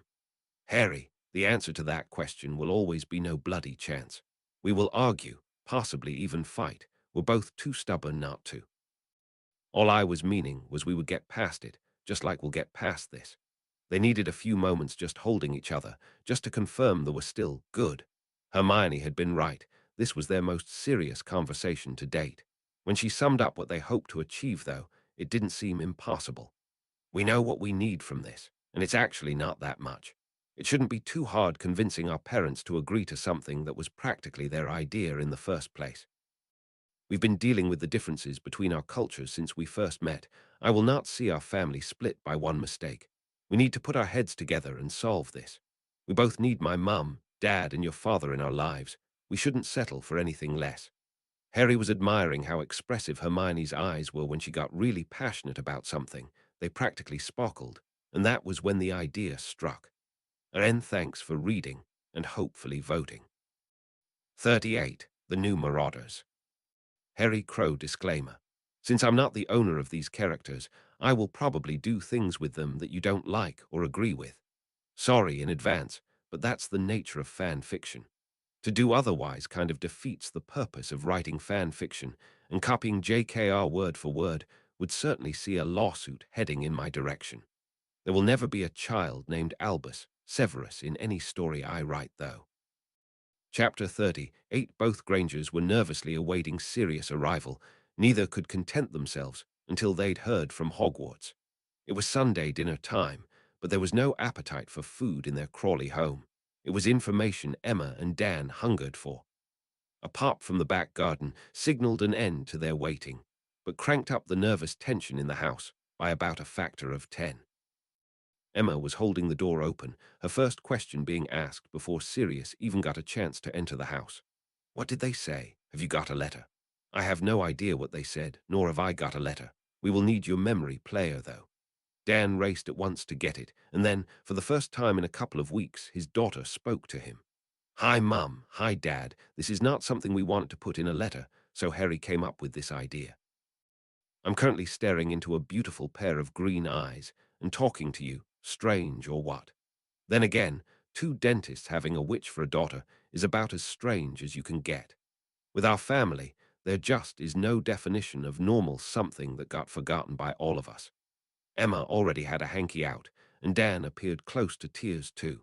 Hermione and Harry had recorded this message last night, so this was the first time Sirius was seeing it as well. A few weeks ago, a couple of incidents happened that have resulted in me standing here talking to you like this. In all honesty, I don't think any of us handled the situation too well. My father was simply desperate to protect me. He just panicked and made the wrong choice. I can see that now. Before I was so focused on the hurt Harry must be feeling, I was simply blinkered to what was happening in my own home. Dad, for not explaining things, and especially for hitting you with my practice sword, I'm really, really sorry. I am ashamed of myself and hope you can forgive me. I have, of course, forgiven you. Dan now needed a tissue from the box. Harry and I blood bonding seems to have caused most of the trouble. Mum, Dad, I don't know what you've been told, but Harry and I have had time to talk about it now. Here's what this bond means to us. Harry is my boyfriend, a boyfriend that will one day become my husband. The bond was our magic confirming that we could search the entire country and not find anyone more suitable, something we both were already coming to understand. We would only be legally married in the eyes of the nation if we confirmed the bond, not something Harry and I have any intention of doing for the foreseeable future. Shit, talk about strange. I'm standing here with my boyfriend, talking about sex, so my parents can watch his memory of this conversation. Told you normal doesn't apply to us anymore. Where was I, Harry? I knew I should have written this down. They saw Harry's hand stretch out and caress her cheek. The look of love their daughter gave him in return took Dan and Emma's breath away. Now, while not officially married, Harry and I are still considered family under the laws of his nation. This is something we're both very happy about and hope the rest of our family will support. We don't want to be apart, but aren't even considering living together like a married couple, not until at least 7th year, and I officially change my name. We're hoping the model that was used at the start of the summer can be our new normal. Since the 3 people watching this were all being included in their future plans, none of them had any objections to this. After all, it had originally been them who suggested it. Harry already has a room at my home, I have a room at his, and we both have rooms at Grimmauld. With us being at Hogwarts for most of the year, a mix of muggle, magical, and goblin during any holidays has been a perfect fit for us so far. Neither Harry nor I want to choose one over the other two. For that to work, though, we need our family, all our family. Mum, Dad, Bartchoke, and yes, you two Sirius. Sirius now understood them using this method. Watching this was far more powerful than any letter. He also had a sphere in his pocket from Harry for his father. He was beginning to think these two might actually pull this off. After listening to the next part, Sirius was now sure they would. Now, these messages are really just to begin mending fences. What we really need is for our family to get together and talk. Here's what we're suggesting. Padma and Neville are coming with us to visit Harry's parents on Halloween. Harry would like to introduce his whole family to his mum and dad. Sirius, could you tell Henrika and Remus they're invited too? The 4 of us are then going to visit Neville's parents, and Augusta has already invited us to spend the weekend with her. What happens after that is really up to you. Hermione's eyes were now filling with tears as she tried not to think of what could happen if their family fractured. Dad, you said fathers had dreams for their daughters. Well, those daughters have dreams too, and I'm looking right at mine. You leading me up that aisle to a waiting Harry would be a dream come true for all of us, a dream worth fighting for. Dan was almost raising his arms as his daughter rushed towards them. It was different arms, though, that wrapped around the now crying young witch. The image was suddenly full of Hermione's hair as they heard her last words on the matter. I don't know what else I can say, Harry. They also heard more than saw a gentle kiss on Hermione's neck. You said everything that needed to be said, Hermione. The memory faded, leaving both Grangers needing a couple of moments to get themselves together. After dragging Hermione away from him, he still wants to introduce me to his parents. Dan was having trouble believing he had been forgiven so easily. Sirius was actually shaking his head in admiration. Those two are clever in their own right, but together, they're simply brilliant. We all got a glimpse of what each is like when kept apart. That's not something I'm in a hurry to see again. Both Grangers added their heartfelt agreement to Sirius' words. Their daughter had merely functioned without Harry by her side. Seeing that sparkle of life back in her eyes got Hermione's message across like no letter ever could. Emma was drying her eyes, but this time it was tears of joy. We're going to get to see them at Halloween, and Bartchoke too. This sobered Dan's euphoria. Shit. Sirius, how do you apologize to a goblin? Getting their son and daughter to pave the way for you will be a massive help. I have a memory message for him too. If anyone would know how to turn that goblin around, it would be Harry. I think that's why Hermione emphasized a family so often. Harry will probably be taking the same line with his father. Bartchoke knows that's the one thing his son wants, the one thing that he can't give him. He also couldn't miss the way those two boys looked to Emma all summer. Harry doesn't have a mother figure in his life.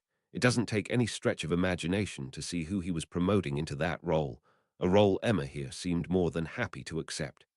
Emma couldn't help but smile at Sirius' last comment. From the moment I met your godson, my maternal instincts just seemed to kick into overdrive. There is just something about Harry that has both Granger females wanting to hug him and never let go. Knowing that he's going to officially become my son one day is the reason for these tears. I hugged and kissed both of them before chasing them onto the train. It just felt so right. Both parents would watch that memory multiple times, but Dan had already memorized the important parts. Hermione is really only happy now when Harry's around, and I don't think Emma or I would have any problems supporting the two of them staying together the way she suggested at one of the 3 places mentioned. Had I known that's how this bond would affect them, I wouldn't have made such an ass of myself.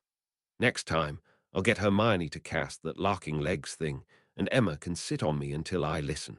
Seeing them marry at 17 is fine with me. It was doing it at 12 I couldn't handle. Sirius could practically feel the energy flow back into this couple. He certainly hadn't enjoyed explaining the facts of life that govern Muggle parents with a magical offspring to them. He still remembered Lily's reactions to learning that her parents' wishes counted for nothing in the magical world. Muggles were expected to put their children onto a train and basically then forget about them. That might have worked centuries ago, but it was something else now badly needing changed in their community. He had to decline the dinner invitation. Sirius would need to visit Gringotts with Harry's message to his father. Last week, he would have thought getting their family back together any time soon wasn't even remotely possible. He was learning, though, that, when Harry and Hermione were involved, anything was possible. Their timetable this year saw them begin their week with potions.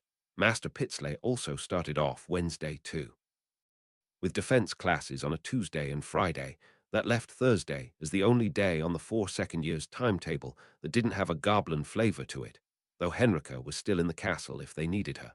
While expecting Master Pitsley, Sirius' arrival with their potions, Tudor had a certain young couple really worried. That was until they saw his wide smile. And here was me thinking you two would be pleased to see me. Hermione, your mum and dad loved their little present. They will see you both soon. Harry, as you said, your father wanted to watch his message in private. You wouldn't have understood a word of it anyway, Sirius. What brings you to the castle today? Oh, I need to make sure a certain history professor now keeps that weekend free and to stare darkly at that fool Lockhart. Henrika will fry his arse if he makes a move on her, though I would expect my godson to get a few blows in there too. I also knew you two would be waiting on news of how yesterday went, so I just rolled all those tasks up into one big bundle, and here I am. I also want to say your idea was marauder-worthy, bloody brilliant. Need to go and catch Henrika before class. See you both on Saturday. They may have headed for different destinations, but Hermione, Harry and Sirius all had a definite spring in their step, especially for a Monday morning. The 4 had hung back in defense, wanting a quick word with Bill about the lesson they would give to the first years after dinner. When the group of 5 eventually left the classroom, they could all hear the faint, plaintive cry for help. Recognizing the voice, Bill shot off down the corridor with the other 4 hot on his heels. Bursting into Lockhart's classroom, a scene of utter devastation greeted them. Ron was hanging from the iron chandelier, dangling a good 10 feet off the ground. A group of Cornish pixies were meanwhile having a whale of a time, destroying everything they could get their hands on. A wave of Bill's wand, and the creatures were immobilized. It was now answers he wanted. Ron, what the hell is going on here? The pixies grabbed me by the ears and hung me up here. Bill thought his brother had a tedious tendency to state the blindingly obvious, so asked again. Where is Professor Lockhart? When the pixies took his wand and chucked it out the window, he ran away while shouting for us to deal with it. The Slytherins were at the back of the class, while I was sitting down the front. They made it out almost as quickly as Lockhart. The pixies were on me before I could get to the door. Fighting with his temper at this so-called professor's incompetence, Bill asked one final question. Surely he must have given you some instructions.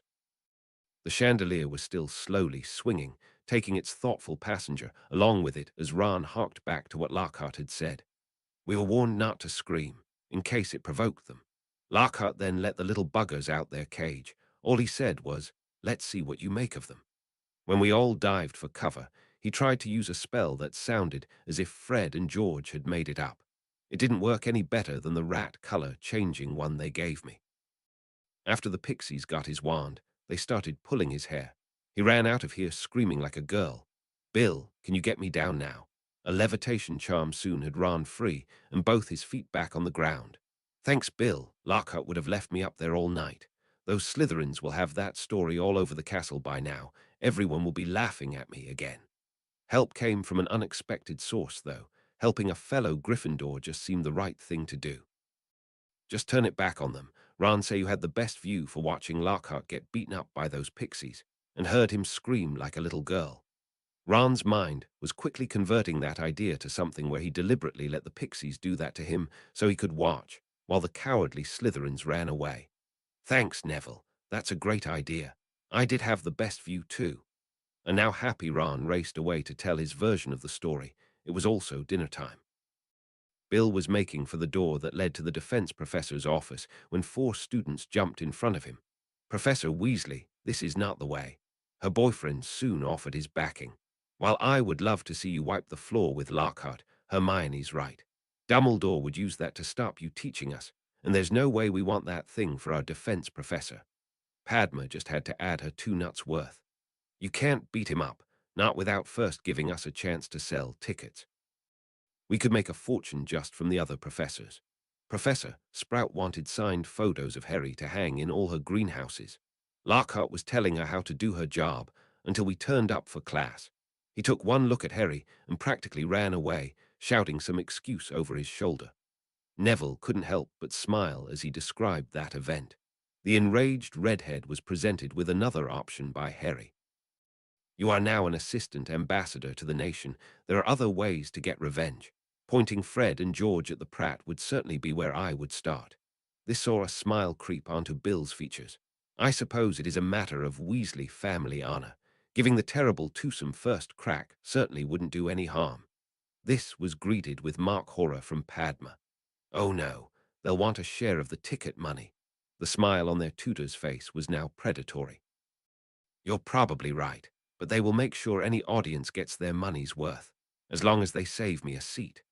The pictures on the wall were all empty, leaving the group to suppose that the images displayed the same amount of courage as the subject, none. Ooh-oh, like the Pied Piper, Harry led the group of first years up to the 7th floor. Henrika was waiting on them, shaking her head as Hogwarts opened its special door. No matter how many times I see you do that, it still amazes me, almost as much as the rooms we find behind it. The first years appeared pretty amazed too. They were still agog when Henrika got things started. Okay, everyone, gather round and listen carefully. I may be sponsoring this club, but we all know it will be these 4 who will really be teaching you. I just want to set the ground rules before we start. Firstly, you will be getting taught defense in here. That means you have to obey your instructors at all times. As this class progresses, some of the things you will be getting taught could be very dangerous otherwise. Henrika paused a moment to ensure that everyone understood that point before continuing. All those eager little faces staring back at her just reminded the Veela why she loved teaching. Secondly, anything you learn in this room will never be used on another student outside of these 4 walls. Anyone found breaking these rules will no longer be allowed to attend. Breaking that second one will probably see you in trouble with Hogwarts too. Everyone understand the rules. A chorus of "Yes, Professor" saw Henrika hand them over to the four who would be tutoring them. She stood back and watched the quartet go to work. They quickly had the large group split into two, with each couple then taking their particular charges to the appropriate side of the room. She couldn't help but notice that each group was a pretty even mixture of sexes, and all four houses. It appeared a very deliberate attempt to promote integration. She noticed Padma had taken the lead with their group, though Neville was right beside her and demonstrating exactly the points she was making. Henrika had also noticed these two had become much closer over the summer. Parts of their holiday in Tokyo was overwhelming for all of them. Henrika didn't think she was the only one who noticed these two would automatically reach for the other to draw comfort and reassurance. Padma and Neville were taking on the task of teaching their group a spell, and then working with them to get the first years to cast it accurately. The room had created half a dozen shooting booths for this very purpose. Neville drew his wand and fired off the spell they would be learning. A colored blob smacked straight into the target's center. This earned him a round of applause, a joking kiss on the cheek from Padma, plus a chocolate frog from the box they'd brought as a reward for marksmanship. Carlin, asking if they got both rewards for hitting a bullseye, or if they could choose, drew a laugh from Padma as the first six were moved into position to attempt the spell. Henrika couldn't help but admire the thinking behind this. It didn't matter how powerful a curse you could cast if it missed what you were aiming at. Teaching accuracy right from the off would stand them in good stead for the rest of their time in Hogwarts. Harry and Hermione were organizing their group to practice the other side of the coin, evasion. Their part of the room had a terrain littered with boulders, broken pieces of wall and tree stumps, all perfect for little bodies to hide behind. As first years, they wouldn't be able to fight back or shield themselves for a while yet. Teaching them to get away from trouble was also something Henrika agreed with. They were using two training dummies, set to fire the blob spell the other group was using. Since the blob disappeared in under 5 minutes, it would let them know who was tagged without leaving any permanent marks on their clothes. The dummies would wander around, firing the spell at the hiding first years. Again, they entered the course 6 at a time, with last person to be caught winning a chocolate frog. The first years not shooting or hiding were all busy calling encouragement or even warnings to those who were. As a teacher, Henrika could easily see that these four had put a lot of thought into this. She could detect Bill's input to their lesson plan too. The mere fact they had one put them miles ahead of Lockhart from the very beginning. That they had engaged their students, focused their attention on the task in hand, and then even made it fun put them on a different planet from that faker. Just watching their friends take part was also educational. Luna's tactic of keeping on the move and using all the cover the room provided was soon being universally adopted. It made more sense than the first winner's method, simply hiding behind something and hoping you were last to be hit. The cheering from the shooting booth was also becoming more frequent as their stock of chocolate frogs began to take a pounding. She knew they had discussed swapping the groups over. Halfway through the lesson, all four had listened to her opinion on the matter. Tonight was their first lesson, so it was important not to push too much information at them. It also meant that those present knew exactly what was in store for them next week, and Henrika was sure their students would be looking forward to it. By now, every group of 6 had at least 4 attempts at their activity. With the final rotations finishing off, it was time to sum things up. Henrika had an idea how to end the lesson on a real high. Right, first year, you all did very well tonight. Next week we'll see you swap activities. This drew some excited cheering. Now, would you like to see a small demonstration of why these skills are so important? This drew shouts of yes from every single student. Harry had his shide on his arm and was moving into the center of the area they'd been using to teach the first year. Hermione, Padma and Neville drew their wands and took up positions around the area. Kicking off his shoes, Harry decided to give them a show. He also knew he would need the enhanced speed his armor offered if he was to avoid these 3 firing spells at him. Henrika shouted, "Begin," and some of the first years forgot to breathe. What they were watching, though, was pretty breathtaking. Harry was moving like lightning. He needed to, though. The other 3 were all moving too, not allowing him to stay in cover for more than a few seconds. They continually attempted to trap him, but Harry always seemed to be able to wriggle away. When Henrika called time, his shield was a mass of blobs, but none had hit their intended target. There was an explosion of loud cheering for all four of their now smiling tutors. If there was a better way to end a first lesson than that, Henrika had yet to find it. Right, everyone, 20 minutes to curfew, so don't dawdle on the way back to your houses. Will we see you next week? This was greeted by loud cries of yes from every single first year. They were then approached by a delegation of Luna, Ginny, and Carlin. The three clearly spoke for the rest of their yearmates. The little blonde went first. We would like to thank you for doing this. We know you didn't really have to. We wanted to name our group so everyone would know how pleased we were to be here. Ginny was battling her blushing as she said the next bit. We looked up the name for a group of crows, but didn't really want to be called Crows Murderers, so we were stuck. Carlin barely let Ginny finish before jumping in with his bit. Then yesterday, Luna heard Sirius use a word that seemed to fit perfectly. We would like to call ourselves Crows Marauders. Henrika couldn't hold her laughter at Carlin's suggestion. Oh, Sirius and Remus are just going to love that. Brilliant. Ginny then lost her battle with blushing as she removed something from her pocket. Dean Thomas heard Carlin and I talking about it. He drew this for us. I thought it was good and was wondering if we could get badges made, or something. Harry, taking the parchment from Ginny, saw her courage fail as she melted back into her friends. The drawing was very good, depicting a crow, perched on the crossguard of a sword that bore more than a passing familiarity to the one at his waist. Wow, Ginny, this is really good. I'll look into the club badges thing, if that's what everyone wants. Harry was quickly reassured that's exactly what they wanted. They were filing out the door as Henrika was congratulating them on a very successful lesson. They found Fred and George waiting on them. This looks like a conversation a professor shouldn't hear. I'll see you four tomorrow. They walked in the direction of Gryffindor Tower to drop Neville off and listen to what the twins wanted. Guys, we need to talk to you about our prank deal. We've devised a way to humiliate that useless arse Lockhart, but it might break our deal. After hearing what the twins had planned, all four were in agreement that they would take their chances. The plan was just too good to pass up. Irgit delivered a letter to Harry next morning. Hermione was absently sharing her bacon between both familiars while watching Harry, concerned as her boyfriend's brows furrowed at the letter he was reading. She couldn't hold herself any longer and just had to ask, "Bad news?" Harry turned to see Hermione biting her lip. He thought it was so cute. Yeah, it would appear we've stabbed ourselves in the foot. With his girlfriend staring intently, he continued.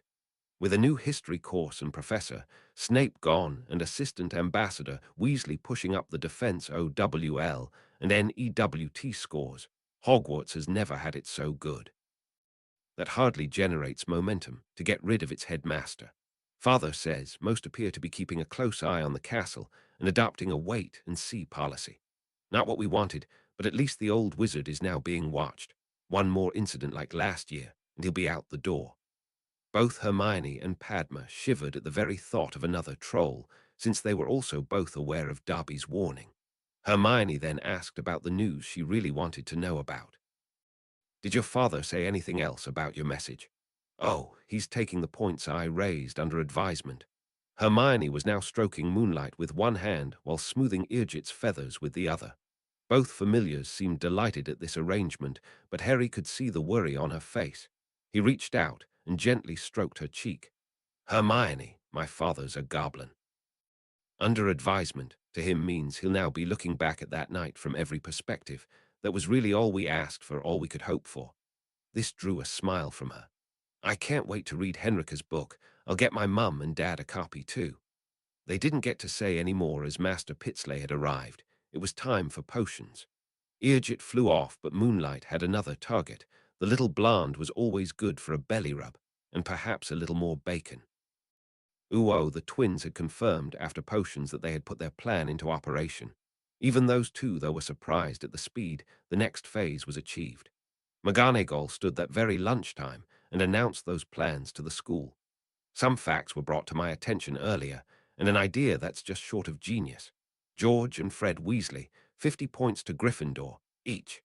This resulted in loud cheering from the Lions and disbelieving glances from the other three houses. Now, before I get accused of bias, let me tell you the rest. The exact date of Merlin's birthday is unknown. The best it can be tied down to is the last week of September. There are supposedly very few living holders of the Order of Merlin, 3 of whom are sitting having lunch with us today. After pointing out these facts, the Weasley twins then suggested we hold a ball in Merlin's honor on Saturday, the 26th of September. This was greeted by loads of excitement from the hall. Harry knew this was his part. Minerva spotted the boy standing and thought she might have overstepped the mark. She really should have spoke to Harry first. She didn't give Dumbledore a second glance. Something wrong, Centurion. No, Professor. I think the ball is a great idea. I just wanted to mention the fact that if we are recognizing the 26th as Merlin's birthday, tradition dictates I must wear my award on that day. I wouldn't want people to get the wrong idea. Understandable, Centurion Crow. Perhaps Professor Hobson could cover some of the protocols involved in a history of magic lessons. Henrika quickly agreed, saying she would need a few days to check the appropriate texts. Albus saw the obvious trap, but since he wasn't the intended prey, the headmaster decided to play along. He was hanging on to Hogwarts by his fingertips. Here was a chance at some positive publicity. Anything that would see his name linked in a good light with Harry was something Albus couldn't really resist. It was with some trepidation Albus stood. He didn't know if this would empty the hall again. Like Centurion Crow, I also think this ball is a good idea. I hope you don't think I'm being presumptuous either when I also have to wear my Order of Merlin. Albus then had an announcement to boost his own popularity. Well, it really couldn't be much lower at the moment. To help prepare for this unexpected ball, I think an extra Hogsmeade weekend is in order. The 19th and 20th should do. After the excitement this caused, Albus wisely decided to quit while he was ahead and sat back down. Minerva thought that an extra Hogsmeade visit was a good idea, but now she had the bad news to deliver. When Hogwarts has held balls in the past, they have been restricted, with 4th year being the youngest students allowed to attend. Obviously, we're going to have some 2nd years at this event. These restrictions are purely due to the size of the Great Hall. Harry had quickly consulted Helena, the looks of disappointment from those at the Ravenclaw table who wouldn't be eligible to attend, forcing him to take action. Professor McGonagall, if that's the only thing denying everyone attending, what if we could solve the accommodation problem? Catching on at once what Harry was alluding to, Minerva only needed confirmation this was actually possible. Can Hogwarts manage that, Centurion? Easily, Professor. When Hermione and I use it in the winter for our morning training, it provides us with a room containing a running track that is at least 3 times the size of the Great Hall. The Patel twins' birthday party proved the elves have no problem finding it. Hogwarts will provide the facilities to accommodate the entire school. In that case, everyone's invited. McGonagall's announcement saw a cheer reverberate around the hall. Only Lockhart didn't look excited by this. He actually appeared horrified. The 2nd years had history of magic next. Harry kept chuckling all the way to Henrika's class. The only downside to this was he would again be a guest of honor and have to sit with the other holders of the award. This was why Fred and George had warned him, but Harry thought it was well worth the risk.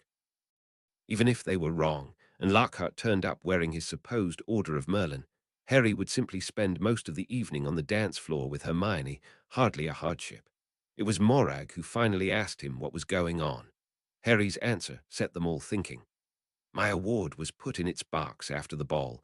Dumbledore's is probably framed on his wall somewhere. Do you honestly think if Lockhart actually had an Order of Merlin, he wouldn't be walking about with it pinned to his frilly robes? Every book of his has the Git's picture all over it, yet not one features him wearing his most prestigious award. Same with his stories, full of his deeds, yet nowhere does it mention what he did to receive this award. He could see everyone was now listening. Even Malfoy and his cronies were paying attention. Harry then delivered the final blow. The man just released an autobiography, Magical Me. It should probably have been called Mysterious Me. He still didn't say how he got an Order of Merlin. Draco had been avoiding any kind of conflict, but felt he was safe enough just asking a question. Are you saying Lockhart lied about his Order of Merlin? If you're asking for my opinion, then yes. Everyone will soon know if he turns up without it. The Prophet is sure to get hold of this story and want pictures. The Prat actually shoved Hermione away for a chance to get a picture with me. Do you think he'll want to miss getting his picture taken as one of the 3 Order of Merlin winners at Hogwarts? Pansy now thought it safe to follow Draco's example. She certainly had no love for Lockhart, but this seemed a tad excessive. So all this is just a plot to embarrass Lockhart. They were nearly at Henrika's classroom, but Harry answered anyway. Embarrass. Number proof he's a liar, yes. If he's lied about that, how many of his other claims are true? Morag felt the Slytherins had muscled in on her questions. They may have asked good questions, but she felt there was something still missing. Can't he just buy one, and won't there be records? Susan actually answered this. An Order of Merlin is not just a piece of metal, it's heavily charmed to bind with the person it's awarded to. We could all touch Harry's award at the ball, but none of us could ever wear it. The magic involved simply wouldn't allow it. As to records, a big enough bribe to the right person could make those records say whatever you wanted. Padma had a different theory. I think it might be another case like Binns. Someone says something often enough, and it just gets accepted as being the truth. We'll all find out in a few weeks anyway. Hermione had the last word on the matter, and this really was food for thought. I can't believe how far the Weasley twins have come. This time last year, you could bet Lockhart would be sporting a pair of donkey ears and braying like an ass. Padma just couldn't be outdone, though. Hermione, I thought he was an ass. Ooh, it was still warm and dry enough to run outside, so that's where Harry and Hermione were next morning. Harry had to broach a rather delicate matter. Hermione, I've been thinking about your birthday. This caused her to actually stop running. Harry, you totally spoiled me on my last birthday, and then again at Christmas. I don't need expensive presents. I've got everything I need standing right beside me. This earned her a kiss from her boyfriend before they started running again. What I intended to ask you was, if you wanted a big birthday party like Padma, or prefer just some close friends. They ran for a bit before Hermione answered. She was obviously weighing up the options before reaching a decision. She decided just to say those options out loud so Harry could help. On the one hand, I really don't like being the center of attention. It's different when I'm with you. I know no one's looking at me. It was a rather exasperated Harry who answered that. Did it never occur to you that might be because they know your boyfriend's the jealous type, the boyfriend who's never without his sword at his hip? I saw guys eyeing you up all summer. I made sure they knew you were with me. This caused Hermione to stop again, and then throw herself at Harry in a hug so fierce that it almost saw his armor activate. They began running again. Hermione had reached her decision. So, just the holiday crowd then, and perhaps Luna, Colin, and I suppose Ginny. What about letting the girls bring dates? This got a puzzled look from Hermione until Harry explained. I intend to spend the entire night with a certain birthday girl in my arms. That would leave Neville having to cope with both the Pattle sisters. Susan and Hannah Padma would just love us for that. Hermione quickly did the maths in her head and didn't like the number she came up with. That's 13, Harry. We don't need to invite bad luck. She usually turns up herself. How about inviting Henrika? Allowing her to bring a date would see Sirius there too, and having a couple of adults attend would probably square the party with McGonagall as well. Decision made. They pushed on with their run. Both were looking forward to crossing Blades after they were warmed up. Lucius was way beyond warmed up. He was quickly getting to the exhausted stage. The little battered creature at his feet was very glad of that. What do you mean? You couldn't find it? I gave you very specific instructions. Darby followed Master's instructions. I promise I did. I wasn't seen and didn't speak to anyone. I searched the entire room 7 times. I even looked under the pillow when they were sleeping. There was no book there, Master. Darby looked and looked. This was something Lucius was not expecting. The diary could now be anywhere, even inside Slytherin House.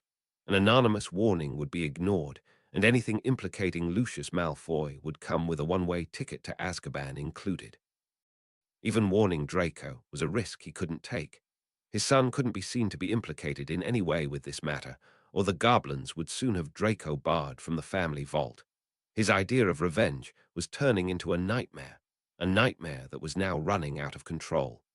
Hogwarts would soon be visited by death and destruction, and they couldn't even afford to move their son to another school.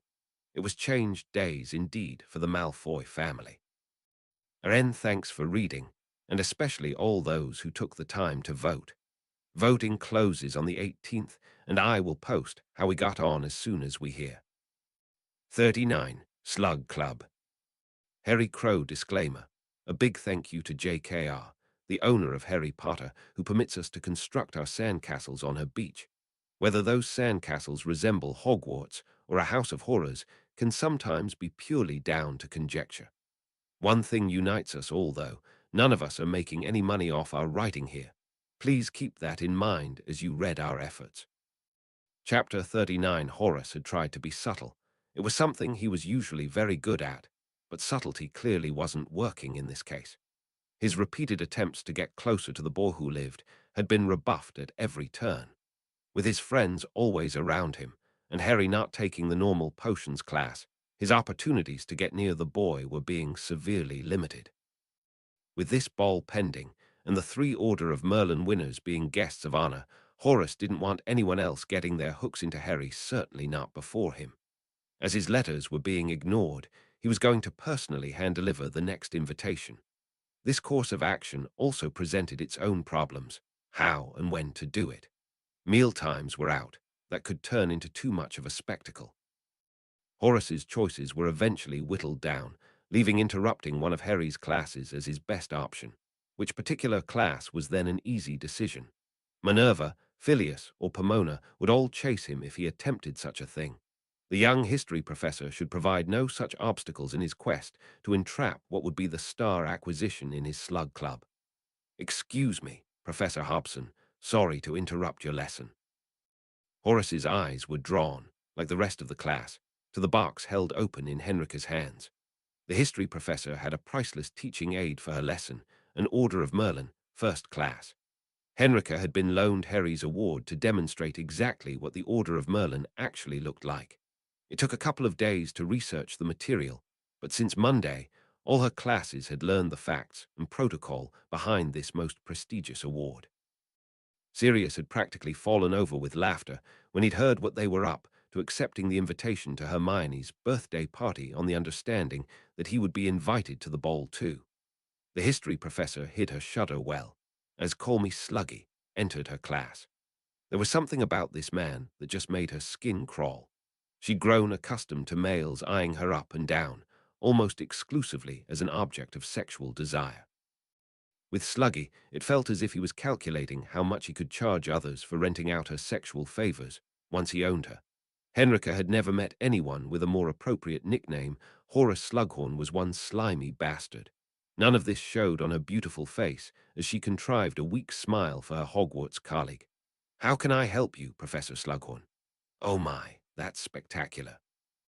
His eyes glued to Harry's award, Horace was now more determined than ever to add the boy who lived to his exclusive club.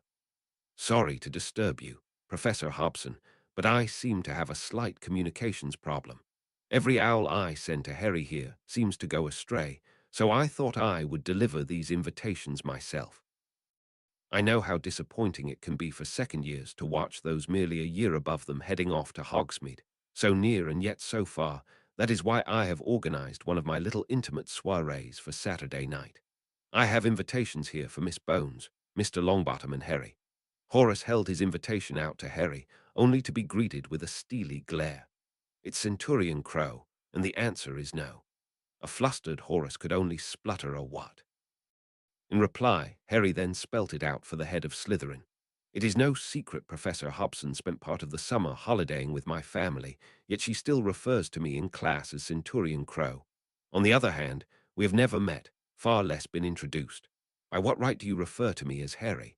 Slughorn tried to steer the conversation onto calmer waters, having no idea this was as calm as it would get. "My apologies, Centurion. No insult was intended. I hope this didn't influence your decision, and we can start again. Let's use this party as the first step to getting to know one another. Apology accepted. I still have a previous engagement, though." "Oh, come now. What else is there to do inside Hogwarts on a Saturday night?" Horace was then faced with the unusual sight of the entire class laughing at him. Neville was next to speak up. "I too have a previous engagement, Professor. I have no intention of missing Hermione's birthday party."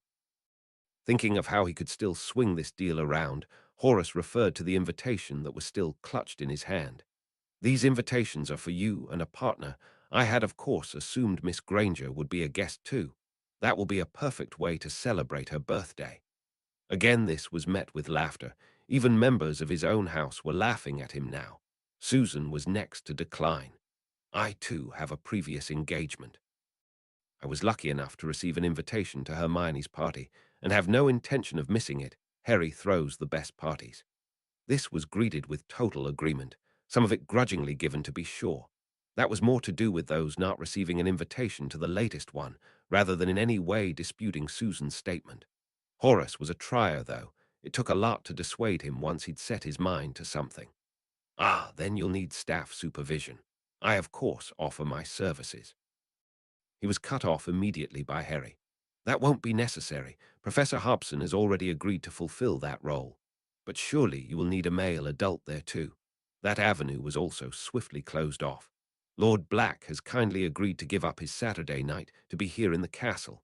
These arrangements have already been agreed with our head of house and Professor McGonagall." Horace still had Harry's invitation in his hand, but was left clutching at straws. "Very well, I would still like to attend, though. Surely that is possible." It was Hermione who finally lost it at this point. "First, you want to invite us to your party. Now you want to gate-crash mine. No, in a muggle school, a professor inviting children to a little intimate soiree would see the police, their auras involved. Who chaperones at your parties, Professor?" It was an enraged Horace Slughorn who took a step toward Hermione.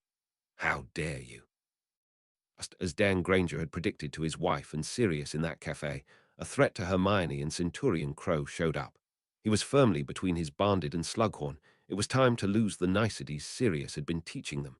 Sometimes, Harry just had to let his inner goblin out to play.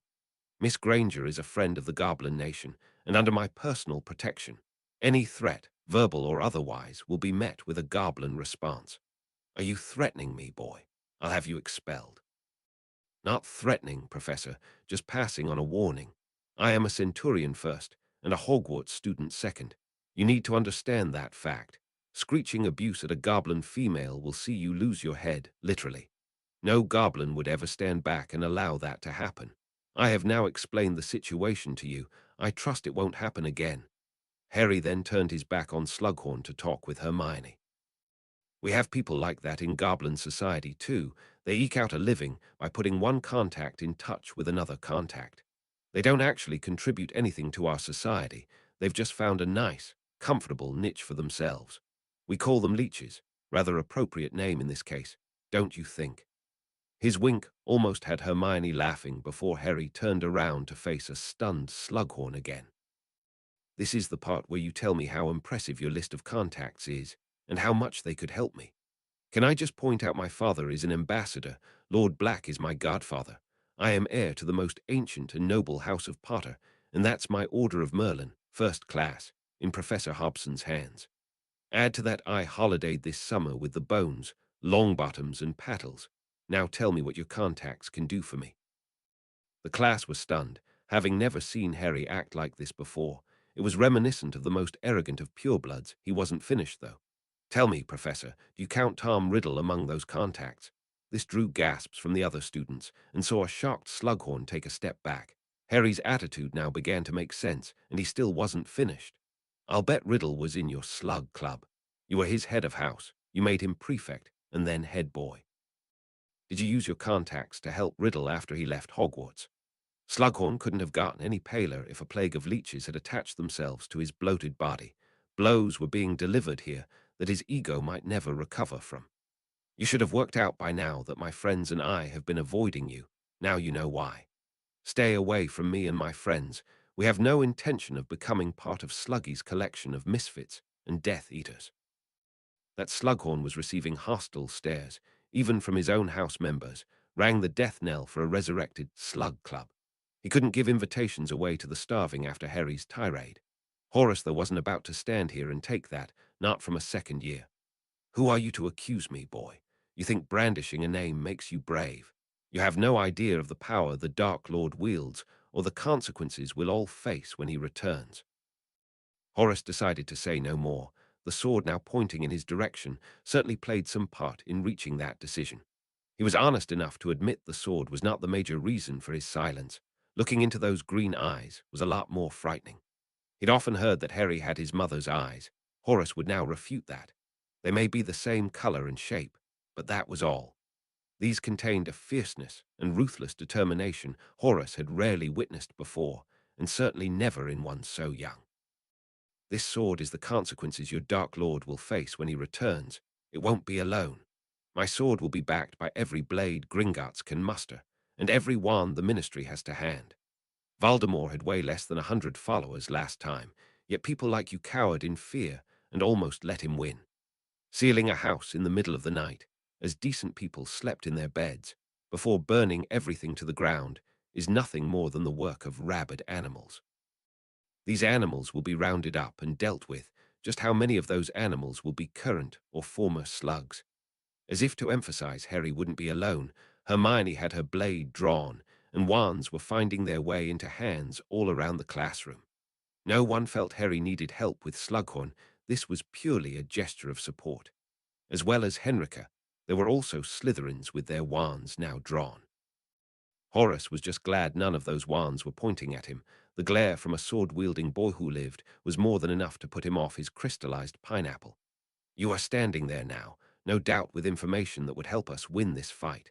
Will you go and speak with Amelia Bones about this? I really don't think so. Even by your inactions, you have chosen your side, and everyone in this classroom can see it. By all means, use your fabled contacts to pass the word. Tell them this from me. There is no more middle ground. This coming fight will affect all of us. You have already chosen your path, and it's a path that disgusts me. How Dumbledore thinks you're fit to lead a house is just one more crime to lay at the headmaster's door. It was a livid head of Slytherin who scuttled out the room. To his credit, Sluggy managed not to leave a trail of liquid behind him. Ooh-oh, they were just finishing off their dinner when their head of house approached the Ravenclaw table. Turian, I have been asked to accompany you to a meeting with the headmaster. This left Harry puzzled. Master Flitwick, you know that can't happen without my father present. I informed the headmaster of this. He said the issue was so serious it couldn't wait. The claim is you threatened Professor Slughorn with your sword. The second year Ravenclaws responded en masse to that allegation. Phileas didn't need to be head of the House of the Smart to understand they were collectively rubbishing that allegation. I've been advised that, should you decide not to accompany me, the headmaster would have no other option but to take Professor Slughorn's word. That would lead to the cancelling of Miss Granger's party on Saturday night. Hermione was first to react. No, Harry, I will not be used by Dumbledore to force you into anything. Sorry, guys, the party is now cancelled. This drew groans from those who were invited, but Hermione wouldn't be budged. She held her mate's hand to emphasize her point. We both know Dumbledore is trying to provoke a reaction here. Let's not give him one. As long as I get to spend my birthday with you, I'll be happy. Harry spotted the Ravenclaw ghost and asked her advice. My Lady Ravenclaw, can the headmaster do this? Her answer was not what Harry hoped to hear. In matters of indiscipline, the heads of house and headmaster have a wide range of options open to them. This party is clearly something you want. Withholding it is therefore an appropriate form of punishment. Padma was furious, seeing her friends get punished like this. But my lady, surely if the punishment is unjust. The headmaster has finally wised up. This drew all the attention onto Harry, waiting on an explanation to his statement. Dumbledore probably knows these allegations are nothing more than a pile of dragon dung. He's punishing Hermione while smugly sitting back waiting to see what I'll do. If I rush to his office, proclaiming my innocence, he wins a small victory. If I contact my father and allow him to deal with it, again, I appear weak. Accepting the punishment still works for him, because he gets some payback for all the trouble I've caused him. He felt Hermione squeeze his hand before speaking proudly to him. Those lessons with Sirius are really paying off. Harry looked to Hermione before answering their head of house. Master Flitwick, I won't be accompanying you to the headmaster's office. He knows that option is not available without my father present or his old age affecting his mental health. Phileas supposed he really shouldn't have been surprised that these two quickly spotted the trap Dumbledore had set. I'll tell him, Centurion. You may also tell him this will not go unanswered. Using Hermione's birthday as a lever to get to me is about what we've come to expect from Dumbledore. It makes me wonder why I actually come here. Potions, defense, and history are all organized by my father, and I'm teaching Professor McGonagall our method of transfiguration. No offense intended, Master Flitwick, but charms, herbology, and astronomy can be tutored too, and I wouldn't have to put up with Dumbledore, Slughorn, or Lockhart. Phileas left to deliver Harry's answer, knowing how much this must be hurting. He tried to explain to Dumbledore that, since goblins don't celebrate Christmas or any other holidays like that, a person's birthday was the most important day of the year. Knowing that this was Hermione's first birthday as Harry's mate made this an extra special occasion, not that he told the headmaster that last piece of news. Dumbledore had been supremely confident the threat to Hermione's party would quickly see Harry comply with whatever scheme he'd conjured up. Hermione had instantly taken that option away by declaring the party cancelled. The head of Ravenclaw didn't think Harry's threat to leave was an idle one either. To Harry, not being able to celebrate his mate's birthday would seem too high a price to pay for what the castle had to offer. Phileas' main worry, though, was how many others he would take with him, and whether Hogwarts could survive the public outcry his leaving would generate. Dumbledore certainly wouldn't survive as headmaster. Knowing that fact just might be the thing that would finally tip Harry's hand, he may consider that a price worth paying to leave the castle. Back at the now shocked Ravenclaw table, it was Padma who asked the question that a lot of people wanted to know the answer to. Would you really leave Hogwarts, Harry? He could see the looks of disbelief from all around the table, a table that contained more than Ravenclaws as his friends had rallied round. He tried to explain his position. Last year was the first time I ever celebrated Christmas, something I plan to do again this year. To a goblin, someone's birthday is the most important day of the year. What would you do if Dumbledore just announced that Christmas was cancelled, made into just another day? You were in that class. That smarmy slug has been chasing after me since the express. Am I just supposed to play along? I hate my fame, and am certainly not going to play along with anyone else trying to use it for their benefit. It was a very nervous Padma who asked the next bit. What about the rest of us? My main reason for attending Hogwarts in the first place was to see if I could make some friends. I happen to think I've made some very good ones. Whatever I do, whether it's tutoring or another school, any of my friends who want to join me will be more than welcome. What about me? The quivering voice sounded as if its owner was close to tears. It was also so faint that Harry wasn't sure if he was supposed to hear it. A miserable Luna was not something Harry would ever tolerate, not when he could easily fix it. You weren't listening, Luna. I said those friends who want to join me will be more than welcome. As the implications of what Harry said slowly dawned on Luna, her smile was like the rising sun. It just got brighter and brighter. Watching this, Harry felt he knew how to brighten up a few more of their friends. All were disappointed that the party was cancelled. I was keeping this as a surprise for Saturday, but now seems a good time to let you know. The 3rd through to 7th years will all be able to hit Hogsmeade this weekend. Most will be making preparations for the ball, while we'll need to attend in what we brought to Hogwarts. I didn't think this was very fair, so, as part of Hermione's birthday celebrations, there will be a squad of Gringotts tailors in the castle on Saturday morning. They will be bringing loads of suits and dresses in the style we wore to the summer ball, and they are exclusively for those who can't leave the castle. Namely, the 1st and 2nd years. I would advise you to get down early as they will be working on a first-come basis. They will have clothes for everyone. You may not get exactly what you want, though, if someone picks it first. Morag was not alone in almost hyperventilating at that thought. She did, though, manage to express her thanks. Harry, that's fantastic. I'll gladly wear anything they bring, but you didn't leave us much time to send home for the gold to buy them. Probably because you won't need gold. It's part of my gift to Hermione. For us to attend the ball dressed differently would make us stand out from the rest of you, not something we would intentionally do. At the same time, why should we let some of the older students attend the ball dressed finer than us? The solution was simple. Even the smart Ravenclaws were struggling to understand this. Mandy needed confirmation. So, you're buying us dresses as a birthday present for Hermione. Yes, so Hermione can wear the new dress I got her to the ball. Harry, you got me a new dress. I still have the one from summer, which has been all over the prophet.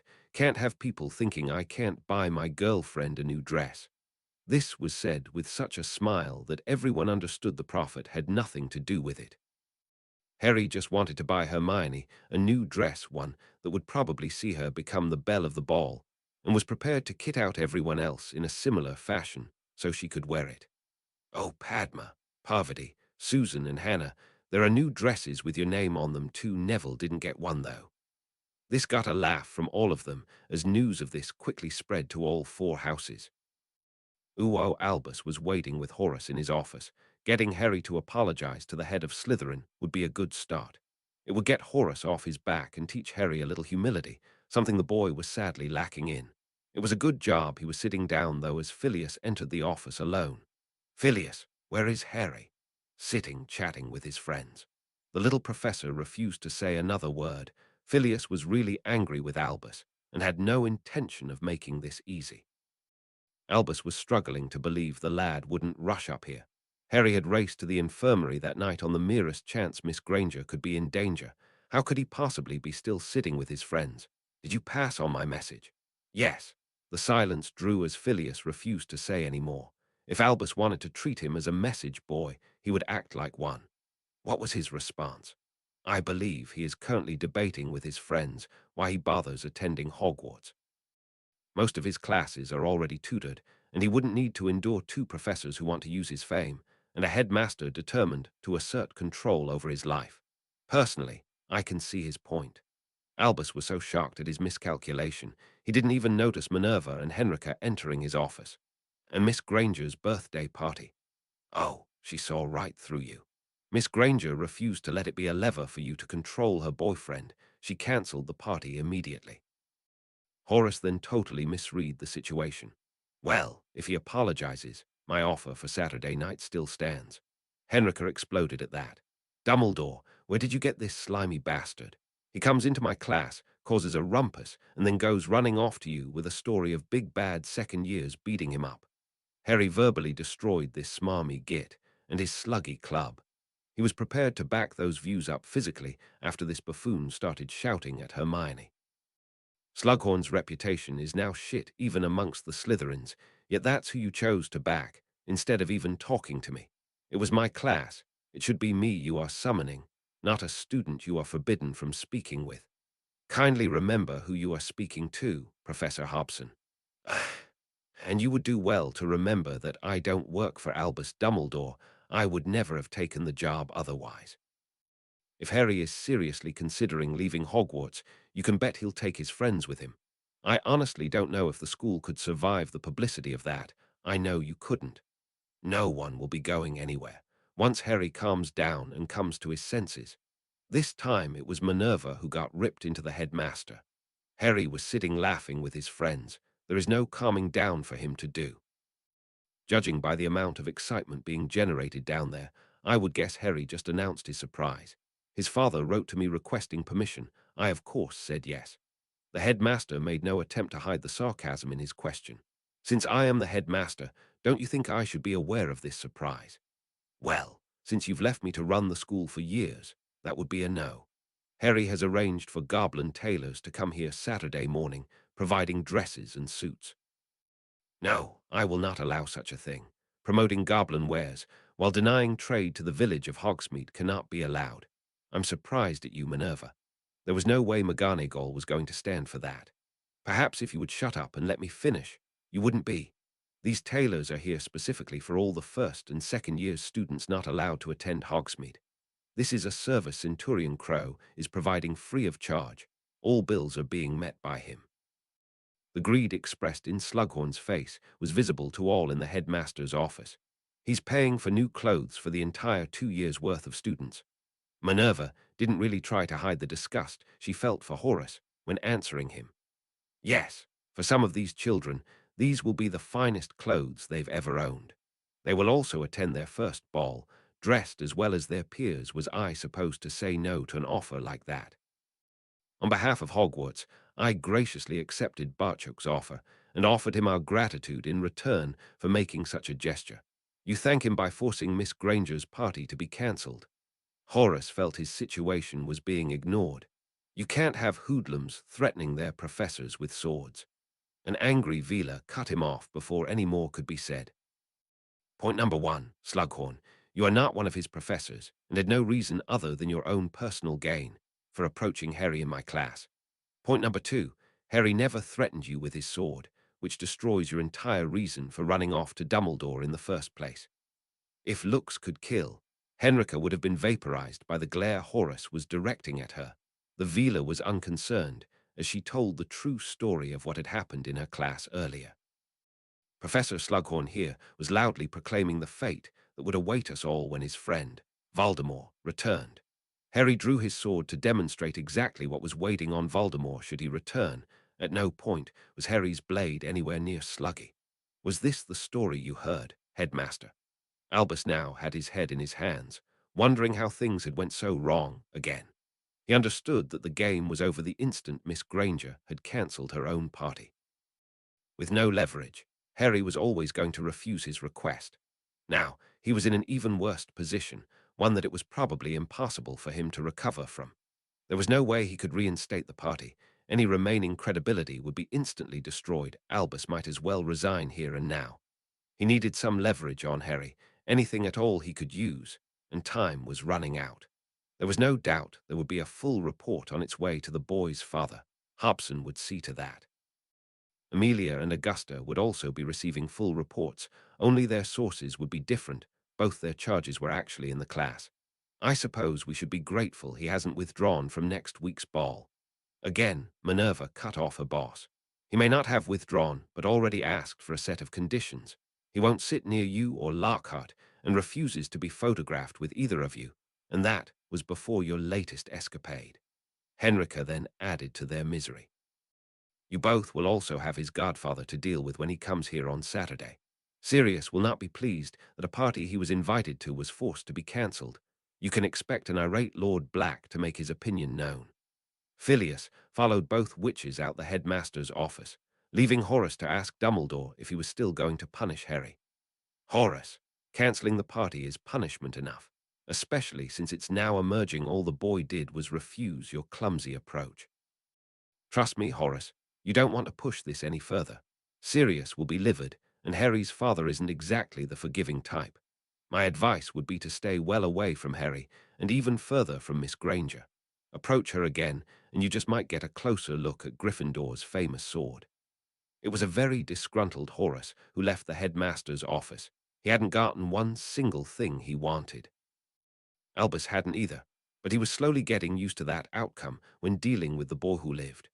Uo, the birthday girl, made her way down the stairs to the common room, finding herself engulfed in a pair of oh-so-familiar arms. Hermione made a startling discovery.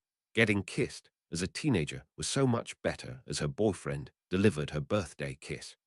Harry was nuzzling into Hermione's hair as he wished her a happy birthday. We may not be able to have a party, but I'm still hoping to make your day special. Hermione was in Harry's arms, so gave the only answer she could. Harry, it's already special. You don't need to do any more. I know, but I want to. We better set off for our run. I have plans for the rest of the day. Harry, you know I don't like surprises.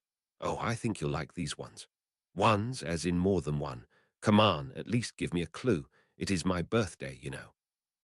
Ha, Granger, nice try. Let's go. Uo showered and dressed in her dueling robes after her run. Hermione now found Padma and Luna waiting on her. Birthday hugs were followed by gifts. There was no joke item from her best friend this year. The book's title might have caused some raised eyebrows amongst muggles. To Hermione, The Bonds of Love would be read from cover to cover, looking for information on the special bond she shared with her mate.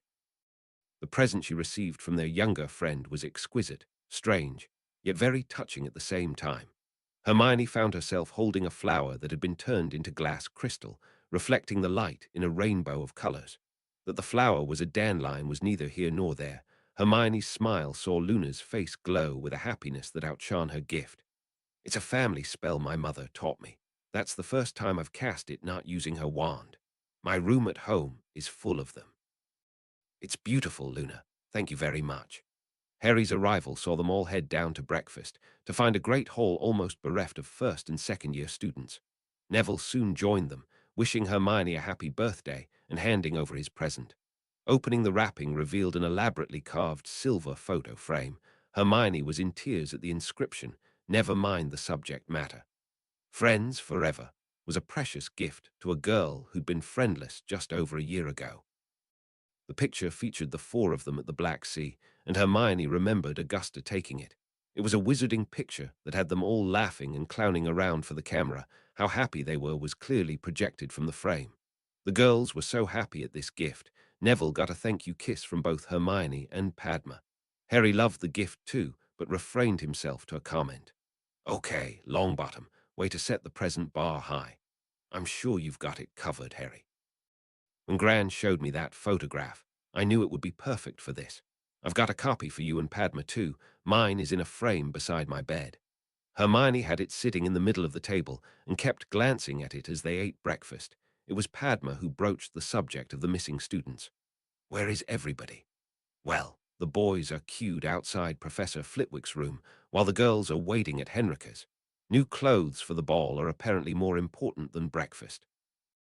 Neville's explanation had Padma looking toward Luna. She quickly answered the unspoken question. "Oh, I'm just happy to be going. I'll pop along later and pick up a dress."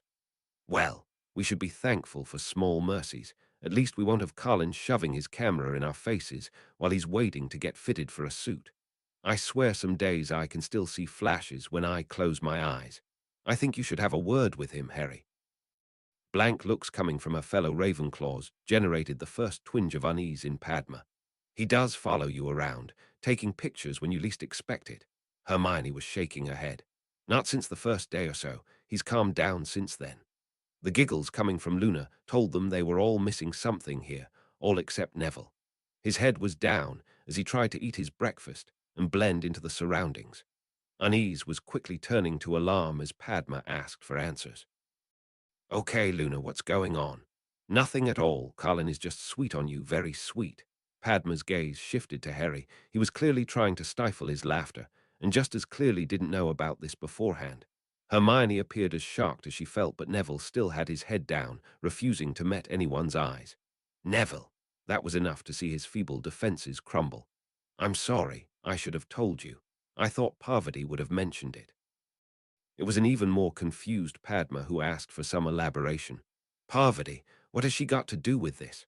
Neville was struggling with what to say, so decided to just blurt it out. Colin asked her if she could teach him to dance. He wanted to learn for Hermione's party. Colin also wanted to know what it would be like to dance with you. Padma visibly winced at that. "Ouch, I'll bet Parvati took that well." I think she got him with 3 stinging hexes before Colin managed to make it up the stairs to his dorm. It's been a running joke in Gryffindor for almost a week now. This news certainly didn't improve Padma's mood. "My sister is being made fun of, and you never mentioned it." This was greeted by Neville shaking his head. "It's more Colin they're ribbing. It's good-natured, though, and he's fine with it. I tried to speak with Parvati about this, and got my head chewed off. She told me that she didn't need her sister's boyfriend looking out for her, and then told me to piss off." While the other 3 were contemplating that, Luna focused their thoughts. "Fred and George are almost the one person, but you and your sister are very different. I could never mistake you for Parvati."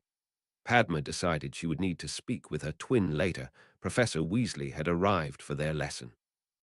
Harry was receiving strange looks from his 3 friends as they found themselves once more in the room that had held the diadem. He offered an explanation. "Today's lesson will be a bit different. We've been learning how to detect threats. Today we get a chance to use this. Last time we were in here, we didn't really have time to explore. This morning we will, and hopefully sort some of the treasure from the junk. Oh, anything that has Hermione's name on it is hers." This certainly got the birthday girl's attention. "You hid presents for me in here." A smiling Harry answered his enthusiastic mate. "Just some of them, Hermione." The quartet started searching, with anything that caught their interest being checked first. Bill was also on hand to make doubly sure they didn't come across anything they couldn't handle.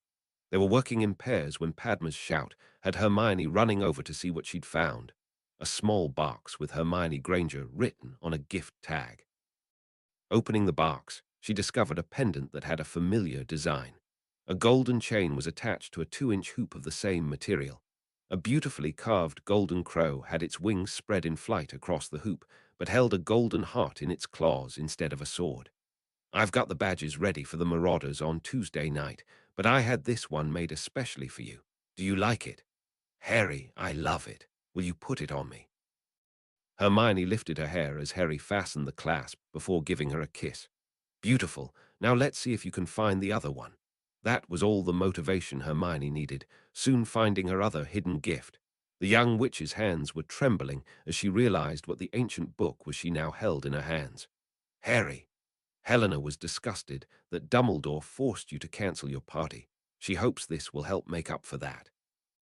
The Goblin translation charm Professor Flitwick cast on you is in there too, along with quite a few others. Helena also knew you would really appreciate it. What Hermione held in her hands was a gift beyond treasure, a notebook belonging to Helena's mother, Rowena Ravenclaw.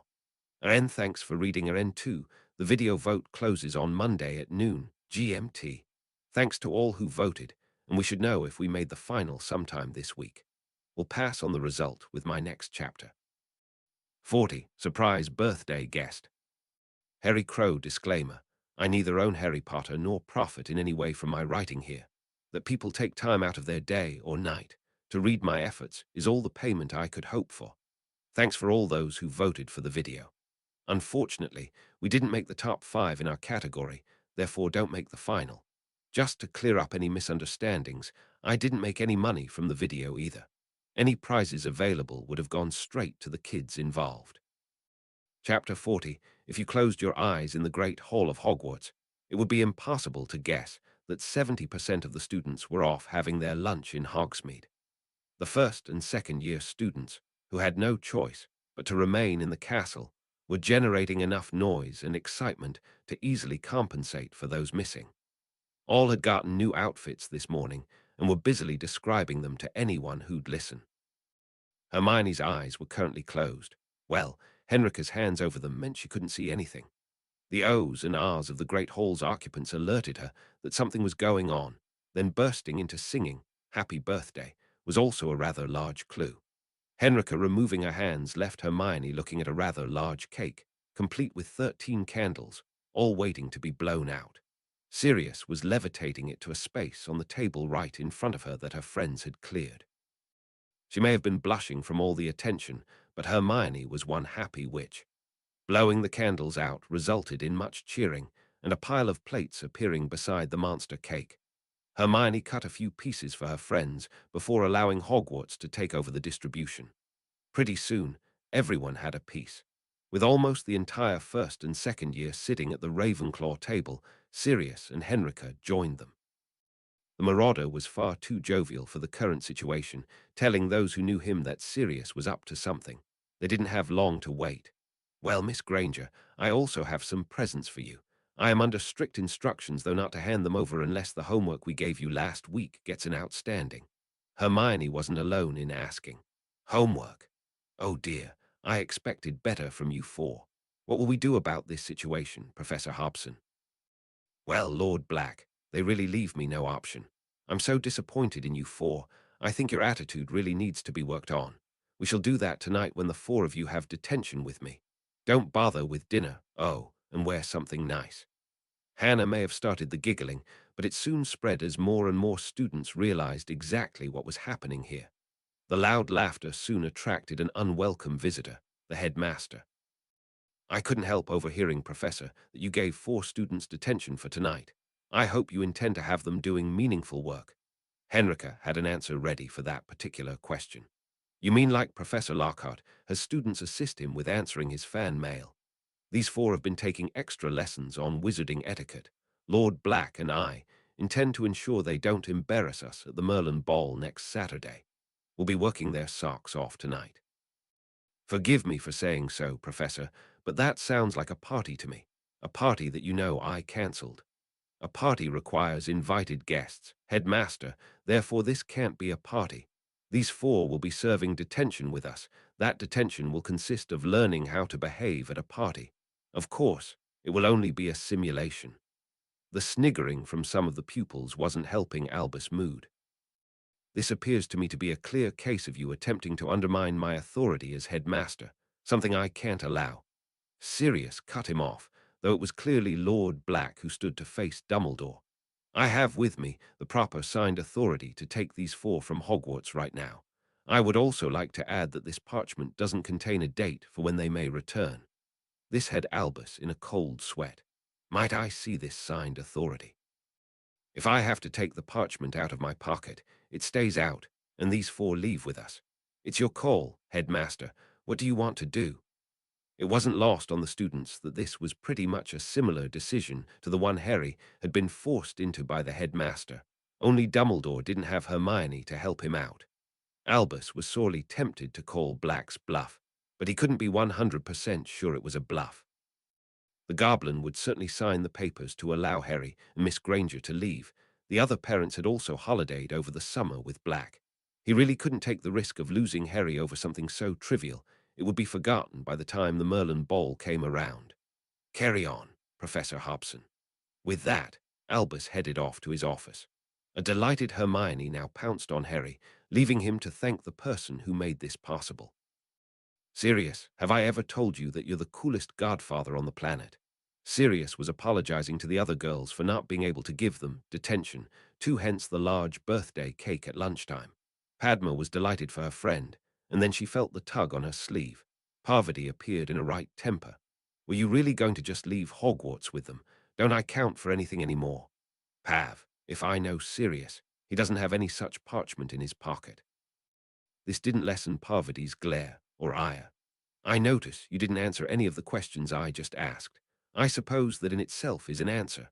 Padma watched her twin sister storm away before Lavender spoke to her.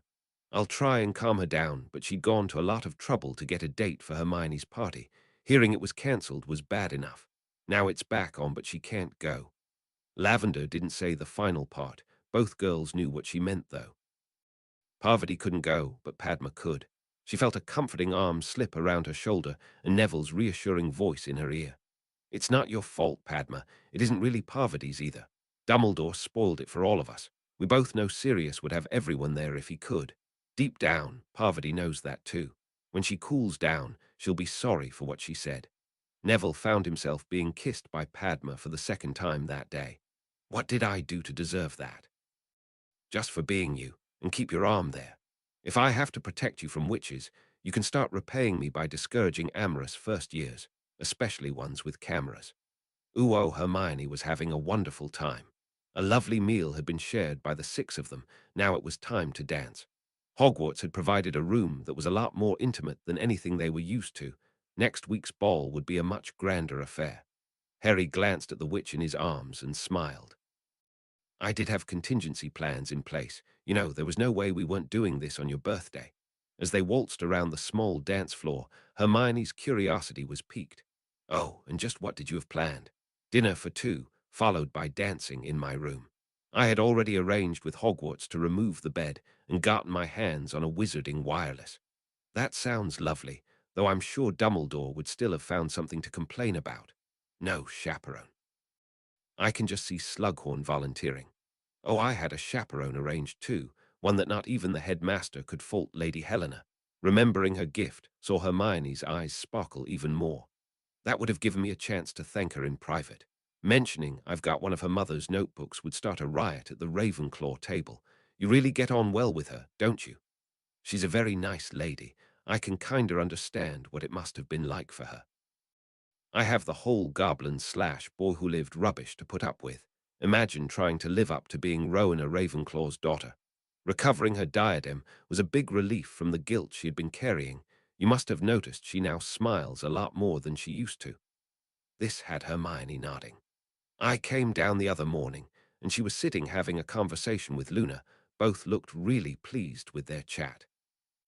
"I'm so sorry Luna couldn't be here tonight. She was really looking forward to going to a party." Hermione had another reason to regret her original party being cancelled. "I hope Parvati doesn't give Padma too hard a time because she couldn't come here tonight." Sirius explained it to everyone. Harry was hoping that his final gift for Hermione went as well as the rest of her birthday. With this one, though, he could only hope and wait for Irgit's arrival in the morning. Dan had Emma wrapped in his arms. They were sitting on their sofa, watching Hermione's message replay on a loop setting. Both parents really missed their daughter, especially today, and this way it at least felt as if they got to see Hermione on her birthday. I still can't believe how much she's grown, or that she didn't have this written down word for word. Her reading from a prepared script wouldn't have had anywhere near the same impact as this did. That is our Hermione, wearing her heart on her sleeve. This was not the first time Emma had disagreed with her husband over their daughter. It was time to face her own mistakes from that night. Dan, I'm so sorry. You had legitimate concerns for our daughter's safety, and I just ignored them, and you. I saw Hermione breaking her heart and immediately cast you as the villain. Seeing the kids' reactions just scrambled my brains, and I panicked too. Dan just held his wife closer, providing comfort as she cried into his chest. Sirius wasn't the only one who noticed you mothering those two boys. I know we always wanted more children. We only drew back from adopting when Hermione started having bouts of accidental magic. I wish we could have known that's what it was at the time. Emma well remembered the numbing terror of thinking there was something wrong with their daughter. Toddlers shouldn't be able to have their picture books floating to them. Her husband's arms provided comfort as he attempted to analyze exactly what went wrong that night. Our reactions were all pretty predictable, and it hurts even more because of that. I saw Hermione in danger and tried to remove her from the threat. Hermione saw me trying to separate her from Harry. There was only one way she was ever going to react to that. You saw a distraught daughter, and Mummy Bear went into protecting Cubs mode. We were all right, but at the same time all wrong. As both contemplated their actions that night, they were interrupted by a knock at the door. That it was the back door immediately focused their attention. That door was now only used by people portkeying into the garden. The quizzical glances were soon replaced by excitement as Emma had a thought. Sirius, he must have had to bring the kids home. This had both racing to the back door, not realizing Hermione wouldn't have knocked at her own home. Their visitor was the last person they expected to be standing there. Noticing Emma had been crying, he asked if this was a bad time. The entire situation was awkward enough without adding anything else to the mix.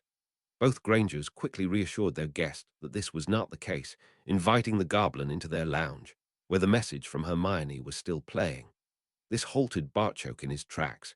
He was unable to take his eyes off Hermione, pleading for her family to be put together again. As the recording ended, Dan stepped forward to stop the cycle repeating. He and his wife were wondering just what the goblin was doing in Crawley when Bartchoke spoke. Children are a wonderful blessing, and sometimes we have to stand back and look at things from their perspective. We have Sirius providing lessons to them on wizarding culture, while you have done your best to equip them both to survive in the Muggle world, as have I for our culture. In all that we made a terrible mistake. No one is teaching the parents about these cultures that are totally alien to us. Our children hope to be able to wrap their lives around all three, yet we are totally ignorant about two of them. I believe this was the basis for our misunderstanding, and really hope we can move forward from here. This left Dan and Emma gobsmacked, and Bartchoke wasn't yet finished with the sharks. I understand from my son that not asking a girl's father for her hand is a serious breach of your protocol. On behalf of my son and I would like to offer our apologies for this. Harry assures me it is something he intends to put right. He will be asking your permission before they get engaged. I believe Hermione's 17th birthday was mentioned as a possible date for this event. Dan had thought about what he was going to say to Bartchoke, but the goblin turning up here and apologizing to him blew all his carefully considered words out through his ears. Should Harry approach me with that question, my answer will of course be yes. I'm hardly likely to grill him about his future prospects, or whether he can support my little girl. Emma held her breath at Dan's attempt at humor, especially at a time like this. A slight grin from Bartchoke signaled that her husband had actually judged the mood right. You know fine well that the reason I'll be saying yes is I truly believe what Hermione said in her message to us. Their bond indicates they could search the entire country and not find anyone more suited. They make each other happy, and what more could a father ask for? I should have taken the time to see that, instead of acting the way I did. For that, I too am sorry. The goblin nodded his acceptance. Harry also sent a message to me, saying that an ambassador has to be able to see both sides of any arguments and then negotiate a settlement that lands somewhere in the middle. Is that why you're here? Emma just had to ask. My son's words made me stand back and think. It was something else, though, that brought me here tonight. I asked Harry what I could get my daughter for her birthday. He replied that putting our family back together again would be the greatest gift I could give Hermione. From what I saw of her message, my son was right. The shocked silence this was greeted with by both Grangers saw Barchoke think he'd overstepped the mark. I'm sorry if I got it wrong by calling Hermione my daughter. Emma's hand on his arm stopped him saying any more. Providing you don't mind us considering Harry as our son too, I certainly have no problems with that. Dan's nod of agreement saw a lot of the tension leave the room. Stay and celebrate our daughter's birthday with us. There is so much we need to talk about, so much we still don't know about each other. Let's sit and chat and try to ensure something like that evening will never happen again. Dan's words started the rebuilding of their family.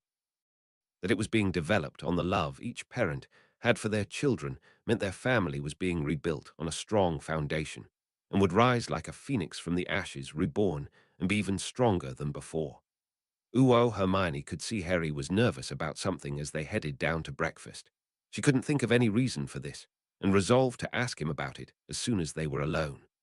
Its arrival saw that anxiety spike before Harry's face wore a wide smile. He couldn't contain her curiosity any longer. Harry, anything you want to tell me? Switching to his own language, Harry gave his Bandit her final present for her birthday. My father asked what he could get his daughter for her birthday. I told him putting our family back together would be a great gift. He celebrated your birthday in Crawley last night with your mum and dad. Hermione had been blown away with the stud earrings Sirius brought from Barchoke. Her real gift, though, left her speechless. Fortunately, she didn't need words to display how much that news meant to her. Leaning forward, she gave Harry a kiss that contained all the love she felt for her wonderful mate. There were witches sitting at the Ravenclaw table who still harbored hopes of dating the boy who lived. Those hopes died as they witnessed that kiss.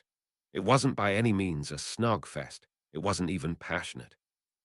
There was just so much love and tenderness expressed between the couple by this simple act that you would need to have been really stupid to harbor any hope that these two weren't a very serious couple, and stupid people didn't get to wear the blue and bronze of Ravenclaw.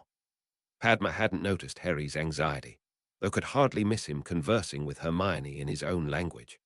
Her fears were immediately quashed by Hermione's reaction to whatever the news was. It was now time to tease. Okay, now you two have gotten that out of your system, care to share the good news? Hermione's eyes never left Harry's as she gave her friend enough information to fill in any blanks. Harry's father celebrated my birthday with my mum and dad last night. This saw Padma dive on both of them, knowing how much this meant to her friends. The comment from Roger followed on close behind. Any news you'd like to share there, Harry? Only that I am one lucky guy, Roger. Sitting there with two girls hugging you at breakfast, it's kinda hard to disagree with that. This drew some laughs and Harry was quite prepared to joke right back.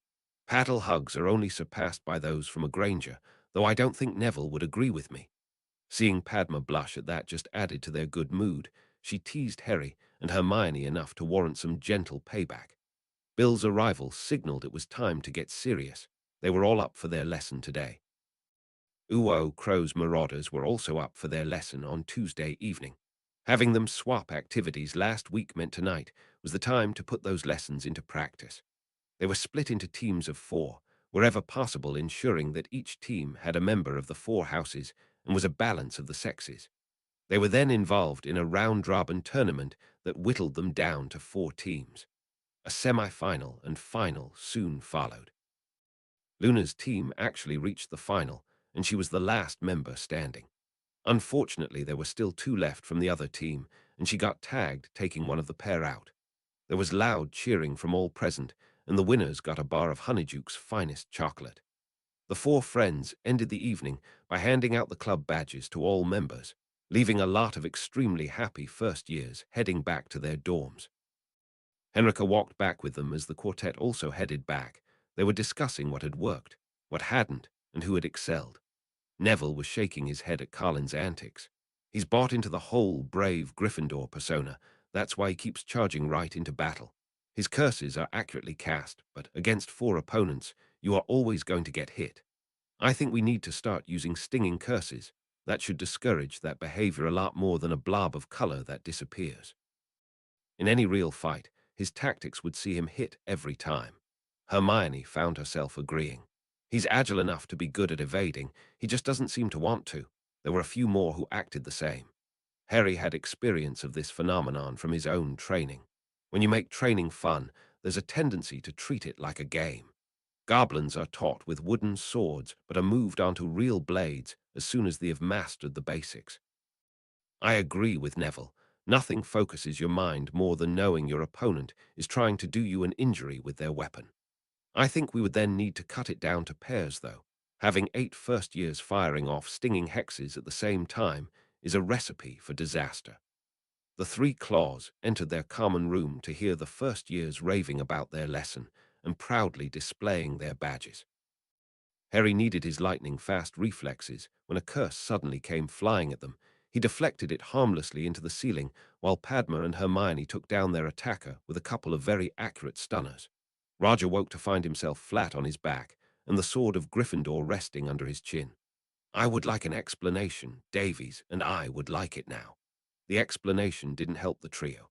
And that, ladies and gentlemen, is why we need them to train us in defense. I'm a 4th year, near the top of my year 2, yet 3 second years easily handled my surprise attack before handing me my arse. You might also notice that every wand in 1st and 2nd year is currently pointing at me. Now that is how it's supposed to be. Harry felt a gentle hand on his shoulder as Penny spoke to him. It's okay, Harry. I've got this. Professor Flitwick turned down their request for extra defense lessons. He said it would cause problems with the other houses if these lessons were only available for Ravenclaws, and he doesn't have the time to basically do the job Lockhart's already being paid to do. Roger here, however unwisely, was trying to prove a point that you were our next best option. I expected to get taken down, but not that easily. What did I do wrong? Harry sheathed his sword before helping his friend to his feet. Your curse was powerful enough, but your aim was slightly off. It was going to hit my shoulder, making it easier to dodge, but I knew Padma was behind me. I deflected it upward to be safe. Padma then joined the critique. You fired a curse, and then just stood there, waiting to see what would happen next. Against multiple opponents, you should have continued to cast and been on the move at all times. This was normal procedure for the Ravenclaw trio. They did it after every fight. Rest of the house, though, watched on in astonishment as Hermione continued ripping Roger's technique to shreds. As he was the one who ended up on the ground, they couldn't find fault with one word of it. You also didn't use any of the advantages your ambush site provided. There is big heavy furniture and doorways to provide cover. You didn't use any of it. Okay, I'm now more convinced than ever I need some defense lessons from you guys. Any time, any place, just say the word and I'll be there. Roger's pleading meant Harry was always going to cave on this one. We have the ball on Saturday. You get a list together of those who want to be involved, and we'll see what we can do next week. The older wizard now had his arm around Harry's shoulders. Thanks, Harry. I knew we could count on you. Roger now had a puzzled look on his face as he removed his arm and prodded Harry on the chest. Merlin, Harry, you're solid. What the hell do you eat to get like that? Mr. Davies, would you kindly stop prodding my boyfriend? You don't get like that from eating, rather years of hard work.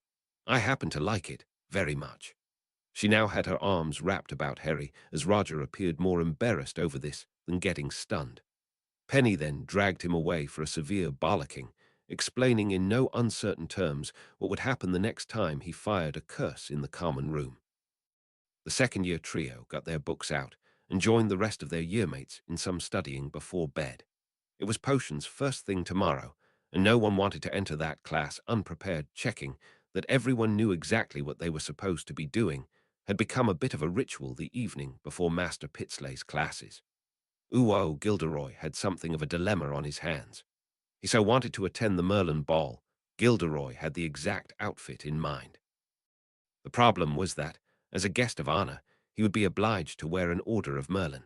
He'd worried the problem like a dog with a bone before finally getting to the marrow of the problem. Gilderoy had narrowed it down to 2 choices. Each option, though, was not without risk. His first was to feign illness.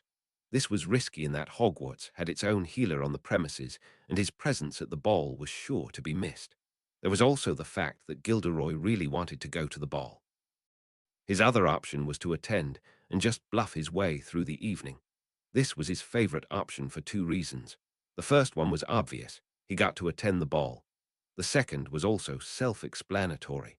The gullible wizarding public had been swallowing the shite he'd been passing off as the truth for years. Why should Saturday night be any different? Harry felt different as he walked down to breakfast, and it wasn't hard to work out why. He was wearing his tunic as normal on a weekend, his sword was at his hip, his epaulets were displayed on his shoulders, his centurion bands, as well as Hermione, were on his arm. The only difference was the award worn on his chest, and yet it seemed to change everything. Hermione had given him his morning kiss, but then said he looked so handsome. He himself felt like a warrior on parade, awaiting an inspection from the director. Harry thought letting Henrika borrow his award to display to her classes would have lessened the effect, but people were certainly treating him differently, almost reverently. He wondered if this was how Dumbledore became so detached from reality. Harry had this reaction for less than an hour, and already knew he didn't like it. Dumbledore had been receiving this treatment for decades. Harry also had friends who would quickly put him right if his head started getting too big. Padma would soon puncture an inflated head with a few well-aimed barbs, and he didn't even want to think what Hermione's reaction to any arrogance on his part would be. On entering the Great Hall, custom dictated Harry headed for the staff table. Harry added the centurion's salute to his bow to the headmaster, a fellow Order of Merlin holder, his award shining brightly on the dark purple robes that could almost have been classed as demure for Dumbledore. Whatever Harry's dispute with the headmaster, it was irrefutable that Dumbledore had earned his Order of Merlin, first class, the hard way. He had been a great warrior for the light once, though appeared to have lost his way as he'd aged. Well met, headmaster. A good morning to you too, centurion. Albus had stood and returned the bow. If nothing else, the award pinned to the lad's tunic deserved it. It would appear the third member of our exclusive group has yet to join us for breakfast. Since I know you have lessons for the rest of the day, I'm sure you can leave the formalities until tonight's ball. Both Harry and Albus were smiling as he headed back to the Ravenclaw table. That in itself was something of a major achievement. When Bill arrived for their lesson, a quick word saw Harry reach a decision. Roger, you're with us. If you want to learn so badly that you'll ambush us in the common room, I think it's time you learned what you're letting yourself in for. Roger was out of his seat like a shot, following them out the hall. Lockhart never made an appearance at breakfast. The defense professor was also conspicuous by his absence at lunch, as was Roger Davies. It was actually Cho who worked up the courage to ask where he was. This inquiry was greeted with forced smiles before Harry answered. He's in his room, probably sleeping by now. Will someone make sure to wake him in time for tonight's ball? Oh, and do it early enough to make sure he has plenty of time for a hot bath, best thing for sore muscles. What did you do to him? Padma resented that question. She didn't even see who asked it, but that didn't matter. We didn't do anything to him. He just wanted to do the same lesson as us. Roger spent the last half hour of the lesson lying exhausted on the floor. We do this for 6 hours every weekend. Roger thought he could dive right in and do the same. He's physically and magically exhausted, but should feel better after a few hours' sleep. We have another set of lessons to go yet, and then the ball. No more questions were asked, though Roger would be well and truly quizzed later. Harry was left questioning his eyesight as Hermione floated down the stairs to meet him. He knew his mate was beautiful, but this was just too much. Her blue dress just did something that melted his insides. A gentle kiss of greeting got his brain into gear once more, and he offered Hermione his arm. His my lady comment wasn't missed by anyone there either. Hermione was certainly his lady. Harry then offered his other arm to Padma. Miss Pattle, may I escort you to your date? I wouldn't want anyone to get the idea you were available. Neville would be most upset. The trio led the students of Ravenclaw House toward the 7th floor, where quite a crowd had gathered. The headmaster and most of the staff were waiting on them, along with the Lady Helena. Harry bowed deeply to the ghost. My lady, please thank Hogwarts for providing the room tonight. Helena's voice held some mirth as she replied. Hogwarts is very pleased with the changes her champion is instigating and welcomed the idea of the entire school being able to celebrate on this special day. I would like to propose that the last Saturday in September be set aside to make this an annual event. It certainly gets the school year off to a magnificent start. We've never seen the students so happy and think this should be encouraged. Albus quickly stepped in to gain some more much-needed positive points with the students. I think that is a tremendous idea and will certainly add it to the school calendar for future years. The evening was off to a flyer, and Harry hadn't even opened the room yet. When he did, more than a few jaws hit the floor. The room surpassed anything they had seen before. Yes, it was slightly bigger than the Great Hall, but Hogwarts had solved the accommodation problem using a different method. There was a stage for the band located in one corner of the square room, with tables that held 12 all around the sides. Above those tables was a series of balconies that, except for above the stage, surrounded the hall. The entire room was of a grandeur that hadn't been seen since the height of the Baroque period, and outside of a royal palace. Harry couldn't help but think that was appropriate, since the girl on his arm was like a princess to him. This also meant the period dress of the first and second years now fitted right in. An ornamental and exquisitely carved fountain occupied the middle of the dance floor, with all the hall's carvings and gold trimmings being highlighted by 20 magnificent crystal chandeliers. There was more than a glint of humor from the Ravenclaw ghost, as she jokingly inquired if the room would do. Harry's answer, though, showed just how much he had picked up from serious lessons. "My lady, I appreciate Hogwarts' attempt to match the beauty of my date. It was a valiant attempt." No living person had ever heard the Grey Lady laugh before. The delightful and almost musical sound had everyone considering they would need a more appropriate name for the Ravenclaw ghost. When Helena smiled, there was nothing grey about the ghost who'd clearly been a great beauty when alive.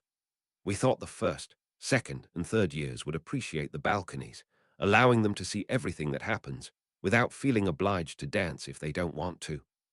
This proved a really popular suggestion as the lower years headed for the staircases.